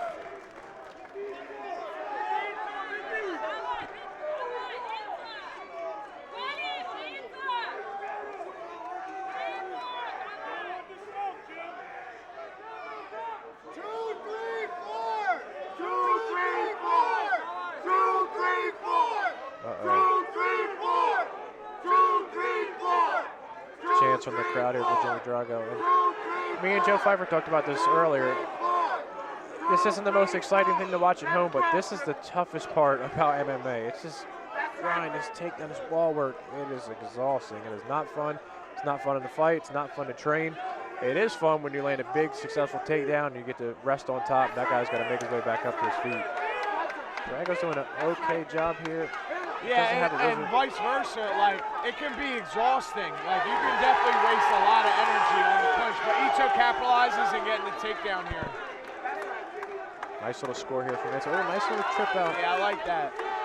Take a little bit of stress off the upper body. You know, use them feet to sweep and make your takedowns a little bit more efficient. This is a good place to be for Itzo. Got a lot of options here. Jimmy needs to be patient, take his time, try to squeeze that left arm inside. Get an underhook across body. Wants to be chest to chest with Itzo.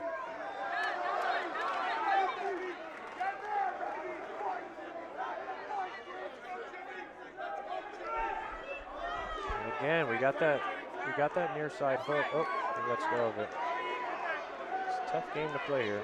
And my issue with the body lock for Itzo is that when your hands are locked, you can't be striking. Like your arms aren't available to be striking. So I think that what we saw a lot from Khabib was he was so well at moving up and down, like going from that body lock to the underhook to the single leg, and constantly improving his position.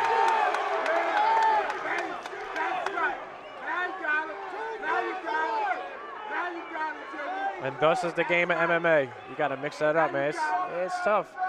Because at the end of the day, that's almost like meta of grappling, wrestling, MMA. You got that body lock. Oh! A little chin wrench there from Jimmy Drago.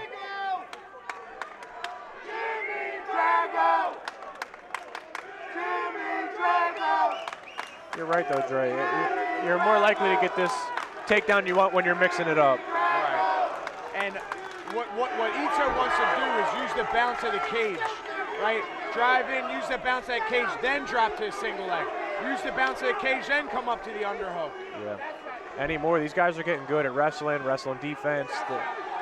Even if you come from a background of grappling and wrestling, everybody's good at MMA. Everybody's learning. As we see the evolution of MMA, it's like there's no longer specialized guys in one area. Like everyone learns everything. Everyone's good everywhere.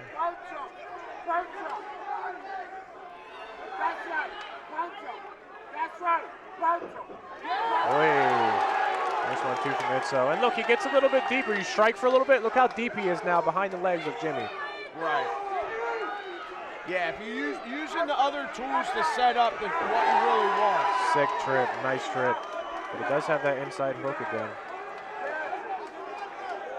Jimmy's going to try to throw him over the top, but he grabs the leg on the far side here. Ooh. Jimmy's got to try to like put his hips up against the cage. So that way Itzo doesn't get that right side hook.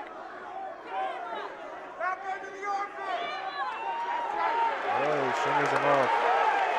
Nice grappling defense from Jimmy. He tries to come up with a big rear leg kick. Oh! Back elbow! Back elbow! Wow! Oh my God! Wow! Holy shit! Are you looks like kidding he's got me? guys behind him though. Wow! Oh my God! Wow! Big elbow. I can't wait to see the replay on that. Holy smokes! That may have stolen the round in the final 10 seconds. Yeah, it's going to be a tough one to score for sure. Holy smokes, I'm looking forward to seeing the replay. This place is electric right now. I love these little trips here from Itzo. Yeah. Again, you mix it up. Trip, play the jiu-jitsu, come up top. He had a really good success when he pushed off strike for a moment, got deep behind the hips.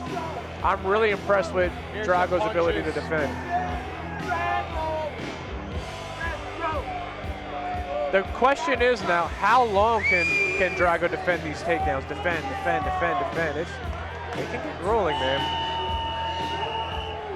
I don't know if they got this. I was hoping we were going to catch that spinning back elbow, but I guess not. Oh, no, just the end of the fight. This place did not give us the best highlights there. Oh, dang. Here we go, round 2.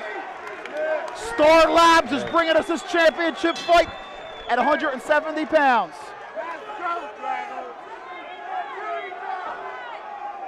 Yeah, that looked like a pretty clean elbow to me. Itzo's got quite a jaw, I will say.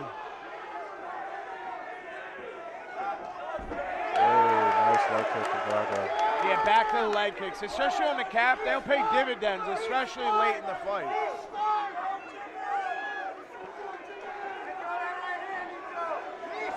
I want to start seeing some feints here from Itzo. Establish your hands, get your feints going, mix it up. You don't want to get Drago getting too hot here. He's got a crowd behind him. It can really start to carry him. You don't want him to start getting hot.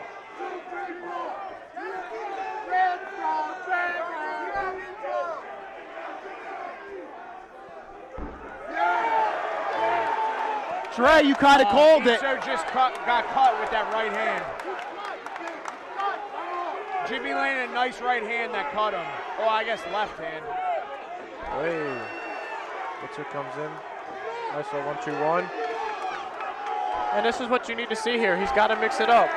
He's got to earn Jimmy's respect to get that shot. Take the fight where he wants to take it. And there he goes. But Jimmy's got double unders here. This is good defense. And look, it starts to get slippery here. That cut, you called it, Trey, man. He's busted up. Yeah, that was just a straight punch right over the eyebrow. Sometimes it's all it takes, man. Sometimes it could be a thumb or just a knuckle will just split, hit. Yeah, there's really no fat there between it's just skin and bone right on that eyebrow.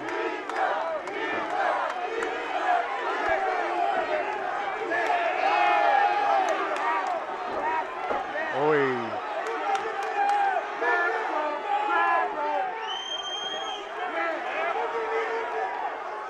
Drago comes again with that lead hook too. See if he brings something else behind that. You know, we really haven't seen many kicks from Itzo this fight. It's been all hands and all grappling. I'd love to see him get back to some leg kicks, some body kicks. Like, you mix up your weapons. You're right. It's something that we've been discussing all night. When you're an elite striker, you have to learn to mix things up now. Absolutely. And I think that's what we're seeing from Jimmy. Jimmy obviously landed the elbow. He's been throwing strikes. He's been obviously landing that leg kick a lot.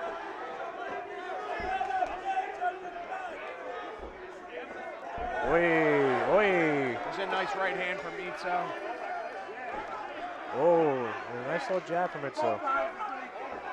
These guys are trading a bit. I don't want to see Jimmy get too overzealous. I know he's excited, but you got to take your time. Just move. I'd like to see, if I was Jimmy's coach, I'm saying go back to the calf. That was the second time he threw that leg kick, and it slid right up to the hip.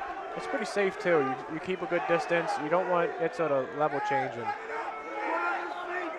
take advantage of you when you're coming forward like that.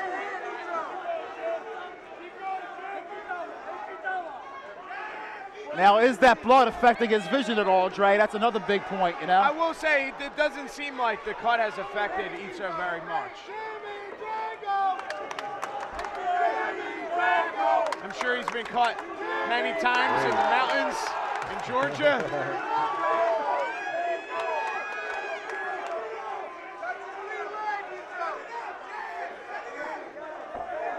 This fight has mostly been, or this round's mostly been contended on the feet, and it's actually pretty even. Oh, Itzo's behind the butt. And perfectly timed, too. It's so slippery in here, man. That canvas is not doing these grapplers too much justice today. And also, look, they're both sweaty, bloody. And it's a little bit easier for Jimmy to get back up to his feet. But look, Itzo, you scored. This is good. You can. Oh, he says. A really hard fight to score if I'm being totally objective here. I don't know how you score the first round. I think Itzo won majority of the first round until the elbow. And what an exchange. Kind of like a little Grammy roll from Jimmy. Oh, little skip knee. These guys are hooking it up. I'm glad I'm not a judge because these dudes are hooking it up. Grappling, striking.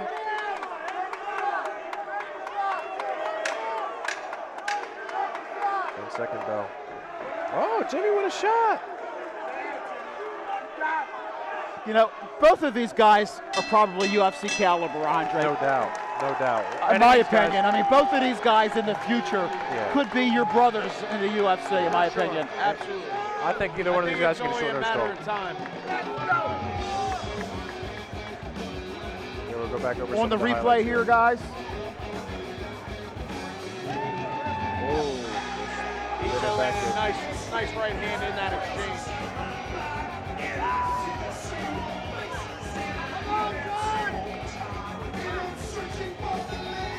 I think Jimmy's just getting a little bit overzealous here, man. If he just sticks behind his jab, that lead hook too has been super big. And then, like Andre said, he's chopping that leg up. Keep scoring, keep scoring. Nice takedown from Itzo. Great timing, got underneath the butt. It might be 1-1 here. I don't know. It's a close fight. To score for sure. I'm glad I'm sitting here with you, Dre, instead of having that pen in my hand. Yeah. Body language from both fighters is pretty good. Oh, these guys are studs. You know, these guys a lot of that grappling can be really tiring. Absolutely. Especially for Itzo. Final round. Mutual respect. I love it. Here we go, round 3. Welterweight ROC Championship on the line.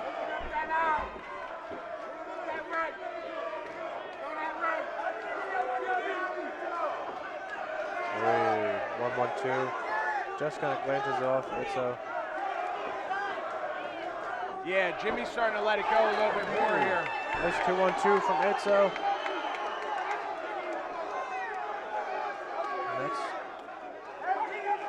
been the name of this fight here. You see a little blitz, Itzo comes in. I'm not mad at this at all. I think this is where Itzo needs to keep the fight at. This is where he's better at. And if he can just score 1 or 2 takedowns from here, it might just edge out what he needs. Dre basically told us from the beginning. That was wonderful. Jimmy back up to his feet though.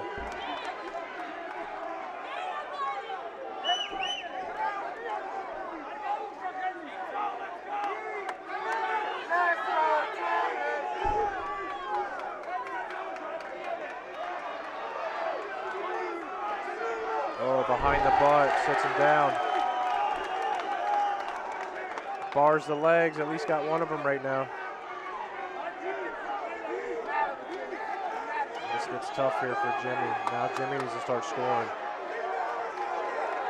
Against the inside hook this time. Yeah, and look, if I'm Itzo, a finish is crucial. You're in, obviously, Jimmy's backyard. He's got Jimmy's fans. I don't want to go to the judges, is what I'm trying to say. So a finish here would be crucial.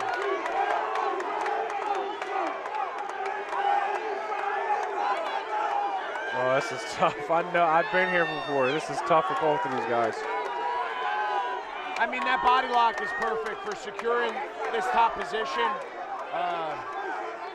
Not a good spot for Jimmy. No. Super difficult to escape that body lock, especially late in the fight. Even with them being slippery, it's tough.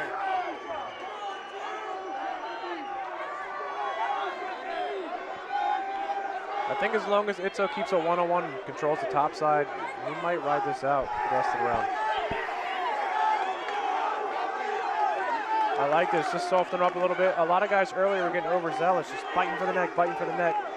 These guys are slippery and turn back into guard. So you soften them up a little bit, give these guys a reason to put their chin up. Stop thinking about jiu-jitsu, think about me punching you. What I would love to see from Itzo is belly down. I think that we see the finishing percentage when you get belly down. Oh, that's it! Oh! Wow, congratulations, Itzo, what a fight. You said it was crucial for him to get that finish, and he does. Damn, what a fight.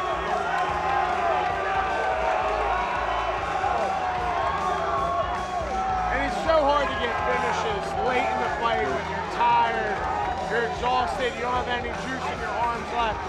So to see Itzo get that finish, when he could have been up, it could have been 1-1, he could have been down 2-0. Who knows how they had that fight scored? That's a huge win for Itzo. We're talking about potential UFC fighters. He already came out of the PFL. He just wins a Ring of Combat title. That's humongous. That sets him up for a potential short notice fight. You know, scouts are going to be looking at him. 4-0. They're making 4-0. 5-0. It's your teammate. Certainly a good start.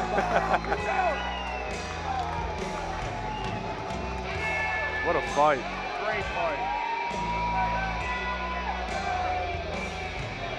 And also to what you're saying too, when you're late in a fight like that for Jimmy, it doesn't take much to go out.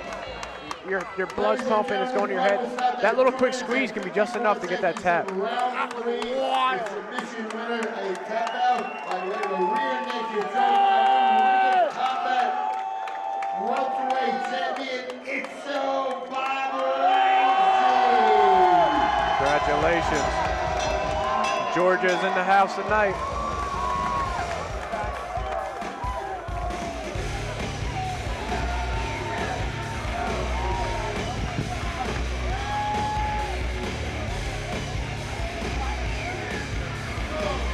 That makes Itzo 4-0.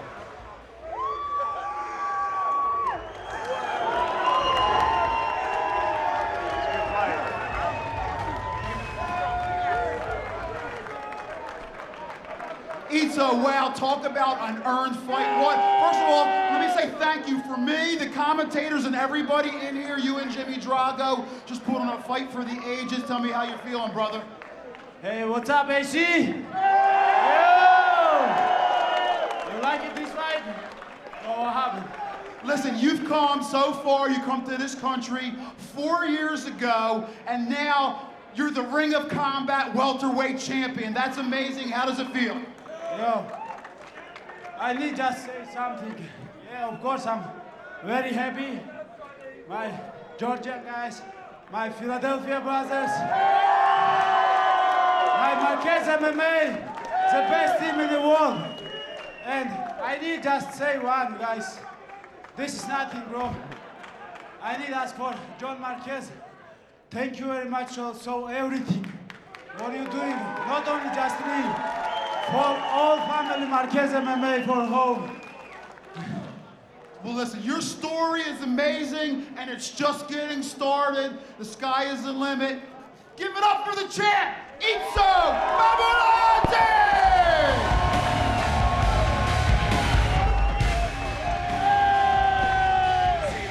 My guy. Later, bub. Oy. Congratulations, Itsu. What a great story that guy has, man. He really dug deep tonight. Get this dub.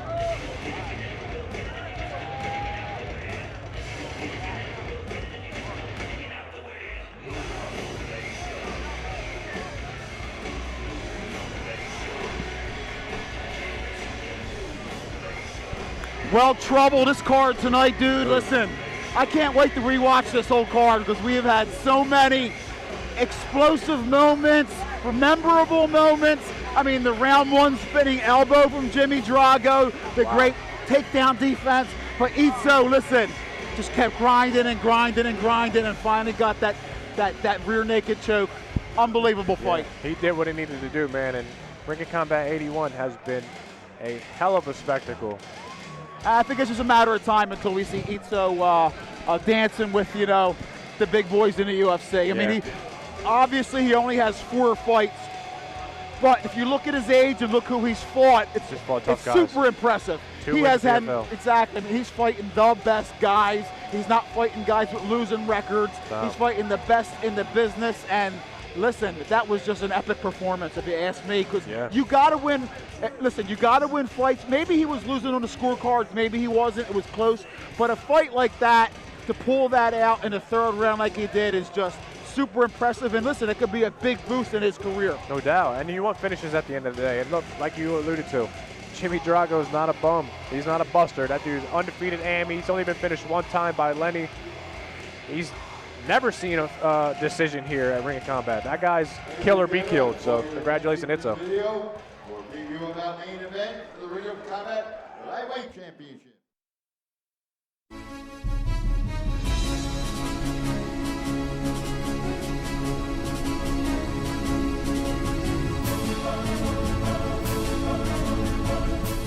Jacob Jaguar Bone, fighting out of Leroy, New York. Bearing Jiu-Jitsu, Bones MMA and Bearing Jiu-Jitsu. 34. I got a good MMA style mixed up out of everything. He's same style. If you know anything about me, I like to bang. And it's just gonna be a war tomorrow. It's gonna be good. My name is Armando Jetia. I'm 30 years old. I'm fighting out of Law MMA in Long Island, New York. I'm the 155 Ring of Combat champion, and I'm here to defend the belt. And still.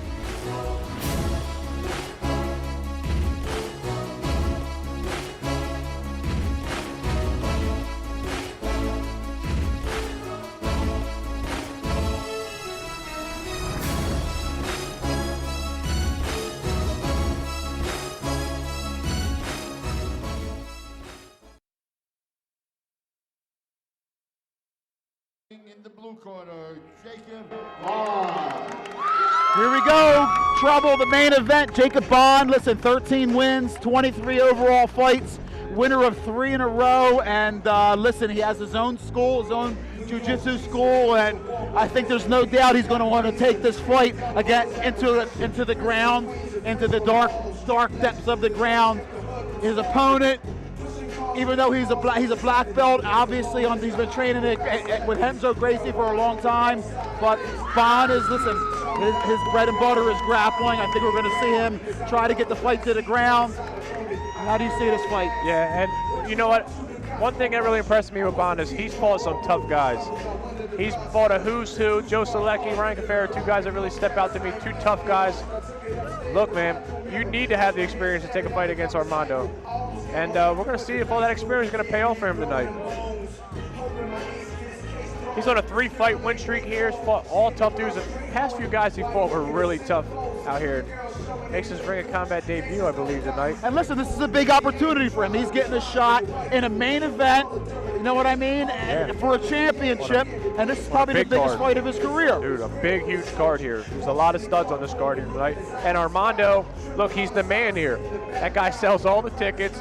He's got 8 Ring of Combat fights, Armando does. So you take that guy out, you might take all of that for yourself. And listen, we've seen Armando also, even though he's had some highlight reel finishes, we've seen him hurt and fight through being hurt and face adversity, bloody, and he's just a savage. Ever since he teamed up with Ray Longo, he's been on fire. He's won 5 fights in a row. He's the defending champ for a reason. Another guy with UFC expectations. Yeah, look, this is the main event for a reason. These are 2 stud dudes, the most experienced guy.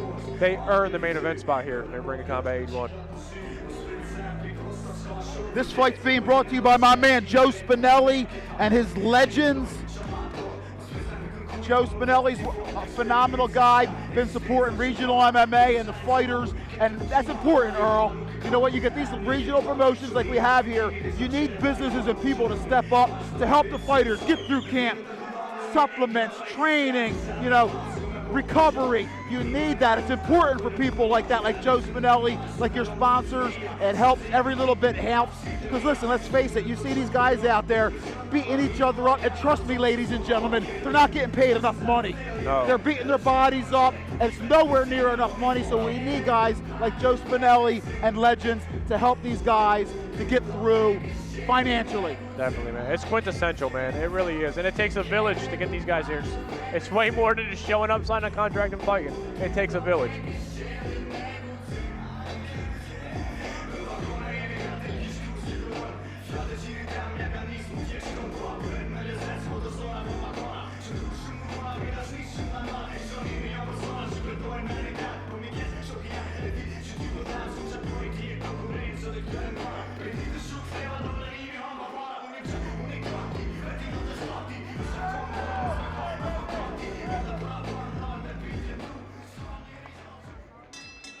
Ladies and gentlemen, this is our main event for the Ring of Combat Lightweight Championship. The bout sponsors Joe Spinelli's Legends Funding. 155-pound weight limit, 3 5-minute rounds of mixed martial arts, extension round if necessary.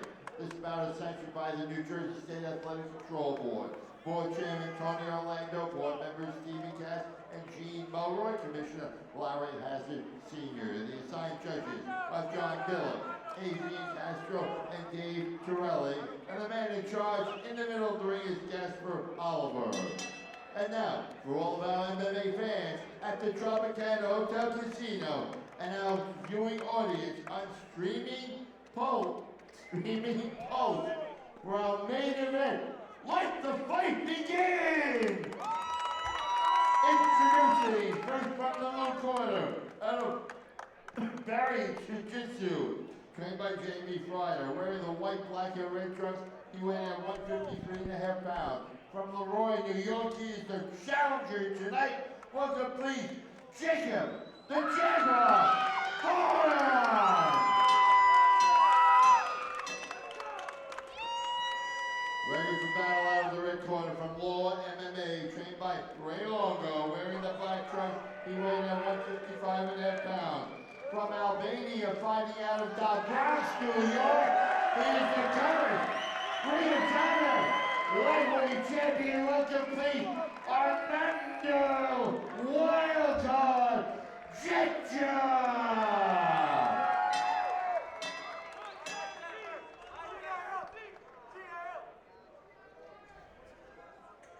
Here we go, main event.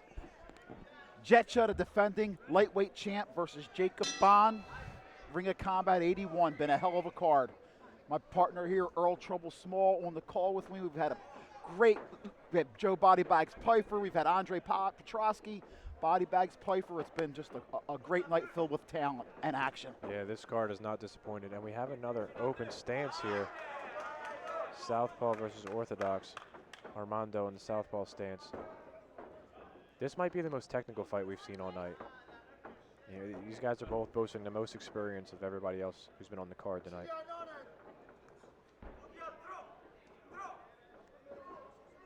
And I compare Armando Getcho. I was talking to him, you know, I compared him to his teammate and his fellow Albanian, Dennis Bazooka. I thought they both fight very similar, but except one's a lefty, one's a traditional.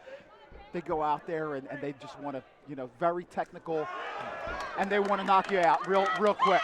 Oh, that left leg kick was a thudder right And Bond goes right for the neck. Fought off nicely by And Armando was right up. Oh, he's loading up here. Armando looks like he is wired in right now.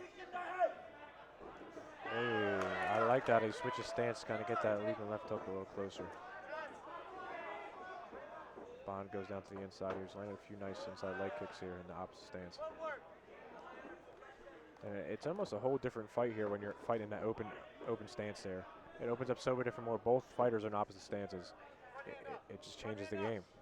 You're taking the board and putting it on its side. You're putting the chessboard on its side. You're flipping it.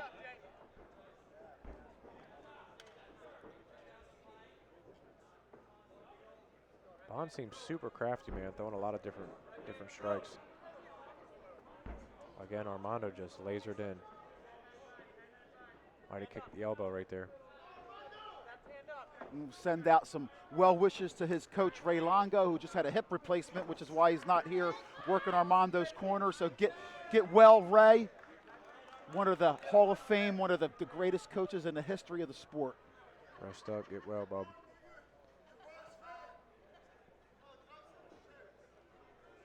Here we go again. Oy, nice double unders from Bond. Armando just shakes right off, says, all right, let's exchange again. Oy, the skip knee. Armando switching stances a lot. It's really interesting. Looks like some pretty technical advanced striking here. These guys are having fun out there, Trouble.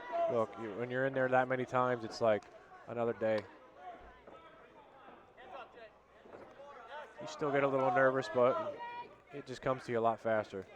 This guy's got a ton of fights between the two. Again, crafty striking for both of these guys. And that liver kick almost hit the spot there for Armando. This is the most technical fight of the night so far. These guys are put on a show.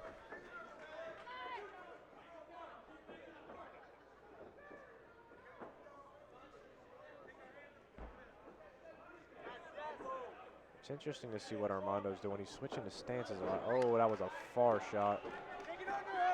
He manages to push him up against the cage. Might be able to win a little grappling exchange here. Again, we're digging for underhooks here. This is not the most exciting part here, but it's grueling for these guys.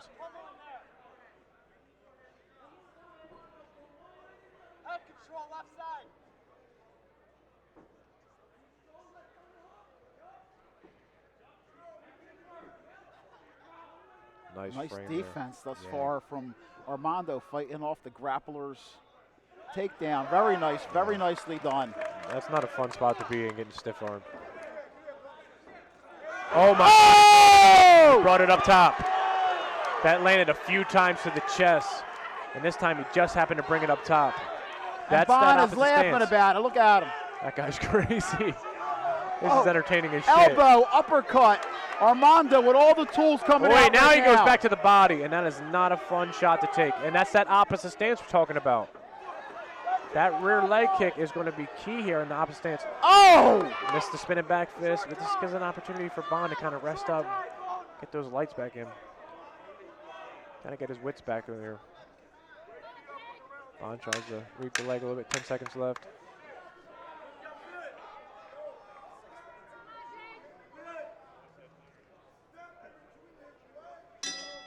Wow, really technical work here for both guys here today. So what I've seen a lot from Armando, he's switching his stance from southpaw to orthodox, kind of giving that left hand to kind of leap in and get a little closer. Or he's flicking that up to the liver here. We'll see if we get a little highlight of it here. Armando's bringing it up to the chest a few times and hit hard. We'll see if we can get a little highlight. For that there kick. It is right there. It kind of hits him in the chest.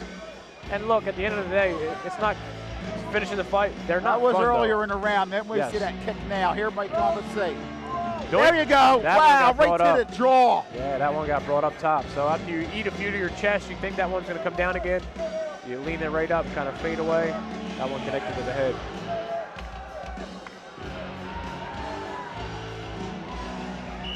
Look, Well- Bond's been here before, though. This guy's a vet.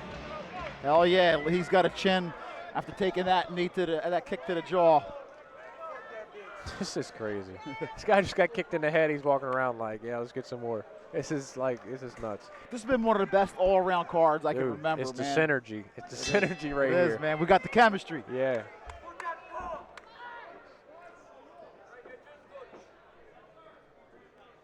Give a shout out to Frankie Perez in Dead Serious Dude, MMA, who great matchmaking. has done an unbelievable job consistently. But this card tonight, man, thank you, Frankie, man, for sitting here cage side, and me and Earl are just loving life Yes. right now. It's one of the best cards I've ever seen in person, honestly. It's I been awesome. can't disagree with you. Starting early on with the flyweights to now the 155-pound championship. Armando has nice footwork here, man. Really technical stuff coming in. Oh, he brings it up top again. Oh, maybe an eye poke. We made an eye poke as he went in with the kick. He got him in the eye. It seems like what happens sometimes is Armando is taking that left hand, his rear hand, and is posting it out and bringing the kick up, what we call as a fade kick, like a fadeaway kick. You've seen it happen with the Usman and Edwards fight. Here's the replay here. Good work on our camera guys here. We'll see. Yeah, you see the He left poked hand him in coming the out. eye as he went with the kick. Yes. Complete accident.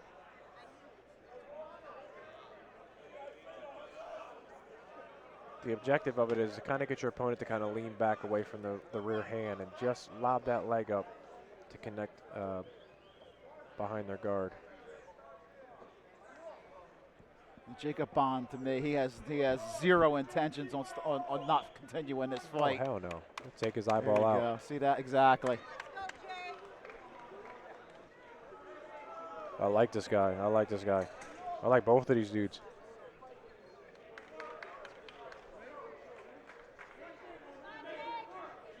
Touch of gloves, and we're back at it. Main event. Oh, that rear leg is. Nice footwork from Armando. See, switching back. He's and forth. always been so slippery and quick with that, with the switching of the legs. Trouble. You just mentioned it. And it's what it's doing is making it difficult for Bond to kind of read the distance. I'd like to see Bond throw a lot more feints and just mix up the shots more, mix up the wrestling. Oh, shin to shin with that one. Oh my God, that was a You see the killer sweat kick to the pouring body. off. Bond is a And now Bond the is a elbow. monster. He This sure dude is is, tough man. as hell. That sounds like a shotgun going off. And He's look, a monster, and Armando was an assassin. This is awesome, man. Now this scares me now. You know, you got to keep your mind on. You just got kicked to the liver side. The next one might come up top. So I would like to see. Yeah, I'd like to see Bond just kind of grapple, get his mind off of that. You don't want to get kicked in the head again.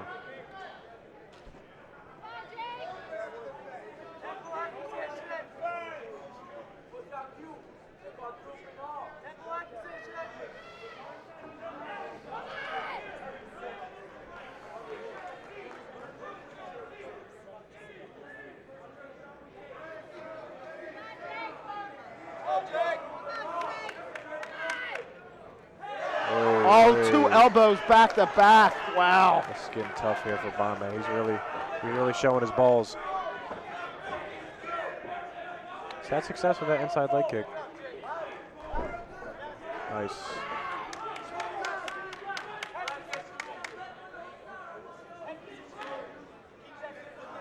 These guys are both two studs here, man. Absolutely. And I got a new respect for Jacob Bond after seeing him in person for the first time. No He doubt. is just tough as balls. Wait, and look, he has the same tool there with that rear leg.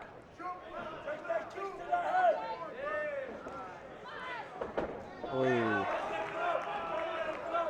Armando is just a master here with the distance and the footwork. I'm really impressed with his striking tonight.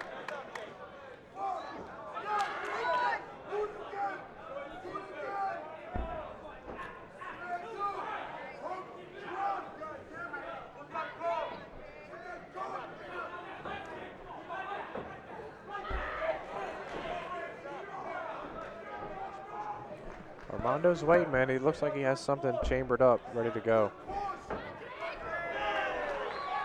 He's doing such a great job of reading. I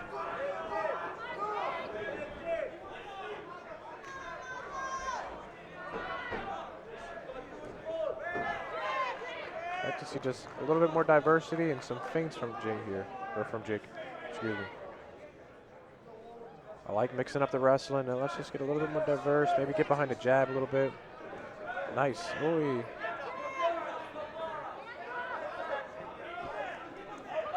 Body. Oh. Armando's been working the body.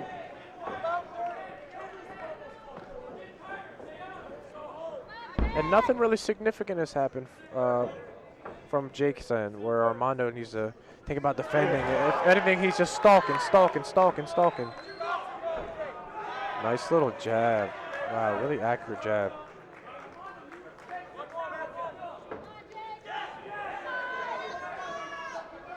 I like this guy, Jake, man. He's showing his balls here. There we go. A couple little feints, 10 seconds left. But you gotta throw some things with intention, man. It's almost like he's throwing things not to get hit. Yeah, it's way easier said than done. Not to get a shin to your head, a shin to your chest.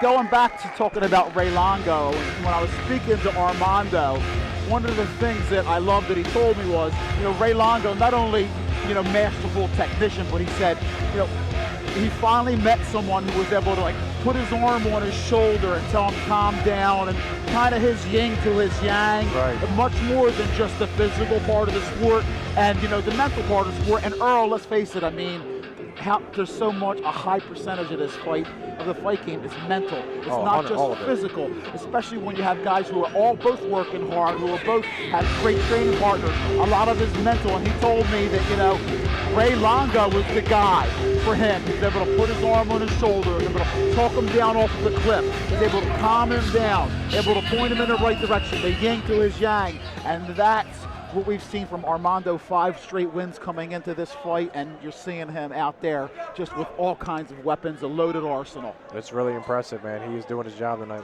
We spoke about a good coach and what a coach can do. If you're not there mentally, there is no physically, so.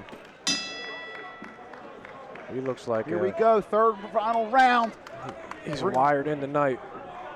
We're gonna need something big out of Bond here, and I think he might have it in him. We'll see. There's no quit in him, no doubt about it. Yeah, he's just got to find that pathway to victory. Wait, and put a little bit more oomph behind this now. You need Armando to respect you. Oi! I like the flashiness out of this. He better watch himself here. Kind of slippery though at this point, yeah. Right, Earl? Yeah. You think on the ground. It's just so sweaty, hard to grab an arm at this point. I like it though, he's going for it. Again, a lot of respect for Bond. This guy's sending it. If we could just put a little bit more ass behind some of these strikes. Because you kind of lull Armando, lull him, and then just put some ass behind one of these. Boy, both these guys are exchanging nice punches. A little slip from Armando. Nice little jab there from Jake. Oh, nice jab. He stung him in return of one. Jeez, ew. Again, I think that Jake's kind of throwing not to be hit, which makes sense. I mean, he has got stung a few times, but now we're in the third round. You might be down 2. You got to get some respect. Armando throws a nice little feint here. A shot far from the cage.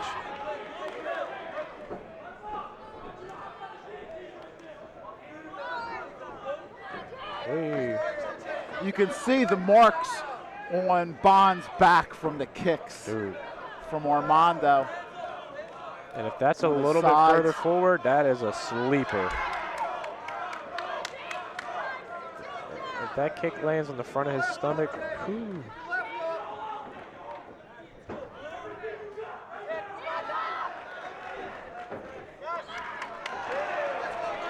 Massive respect for Bond. He may be behind on the scorecards, but man, just massive respect for him and his effort. Once again, I've been talking about effort all night, and we have just seen so much of it from the fighters on this card. No doubt. I'm a fan of Bond. Surprisingly, this card these are the most experienced guys on the card, and all of these fights have been like this. Some of these guys made their debut tonight and fought like, oh God. Armando is just sizing him up right now, looking for the finish. If he wants it, this is it right here. If he wants it, it's it right here. Bond is all balls, man. So much respect for this guy. I don't know if I like this move here from Armando. This is it. Empty the gas tank. You got him rocked. You want to go to the league, man. This is it. You're the champ. Get this finish. There we go. Nice elbow. Oh, my goodness. That was beautiful. Great job, Armando. A rear hand elbow.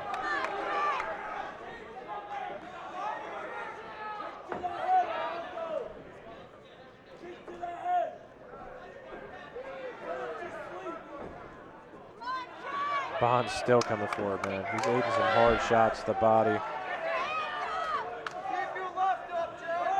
Armando might still have something chambered here. Let's see. He's been very patient so far.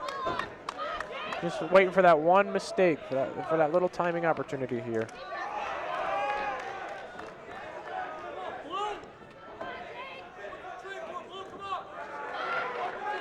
Thudding inside leg kick from Armando.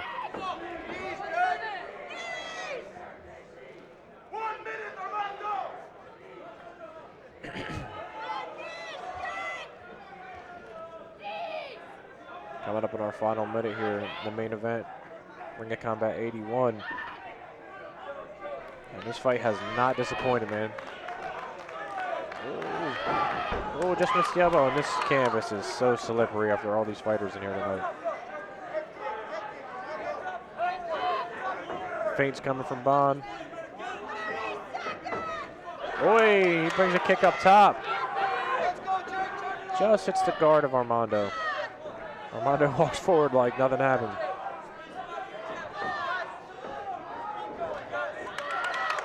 Oi, left hand from Armando. 10 seconds left. This looks like this might be coming to a win for Armando. What a night of fights here. What a great card, Ring of Combat 81. Earl Trouble Small, pleasure being here with you. Please talk us through the replay. I'm going to go in and talk to the champ. It's been a pleasure, brother. My guy, God bless. And man, we are blessed to be watching these fights tonight because these fights have been spectacular. Coming to a judge's decision here. I would imagine that Armando kind of got the better of Jake there. Really technical fight, man. Armando impressed me so much with his footwork, his range, stiff jab, that rear leg to the liver, to the head, mixing it up. It made it a tough night here for Jake Bond.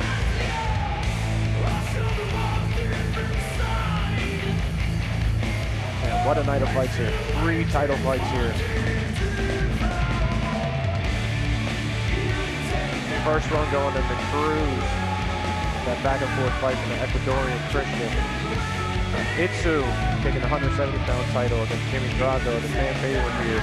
Just defended that neck in the 3rd round, and now we have a decision here. Looks like it may go to Armando here at 155-pound title.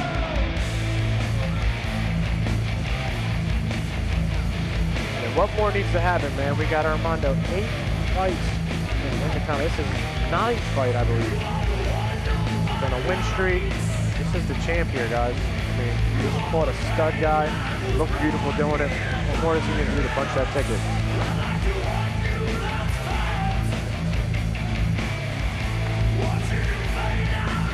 Go with a decision here, guys.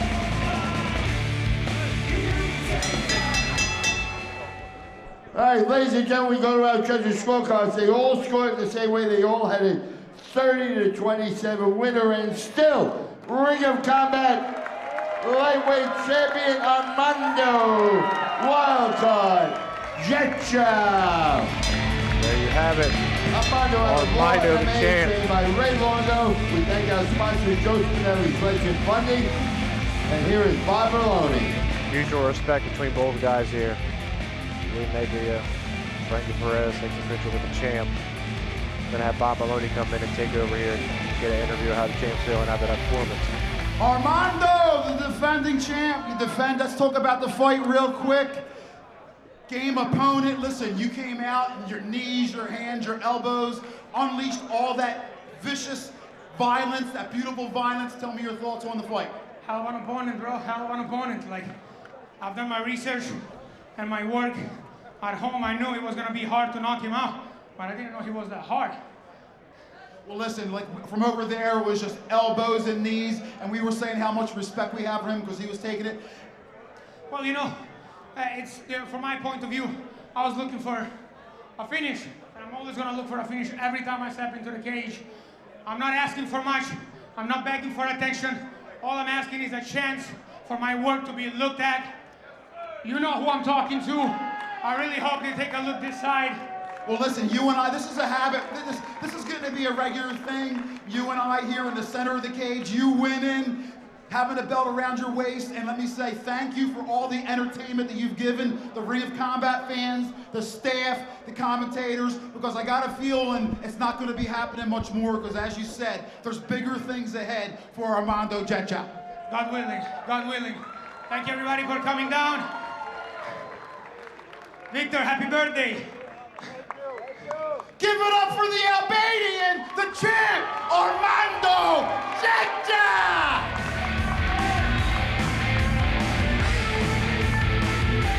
Ladies and gentlemen, that concludes our program. We hope you enjoyed our show. We'll see you next year, December 1st, Ring of Combat 82. Thank you for coming and safe drive home.